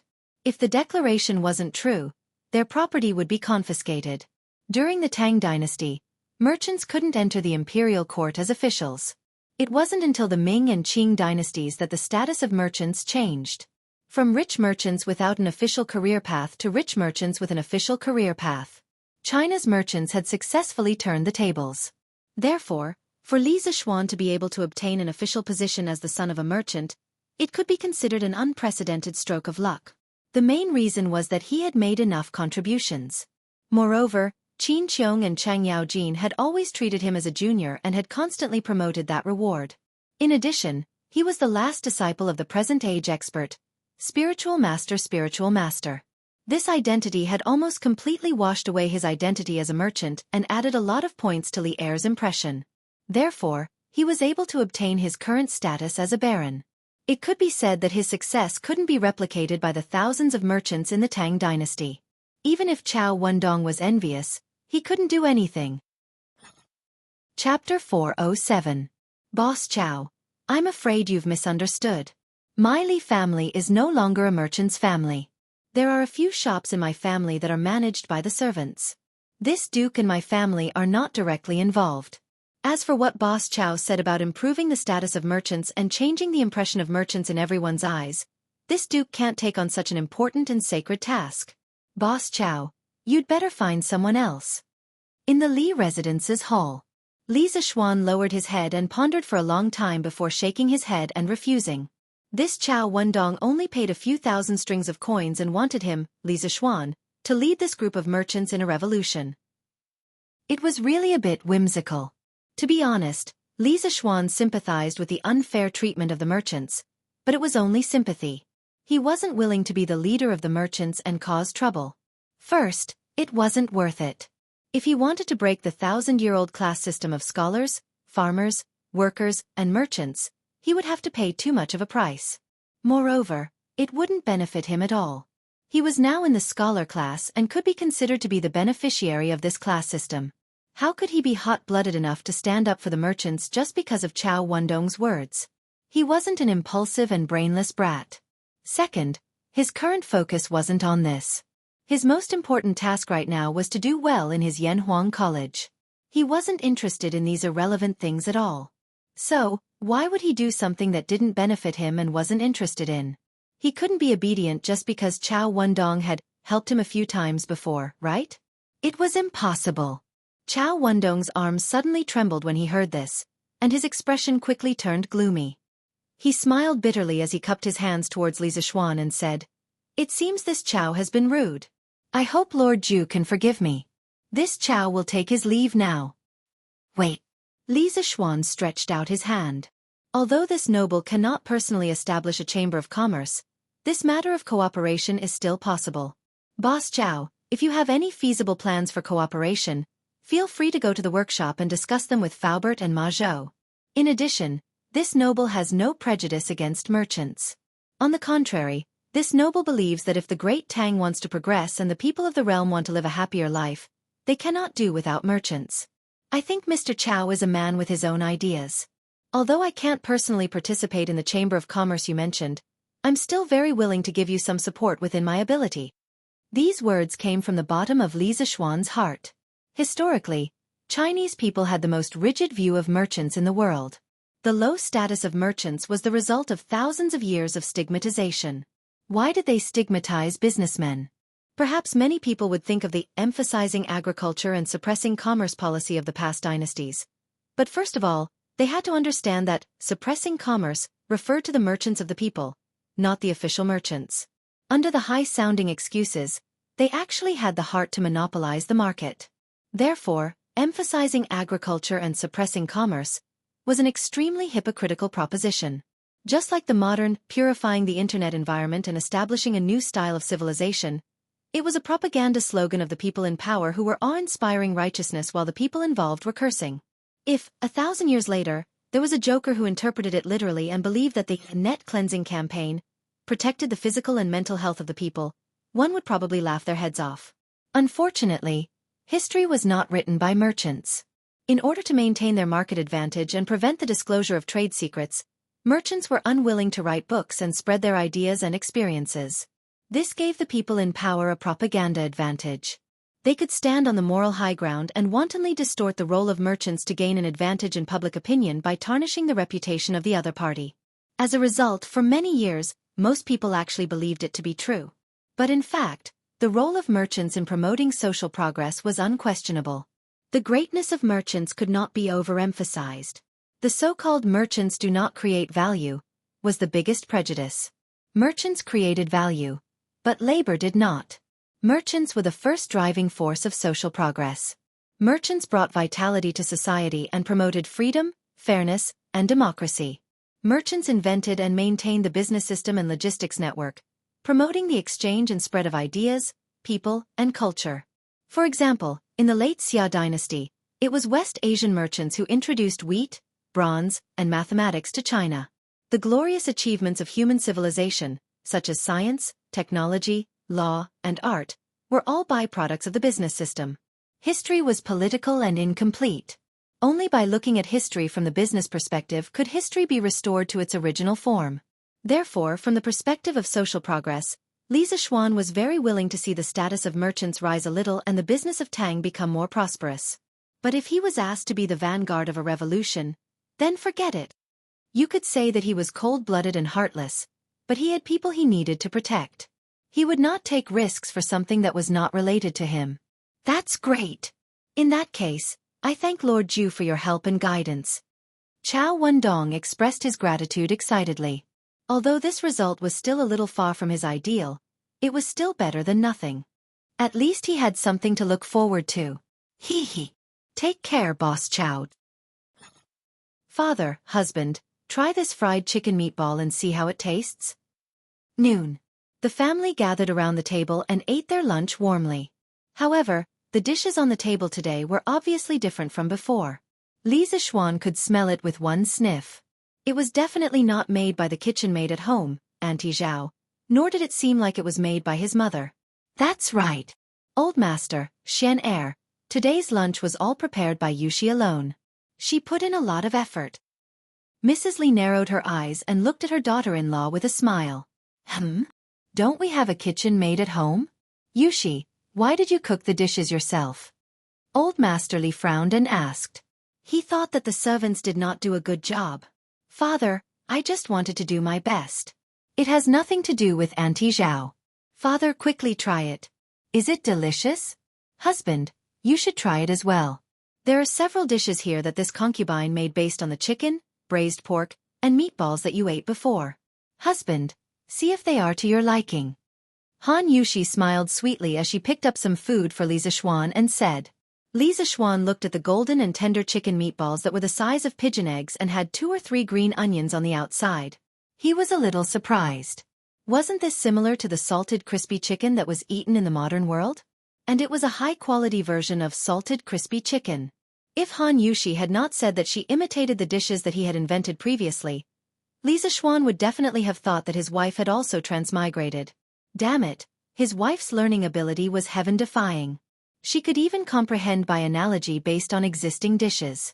She was really a genius. Just looking at the appearance of these dishes is very appetizing. Let me try it. Li Zixuan smiled, then picked up a piece of meat and put it into his mouth. Instantly, his mouth was filled with fragrance. He gave a thumbs up and said, delicious. It's really too delicious. Wife, it's lucky that I married you. Otherwise, our family's drunken immortal restaurant would definitely be losing money now. Chapter 408. Lon wants to eat too. Lon wants to eat too. Also, why did brother say that if we don't marry sister-in-law, our drunken immortal restaurant will suffer a loss? Lon stood up and asked curiously as she picked up some salted crispy chicken for herself. Han Yushi also wanted to ask, but when she heard Lon ask on her behalf, she sat quietly at the side and looked at her husband's handsome face, waiting for an answer. What's there to be confused about?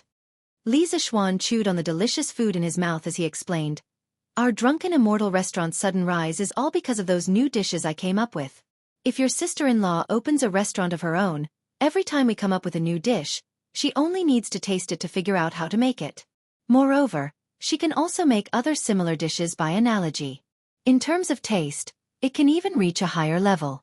In this way, what advantage does our drunken immortal restaurant have? We can only suffer a loss. Haha, Shenner is right. This marriage has become a blessing for the drunken immortal restaurant.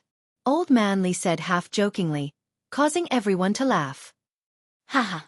Thinking about it, you have a good eye for choosing a wife. Madame Li covered her mouth and laughed. Husband, father, mother, you must be joking. How can Yushi's insignificant culinary skills be considered elegant? Not to mention opening a restaurant. I'm already very satisfied to be able to cook some food for husband and mother. Han Yushi heard everyone's praise. Although she was delighted, she still spoke modestly. Hee. Sister-in-law is really modest. Thinks that this dish is much better than the chicken that brother made. The snack seller had eaten this salted crispy chicken for the first time, and she immediately changed sides and betrayed. From then on, she became Han Yushi's loyal hardcore fan. Imperial College. A major event had happened today. The Imperial College's doctor, Cui Shanyu, had recovered from his illness and returned. However, other than the 7 doctors who had joined him in impeaching Li Zixuan, the others didn't seem to like him very much. Even the students of the Imperial College looked at him strangely. There was doubt, disdain in their eyes. Yes, disdain. Ever since Li Zixuan stopped coming to the Imperial College recently, most of the other students of the mathematics school also stopped coming to school. Without the weird and happy team from the mathematics school, the Imperial College immediately lost a lot of its vitality. Later on, news of Li Zixuan's resignation from the Imperial College spread. Many people were shocked and went to verify the authenticity of the news. To be honest, they had a very good impression of this young and talented person who had brought about a major change in the Imperial College's teaching methods and teaching system.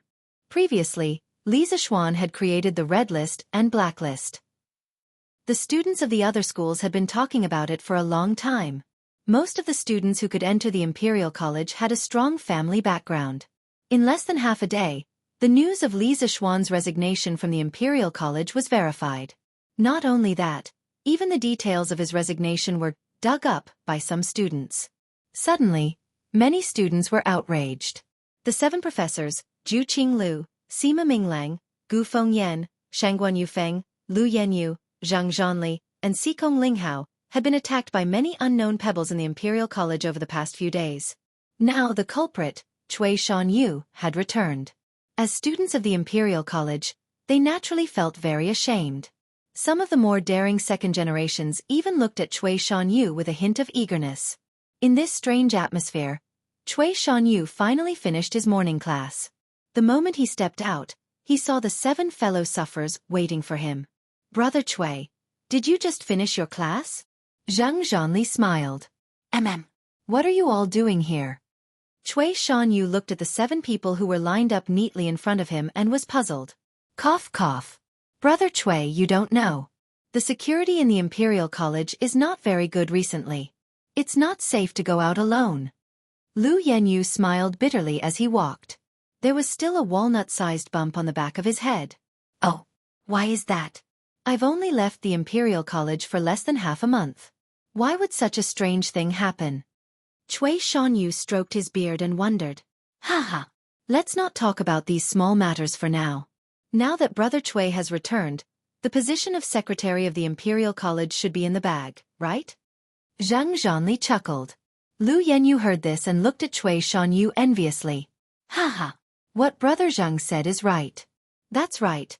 Didn't Brother Cui bring our joint recommendation to the Chancellor's place in the morning? How was it? What did the Chancellor say? The others also looked at Cui Shanyu curiously. Haha.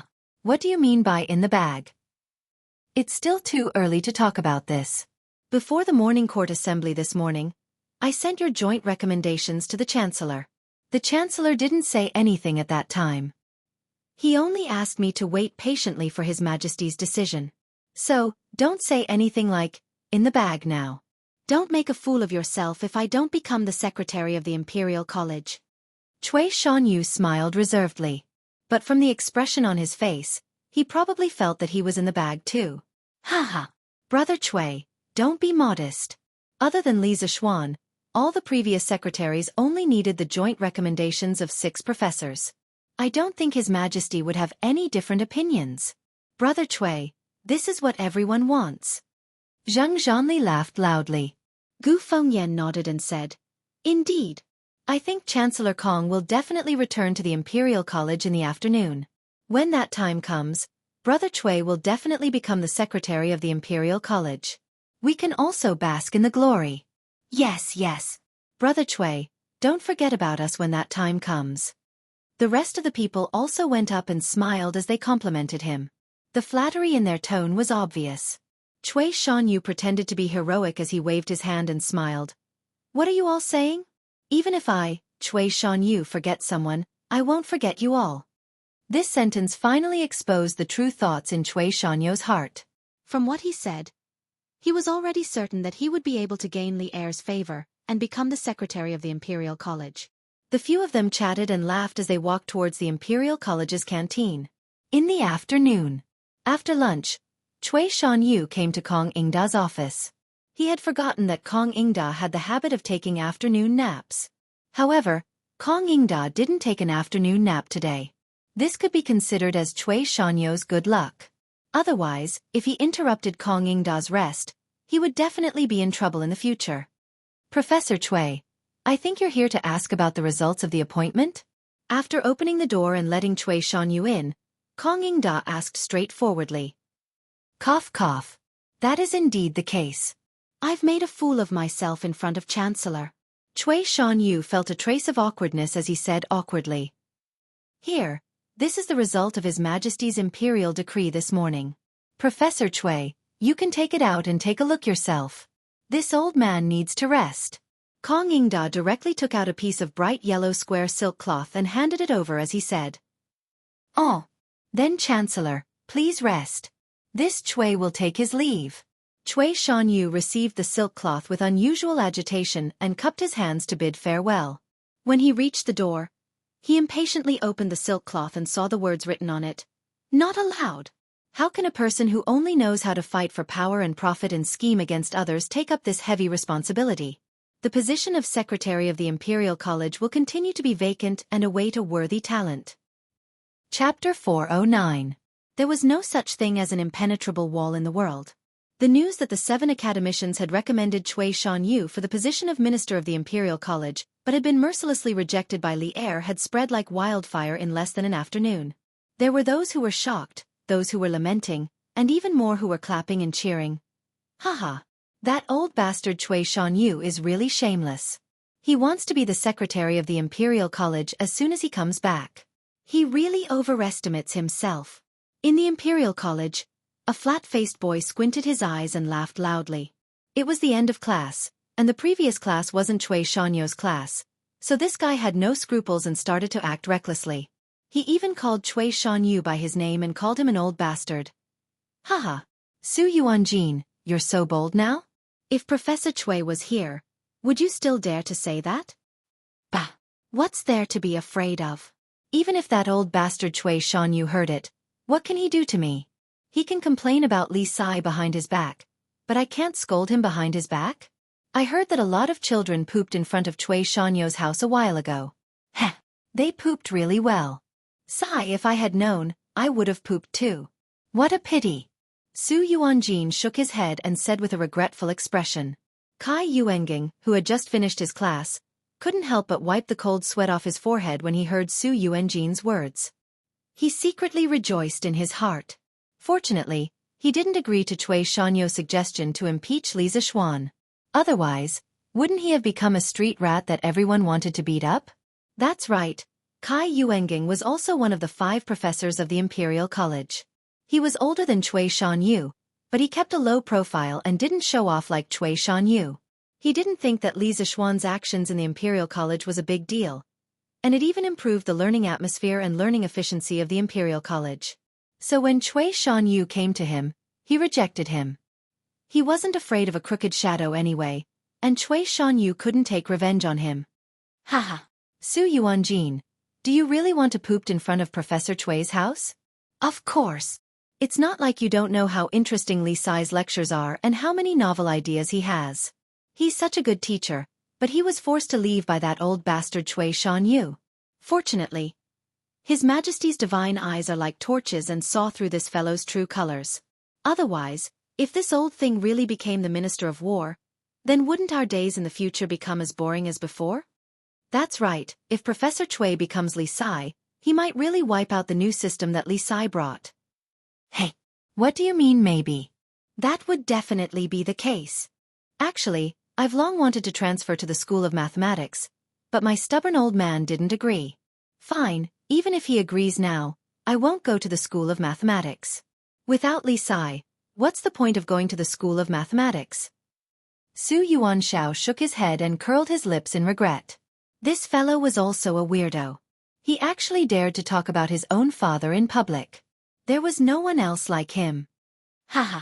Actually, Yuanshao, it's not like you don't have a chance. I heard that Li Sai is going to build his own college called Yanhuang College. His Majesty even wants to personally carry a plaque for it. Build his own college? No, what future does the college have? My old man definitely won't let me go. He won't even let me go to the School of Mathematics. If I tell him that I want to go to a private college, my old man will beat me to death. Hee. You can't say that. I heard that more than half of the 44 students in the School of Mathematics are going to follow Li Sai to Yanhuang College. His Royal Highness Prince Wei is also among them. Yuanshao, do you dare to say that the college has no future? Now that you mention it, I really want to go. But my old man doesn't buy it. I already told him that even Prince Wei is going to the School of Mathematics, but he just didn't agree. Don't you think that he's a stubborn old man? Pfft. Haha. If Uncle Su hears you talk about him like that, he will beat you to death. Yanfu, what do you say? Didn't you say that you want to transfer to the School of Mathematics? Are you still going to transfer?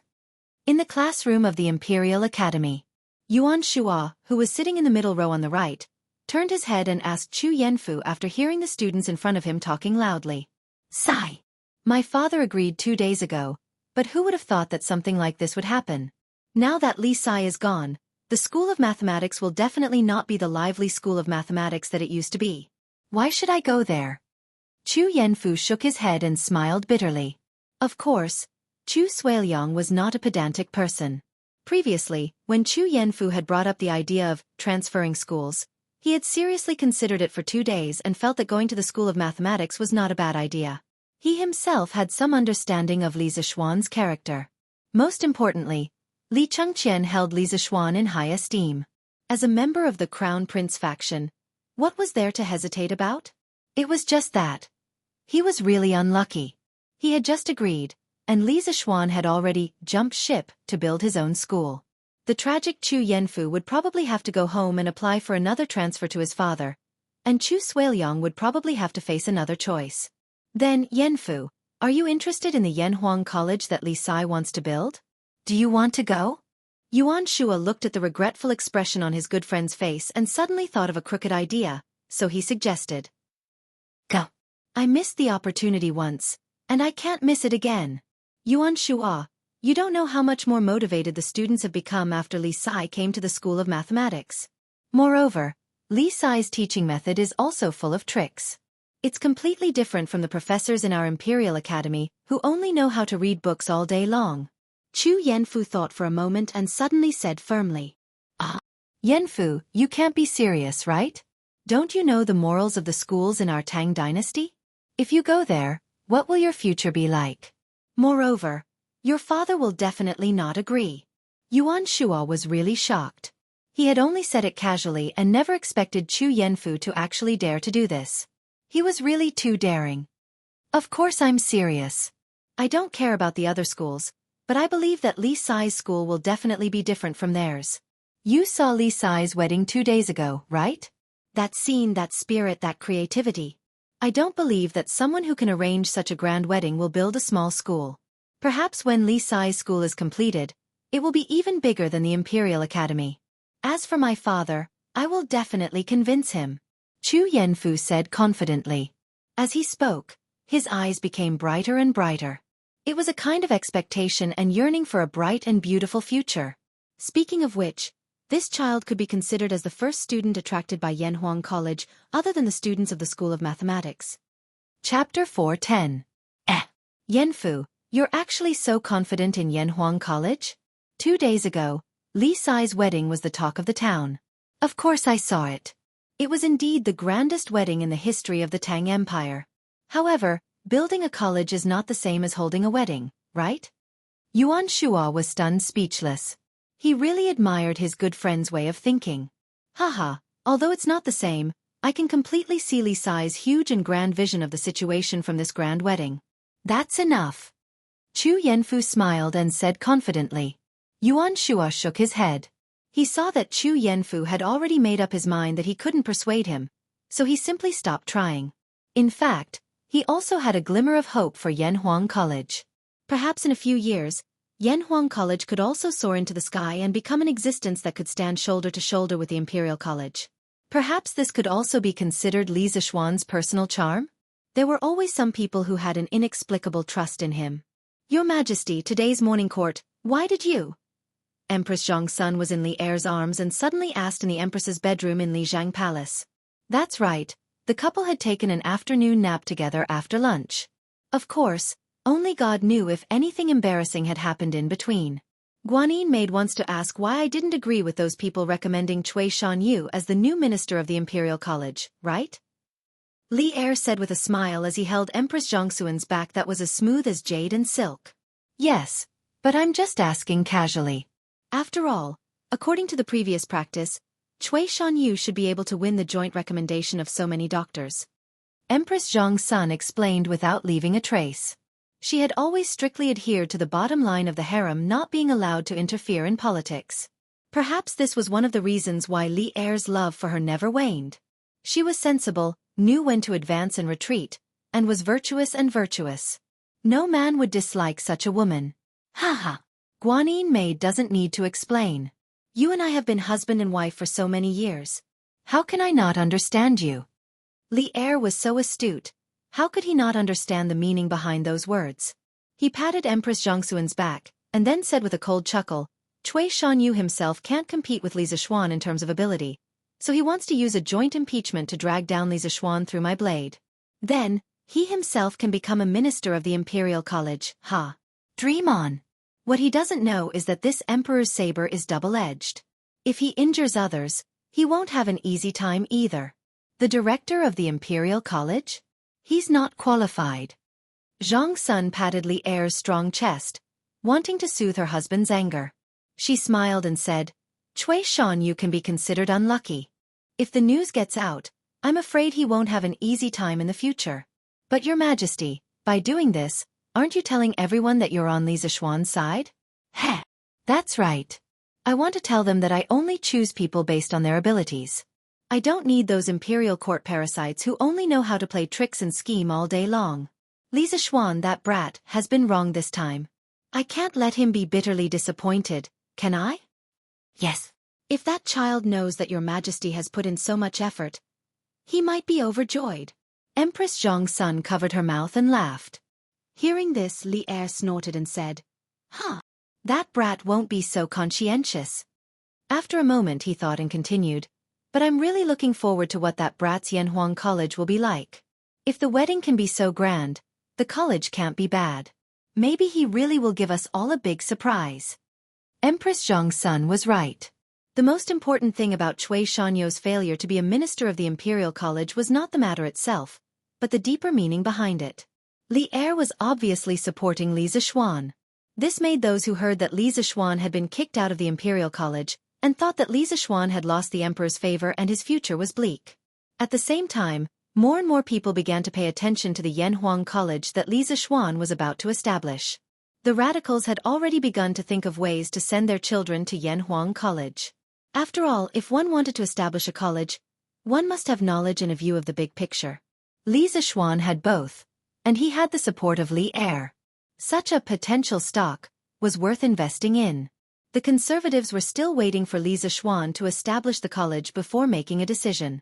Being in the whirlpool of the storm, Li Zishuan heard that Zhang Zhanli, Lu Yanyu, and the others had jointly recommended Cui Shanyu to be a minister of the Imperial College but had been rejected. He just smiled and thought that Zhang Zhanli was not muddle-headed and knew who to use and who not to use. Even if Cui Shanyu was his subordinate, he would not put him in an important position. What he lacked the most, and what he liked the most, was people like Ma Zhou who were both talented and hardworking. Only such people could bring economic benefits.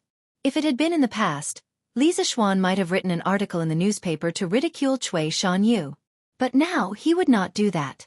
First, he was now married and could be considered an adult, so he had become more mature. Second, there was an internal investigation department in Datong Daily.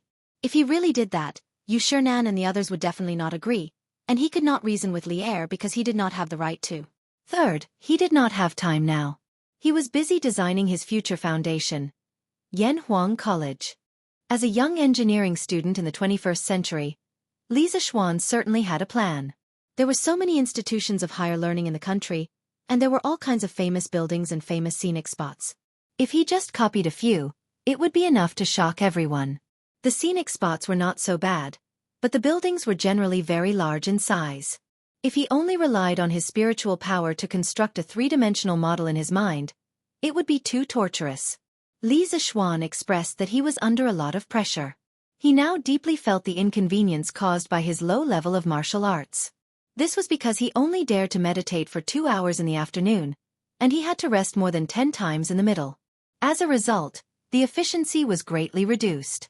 Fortunately, although the building was large in size, the structure of the general building was relatively simple. There were many repeated units. In terms of complexity, the internal structure of a building was not as complicated as the internal structure of a car.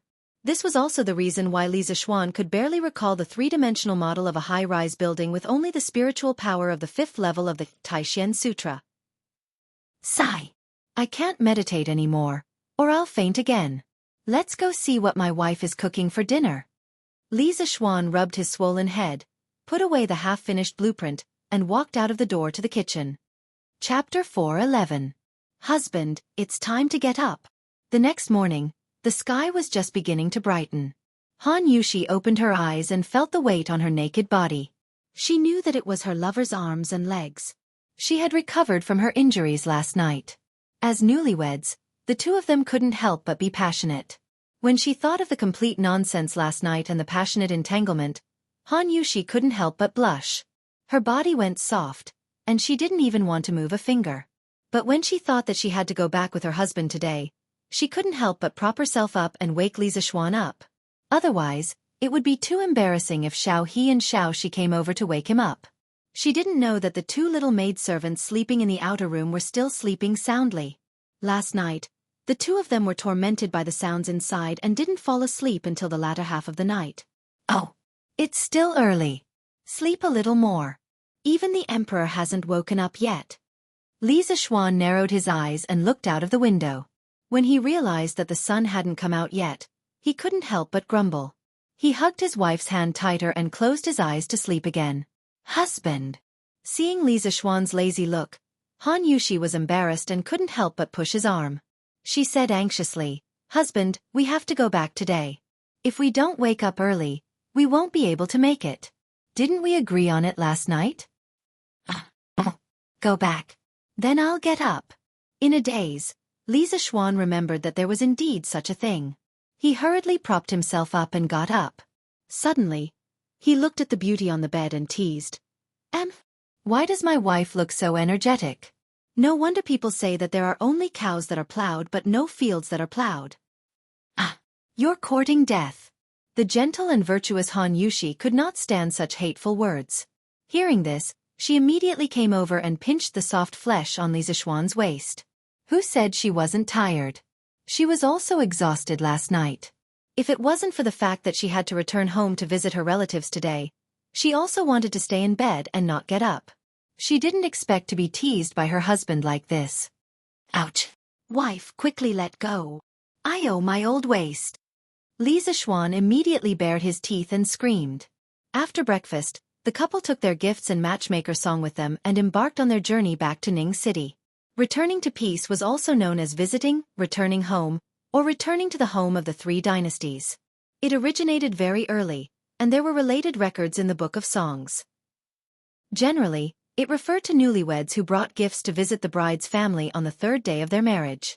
At this time, the bride's family also had to prepare a banquet, usually at noon, known as the Returning to Peace banquet, or inviting the son-in-law. After the Returning to Peace banquet was over, the matchmaker's work would come to an end, and the man would have to send gifts to the matchmaker to express his gratitude. Therefore, Matchmaker Song woke up early today and rushed to the Lee family because the debt from before hadn't been settled yet. Compared to other newlyweds, Li Zixuan and Han Yushi's returning to peace banquet today was slightly more complicated. Their first stop was the Qin Manor, which was what the two elders had instructed them to do yesterday afternoon. After all, Qin Qiong and Mrs. Qin both treated Han Yushi as their biological daughter and helped a lot in this wedding. They also supported the Li and Han families a lot. If the Qin Manor could be considered half of Han Yushi's family, it wouldn't be too much at all. On the contrary, if they didn't go today, it would really be a bit too much. There was no other reason why they chose to go to the Qin Manor first. The main reason was that the Qin Manor was closer to the Li family. After they were done, they could go to the Han family for the returning to peace banquet. Previously, Li Zixuan had sent someone to the Qin Manor to deliver a letter, so when they arrived at the door, they saw Qin Huayu waiting there. "Haha, brother Huayu." Li Zixuan got off the carriage with his wife and quickly walked over to Qin Huayu. He laughed heartily as he greeted him. He hadn't forgotten how his 4 good brothers had helped him drink on the night of his wedding. "Hey, little Xian, you left me and Chumo alone that day. That wasn't very kind of you." Qin Huayu bore a grudge and punched Li Zixuan in the chest as he joked. "Haha, that night, your little brother couldn't hold his liquor. Didn't I come to visit you today?" Li Zixuan shamelessly spouted nonsense. "Greetings, sworn brother." Han Yushi stepped forward and bowed to Qin Huayu. "Haha, you don't have to be so polite, sworn sister. Go in quickly. My father and mother are waiting for you." Qin Huayu originally wanted to scold Li Zixuan, but since Han Yushi came over to greet him, he couldn't continue scolding him. He could only lead the couple in front of him into the manor. As expected, Qin Qiong and Mrs. Qin were sitting in the living room, waiting for them. Qin Qiong was wearing a thin black shirt, and his face was flushed. Li Zixuan could feel the heat from his body even from far away. He probably just finished his morning exercise. Thinking of this, Li Zixuan couldn't help but feel a little ashamed. Qin Qiong was already so old, but he still hadn't given up on martial arts. He hadn't gotten up early to practice martial arts in a long time. After he had a wife, he couldn't bear to part with his wife in the morning. Yesterday, when he was recalling the 3-dimensional model of modern university buildings, he was still complaining that his mental strength wasn't enough. It seemed that he should hurry up and practice martial arts starting tomorrow. Li Zixuan secretly encouraged himself. "Greetings, godfather. Greetings, godmother." Han Yushi didn't have such complicated thoughts. She followed Li Zixuan to Qin Qiong and Mrs. Qin and bowed gracefully. Ah, good girl, get up." Mrs. Qin's face was like a blooming flower. She quickly went forward and pulled Han Yushi to sit beside her. She looked at Han Yushi carefully and couldn't help but laugh when she saw that Han Yushi's face was rosy and full of energy. "Yushi, how are you doing in the Li family? Xiaofan didn't bully you, right? If he really did, tell me. Your godfather and I won't let him off." That's right. The Qin family is your maiden home. Yushi, if you suffer any grievances at Xiaoxian's place, feel free to tell your godfather." Qin Qiong stroked his beard and smiled. Yes. "God-sister, if Xiaoxian bullies you, I won't let him off easily either." It was rare to have the opportunity to pretend to be rich in front of Li Zixuan, so Qin Huayu also joined in the fun. Li Zixuan was speechless. It was supposed to be a good gwinning event to visit relatives.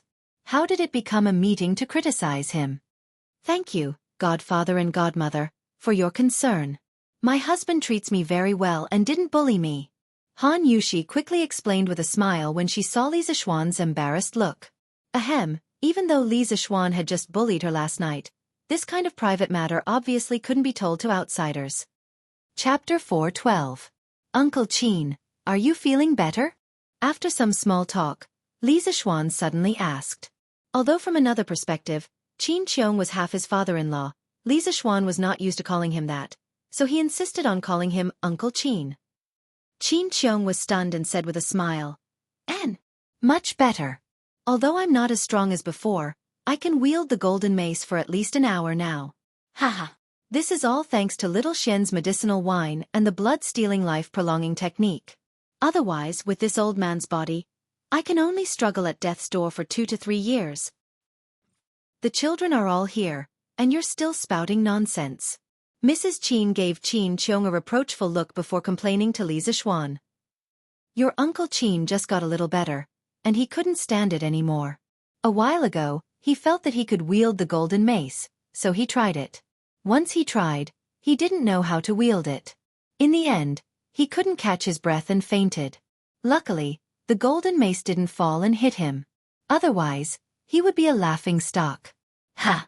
There's such a thing? Li Zixuan's eyes widened in shock. Qin Qiong's face turned red in embarrassment.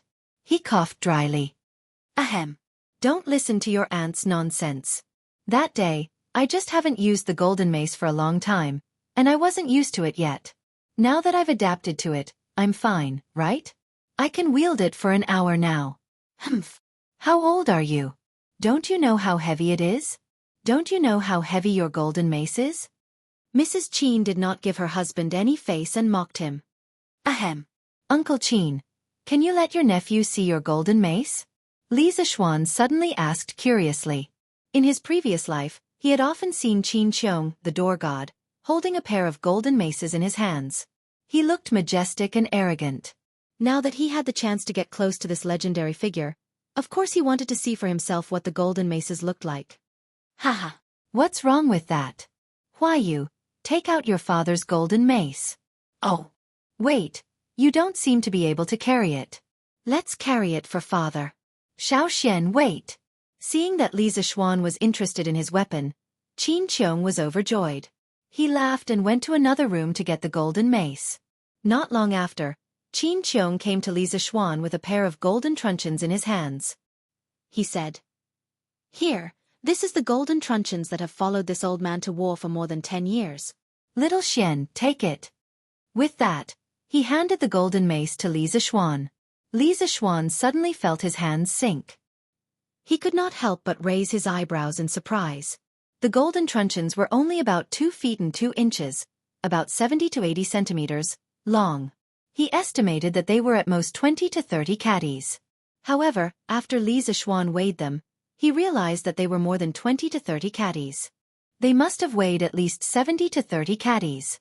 In the Sui and Tang dynasties, Qin Qiong's golden truncheons weighed about 20 caddies. However, according to the official history of the Tang dynasties, Qin Qiong's golden truncheons weighed 65 caddies each, for a total of 70 to 30 caddies. Looking at the 2 maces in his hands that were unremarkable in appearance but shockingly heavy, Li Zixuan couldn't help but feel speechless. No one who had just recovered from a serious illness would be stupid enough to take out such heavy weapons for training. This was King playing with one's life. Qin Qiong was really going all out. Luckily, he had only fainted because of a concussion. If he had sprained his back, it would have been troublesome. Haha. Little Xian, how is it? My golden truncheons are not bad, right? They are stained with quite a few enemies' brains. Qin Qiong saw Li Zixuan staring at the truncheons in a daze. He thought that this kid was shocked by the truncheon's domineering aura. He could not help but laugh proudly. Brains? Li Zixuan was so shocked that his wrist trembled. He almost threw the truncheons to the ground. During the rescue mission at Mt. Bei Meng, although he had killed dozens of people, including Flying Snake, he did not use the truncheons to hit people's heads for fun like Qin Qiong. Too disgusting. Cough cough. Uncle Qin, please forgive me for being blunt.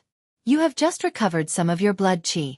It is not suitable for you to use such a heavy weapon. You have to know that going too far is as bad as not going far enough. This is especially true for martial arts. My master said that martial arts is a process to stimulate the human body's potential. However, if you do not care about the limits of your body and forcefully increase the burden, not only will your martial arts not improve, but your body will also break down. Li Zixuan thought for a moment and said solemnly, anyone who was sick would have a gradual recovery process. For someone like Qin Qiong, who felt that his body was slightly better, he went straight to the most difficult training method. He was really seeking death. Li Zixuan could not help but feel lucky that he came today. Otherwise, if he let Qin Qiong continue like this, his body's potential would be overdrawn, and it would be difficult for him to recover in the future. Oh? There's such a thing? Why haven't I heard of it? Qin Qiong asked suspiciously. You haven't heard of it because you are ignorant. Are your medical skills better? Or is Xiao Xian's medical skills better?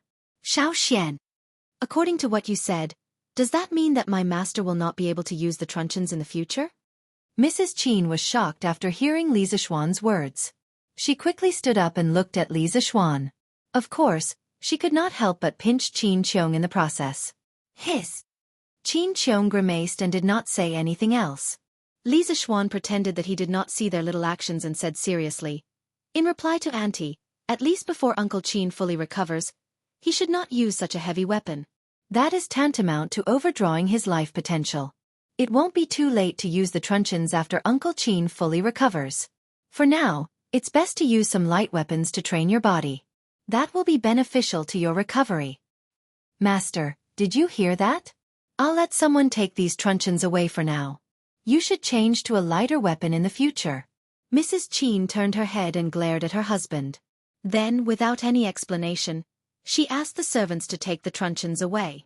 Qin Qiong stretched out his hand and said unhappily, "But I'm not used to changing weapons. It's better not to practice." Then don't practice if you don't want to.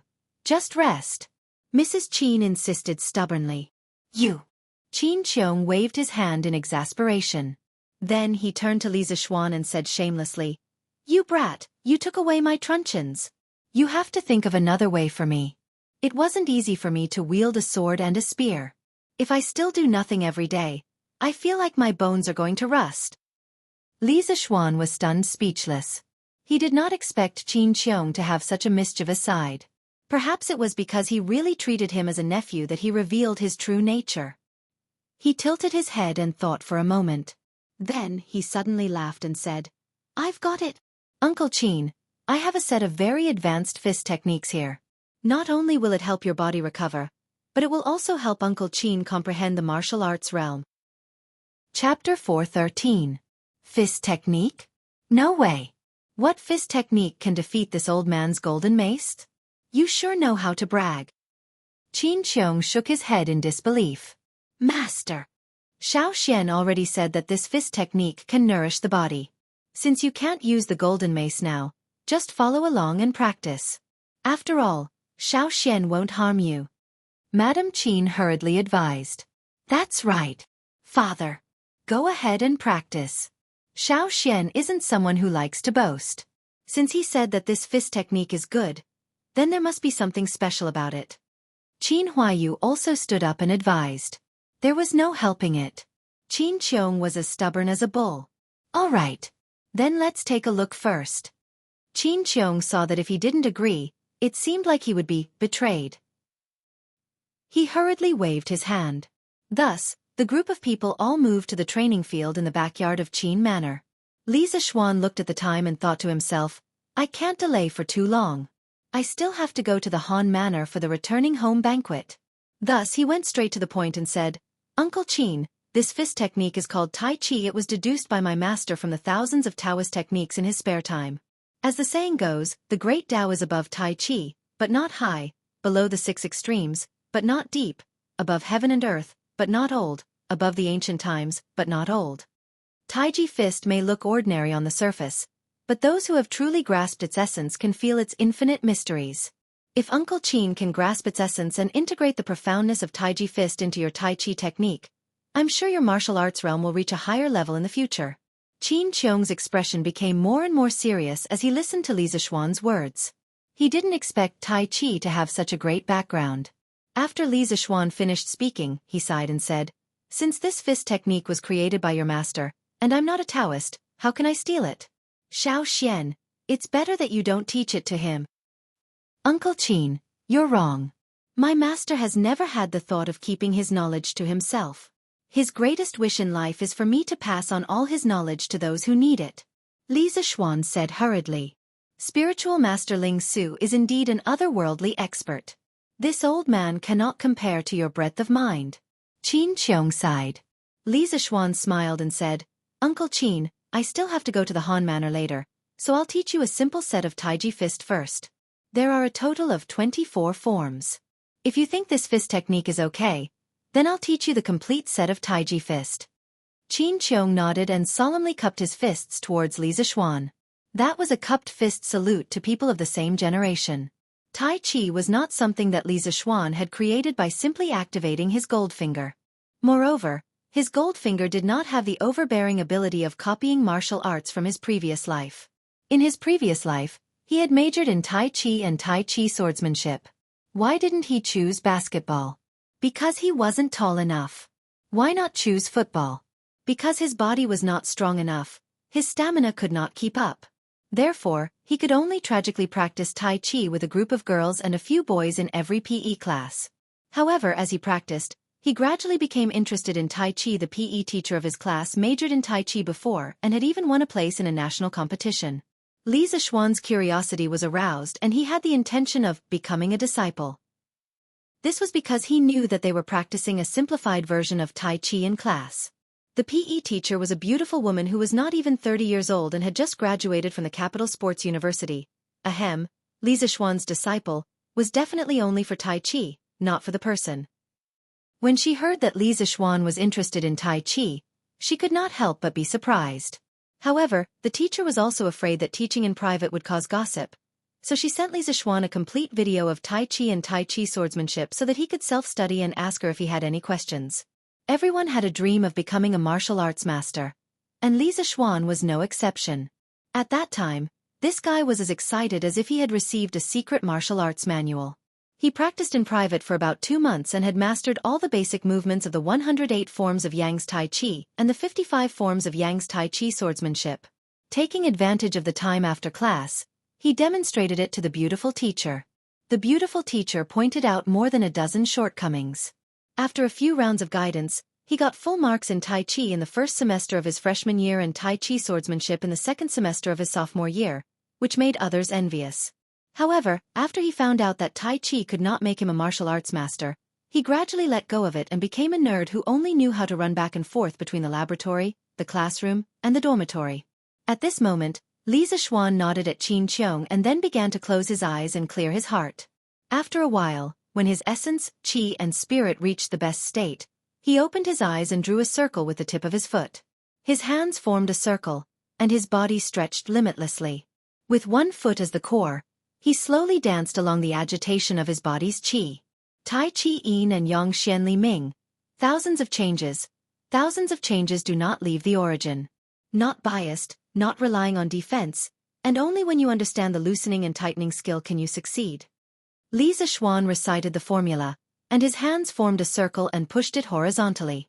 In this life, he already had a very deep foundation in martial arts, and in his meridians, there was the purest Taoist true qi.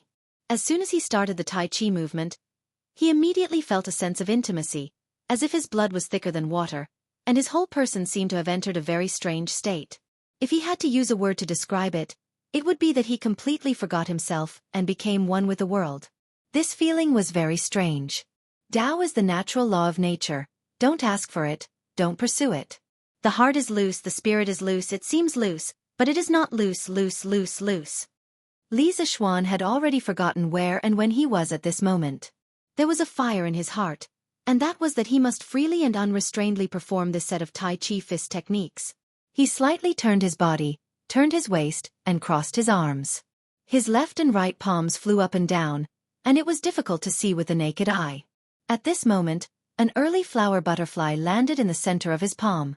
A world in a flower, a bodhi in a leaf. Every blade of grass and tree had life. Every insect and fish had spirituality. Li Zixuan smiled at the flower butterfly, and then let the flower butterfly move up and down in his palm. He stretched out his 2 hands, and shook his arms up and down according to the frequency of the flower butterfly's wings, up and down, borrowing and dispersing force. Every time the flower wanted to fly, it would be coincidentally dispelled by his strength. When the flower's body fell, it would be pushed up into the air by his rebounding force. His strength was light, and his posture was casual.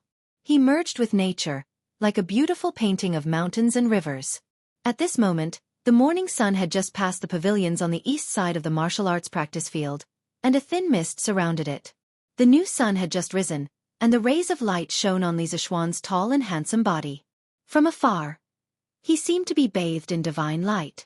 Dressed in white, he was handsome and elegant, like a golden immortal who had been banished to the world. Below the stage, Han Yushi, Qin Qiong, Madame Qin, and Qin Huayu were stunned. How was this a fist technique? This was an immortal's technique, right?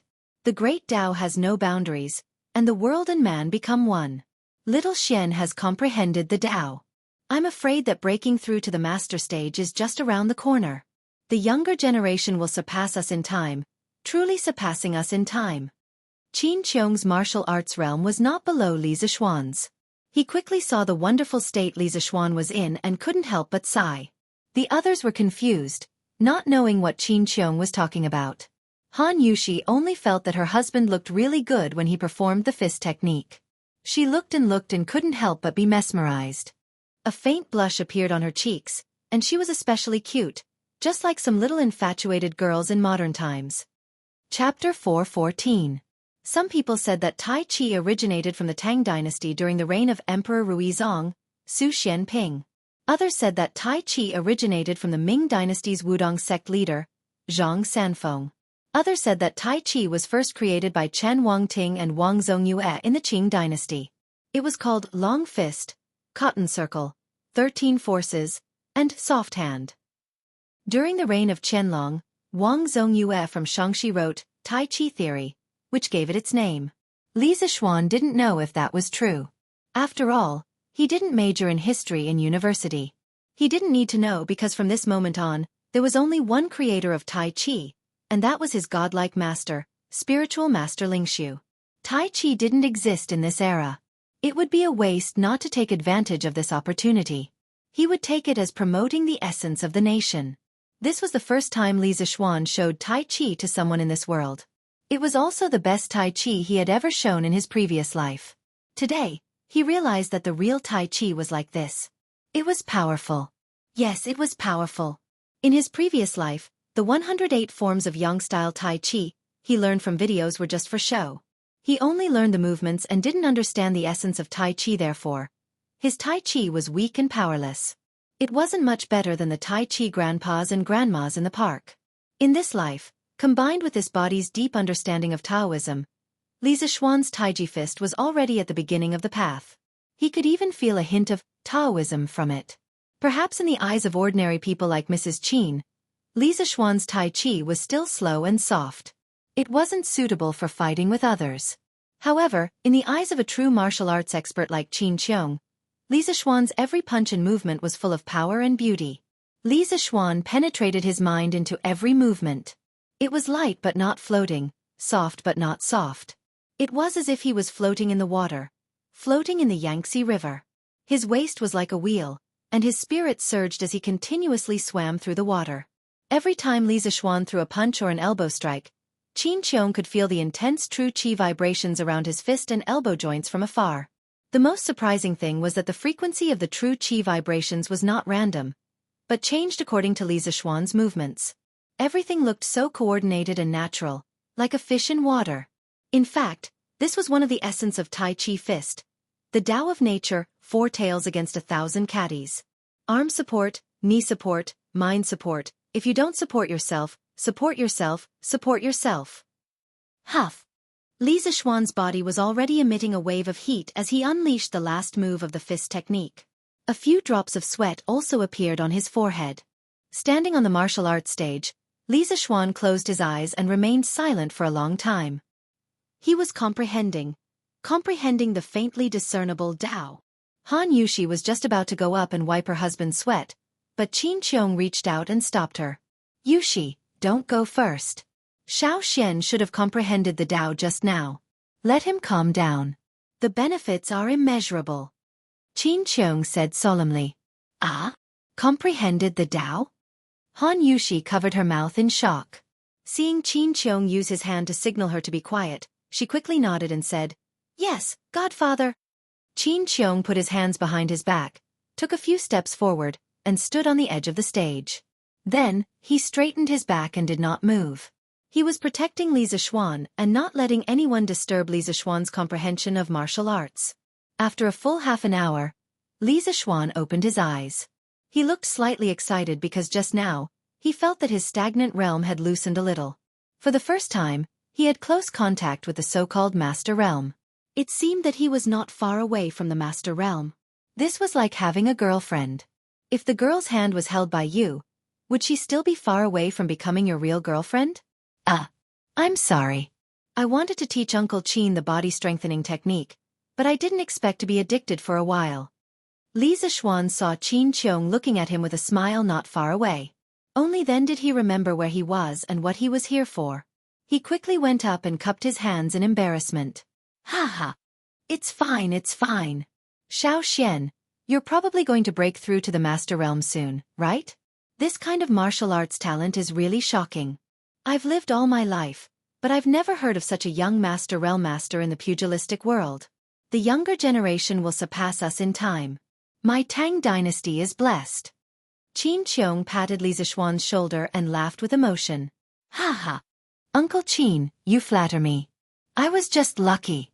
If I didn't suddenly think of teaching you Taiji Fist today, I'm afraid I wouldn't be able to enter that state for a long time. Ha! You're just lazy. I've never heard of you waking up early to practice martial arts, but I didn't expect your martial arts to improve instead of regressing. Looks like there really are geniuses in this world. You must have suffered too much when you were young, and the heavens gave you a good bone structure as compensation. Qin Qiong could not understand Li Zixuan's natural laziness, but his progress in martial arts far exceeded that of his peers. After thinking about it, he could only explain it to himself. Li Zixuan tilted his head and thought about it. He felt that Qin Qiong's words made a lot of sense. There was a kind of creature in this world that could not be judged by common sense, and that was a genius. Looks like I'm a genius too. Li Zixuan thought smugly in his heart. Uncle Qin, how much of the set of martial arts that I showed you just now, did you remember?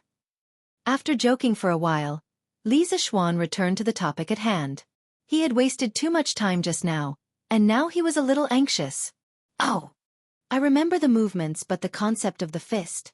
Qin Qiong stroked his beard and said seriously, Little Xian, you probably haven't practiced Taiji Fist in a long time, right?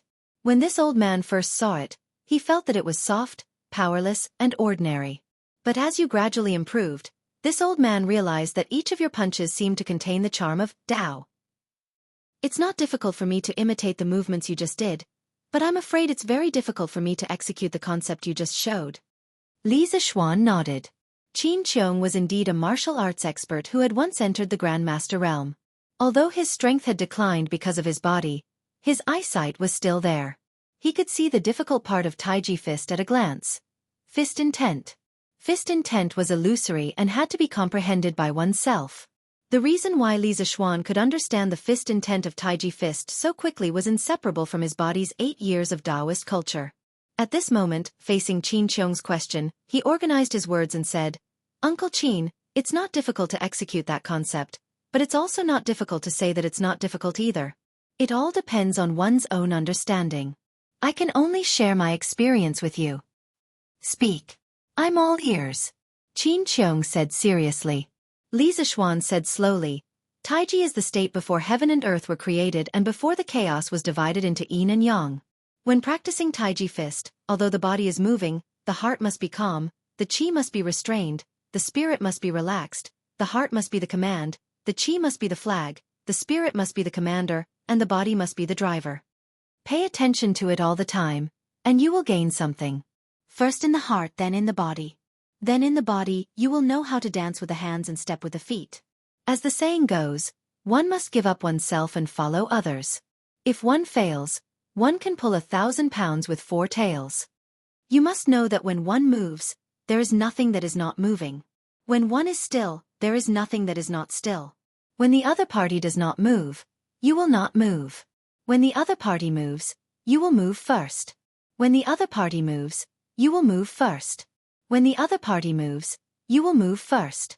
When you rely on others, you must know yourself well. When you turn around, you will be able to follow others. When you stick to others, you will not be behind or in front. Chapter 4:15. After explaining the essence and profundity of Taiji Fist to Qin Qiong at Qin Manor, Li Zixuan saw that old Master Qin had practiced it in a decent manner and felt that it was not bad. Then, he left with Han Yushi. Thinking of the endless light in Qin Qiong's eyes when they parted, Li Zixuan guessed that the Qin Manor would not be peaceful for the next 2 days. Because the old master had a new toy again, he would probably be having fun. But this way, It was better than letting him play with the more than 130 kilograms of gold.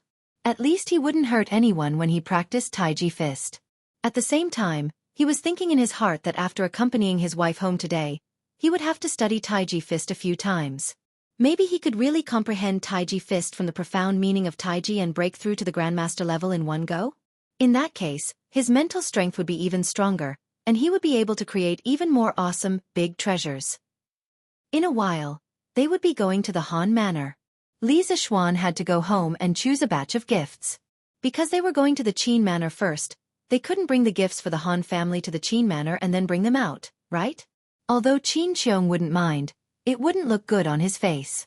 Driving the carriage quickly back to the Li Manor, Madame Li had already prepared the gifts. There were a total of 10 carriages, with copper coins, snacks, and silk. The 10 carriages were neatly lined up, and the coachman and servants were all in place. Once Li Zixuan returned home, he immediately set off with the carriages. Previously, Li Zixuan had heard from Han Yushi that Han Lijing had spent all his fortune to give his daughter a dowry. It wasn't that Han Yushi took the initiative to ask for money for her family. She still understood the principle of following the husband after marriage. She only slightly expressed her worries about her father's future in front of Li Zixuan.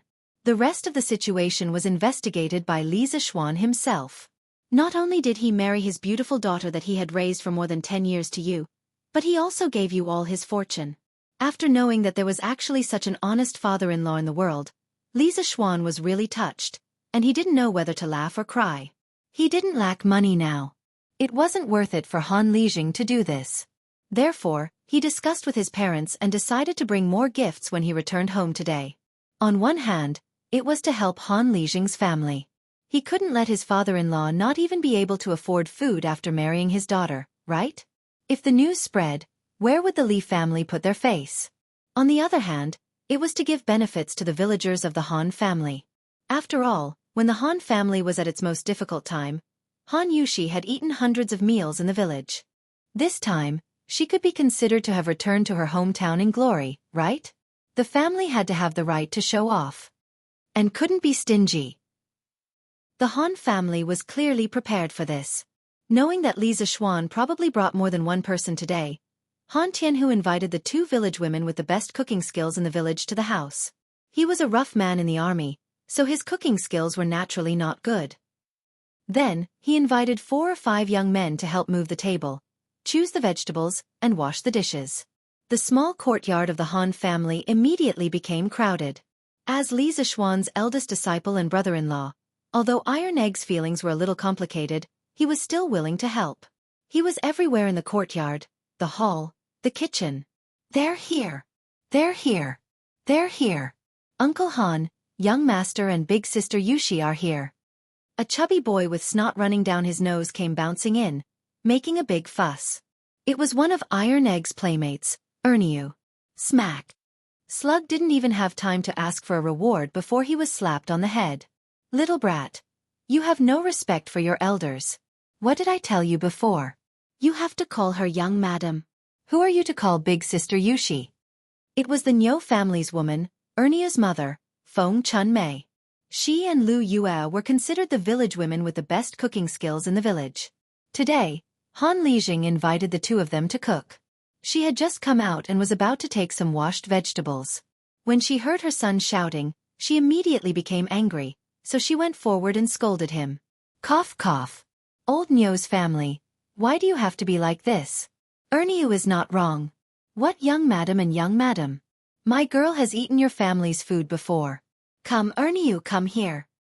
Han Tianhu walked over and pulled Snot over. He asked with a smile, Erniu, where are Xiaoxian and the others now? Lijing. The Niu family's woman wanted to say more, but Han Tianhu waved his hand to stop her. Uncle Han, when Erniu came, young master and the others had already arrived at the village entrance. They should be here soon. Erniu blinked and said, Haha. Good. I'll reward you with a drumstick. Han Lijing laughed loudly. A drumstick appeared out of nowhere and stuffed it into Erniu's hands without any explanation. Erniu was stunned. Then, he looked at his mother. Seeing that his mother did not object, he happily took the drumstick and ran out. He must have gone to taste the delicious food with his brother, Dainiu. Father. Erniu was right. In a short while, Han Yushi appeared at the entrance of the courtyard holding Li Zishuan's hand. Looking at her old father in the courtyard, Han Yushi's eyes were filled with tears. In just a few days, she had changed from the daughter of this family to the wife of another family. Returning to this small courtyard where she had lived for more than 10 years, the bits and pieces of the past could not help but appear in her mind. It was really a mixture of feelings. Ayo! Daughter, you're back? How have you been these days? Looking at his daughter holding hands with Li Zishuan, how could Han Lijing not have mixed feelings in his heart? It was said that a daughter was the flesh of a father's heart. These words were really not false at all. He resisted the sourness in his eyes and quickly walked closer with a smile. Father. Daughter is very good. Husband and parents-in-law also treat daughter very well. You don't have to worry. Han Yushi said softly. Good, good, good. That's good. Han Tianhu laughed with relief. Son-in-law pays his respects to father-in-law. Li Zishuan smiled and cupped his hands in greeting. Han Lijing was overjoyed and hurriedly said, No need to be so polite, no need to be so polite. Quickly go in and sit. Iron Egg, why are you still in a daze, you brat? Quickly go and get some water. Father, there's no hurry. We've brought a lot of gifts for the villagers this time. I'll take the opportunity to go to the village with my husband to distribute these gifts to everyone. We'll come back for dinner later. Han Yushi did not forget her other mission today and quickly said. Oh, that's fine. Iron Egg. Quickly pack up and help your sister deliver the gifts. Han Tianhu was stunned. He turned around and shouted at Iron Egg. Ayo! Young madam is really considerate. She even brought us gifts. The Niu family's woman, Feng Chunmei, was all smiles as she complimented. Auntie Feng, what young madam? You can just call me Yushi. We only brought some snacks and cloth to satisfy the children in the village. At the same time, we can also cut a few new clothes. It's not worth much. Han Yushi hurriedly waved her hands. She was really not used to these people who had been with her day and night suddenly calling her young madam. Chapter 4:16. Han Yushi, Li Zishuan, and Iron Egg led a group of servants and pulled 6 carts of gifts. The other 4 carts were naturally sent to the Han family, to the villagers of the Han family manor to send warmth from house to house. Ayo! There's too much, too much. Young master, young mistress, you can't accept this. A woman in her 30s in green looked at the heavy package of gifts in her hands and quickly rejected it. Haha! Aunt Shoha, just take it. Every household has so much, and you're not the only one who's special. Take it quickly.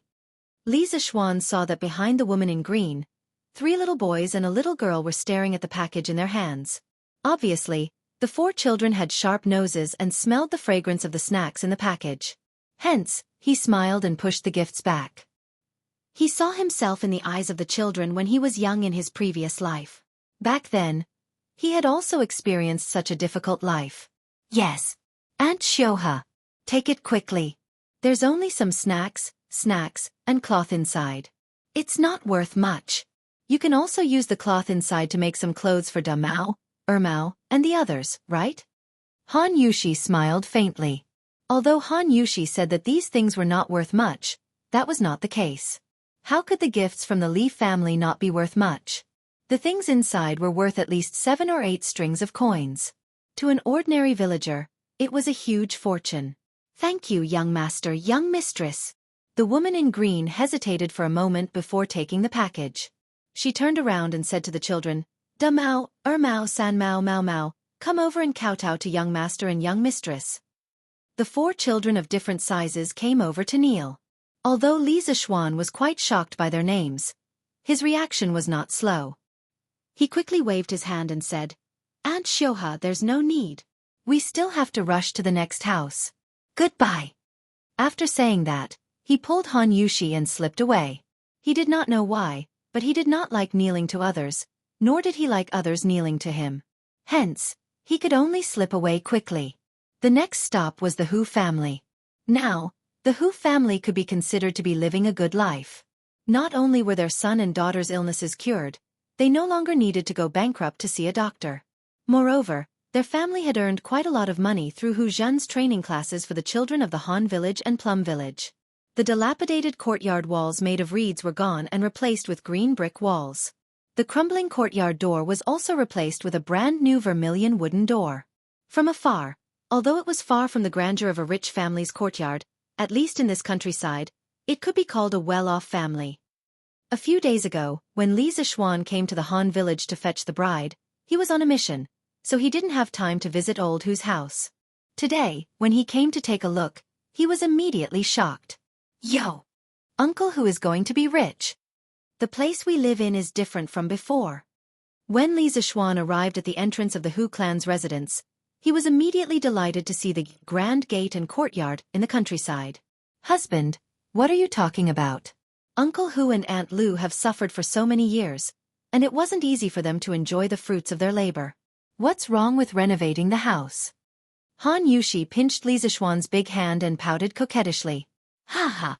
I didn't say anything. I can't be happier that my family's villagers can live a good life. Wife, don't think of me as such a petty person. Actually, your husband doesn't have great ambitions, but I do have a small dream. That is, as long as I can lead the villagers of the Han village and Plum village to live a life with clothes to wear, food to eat, and a house to live in, I will be satisfied. Li Xiaofan ignored his wife's resistance and put his arm around her shoulders with a smile. When he was delivering gifts along the way, he realized that the villagers of the Han village were living a much better life compared to the first time he came here a few months ago. Not every family could be like the Hu clan, but basically every family could afford to eat meat on a daily basis. Although the children's clothes were patched up, it was still much better than before when they didn't have any clothes to wear at all. Moreover, after visiting so many families, he didn't see any malnourished children anymore. In the past, at least 9 out of 10 children were malnourished and emaciated. No matter how others looked at him, he had finally done something that he could for this group of simple and kind villagers. Now, he was one step closer to his small dream. Although I am very touched that my husband thinks this way, I still feel that my husband should put his energy into bigger things. The more capable my husband is, the greater his responsibility will be. There will be more people that my husband needs to protect. Han Yushi pondered for a moment before looking up and speaking. Ha ha. My husband, I will have a good talk with you when we get back. Let's go in first. Li Xiaofan pulled Han Yushi and went forward to push open the courtyard door. He saw that the courtyard had also changed. The dilapidated house from before had basically been renovated. Hu Qian was sitting on the stone table in the courtyard, hugging a book and muttering something in a low voice. Li Xiaofan listened carefully for a moment and immediately understood that this child was recognizing Chinese characters. Ha ha. As expected. Are you learning pinyin? Li Xiaofan walked closer and said with a smile. This child was really engrossed in his studies. He didn't even notice that someone had walked up to him, so Li Xiaofan could only interrupt him. Ah? Young master. Hu Qian looked up and was shocked when he saw who it was. He quickly stood up and shouted. What's wrong? Priest's son didn't cure your illness last time? Li Xiaofan frowned and asked. He remembered that Sun Simiao had directly cured Hu Qian's stuttering previously.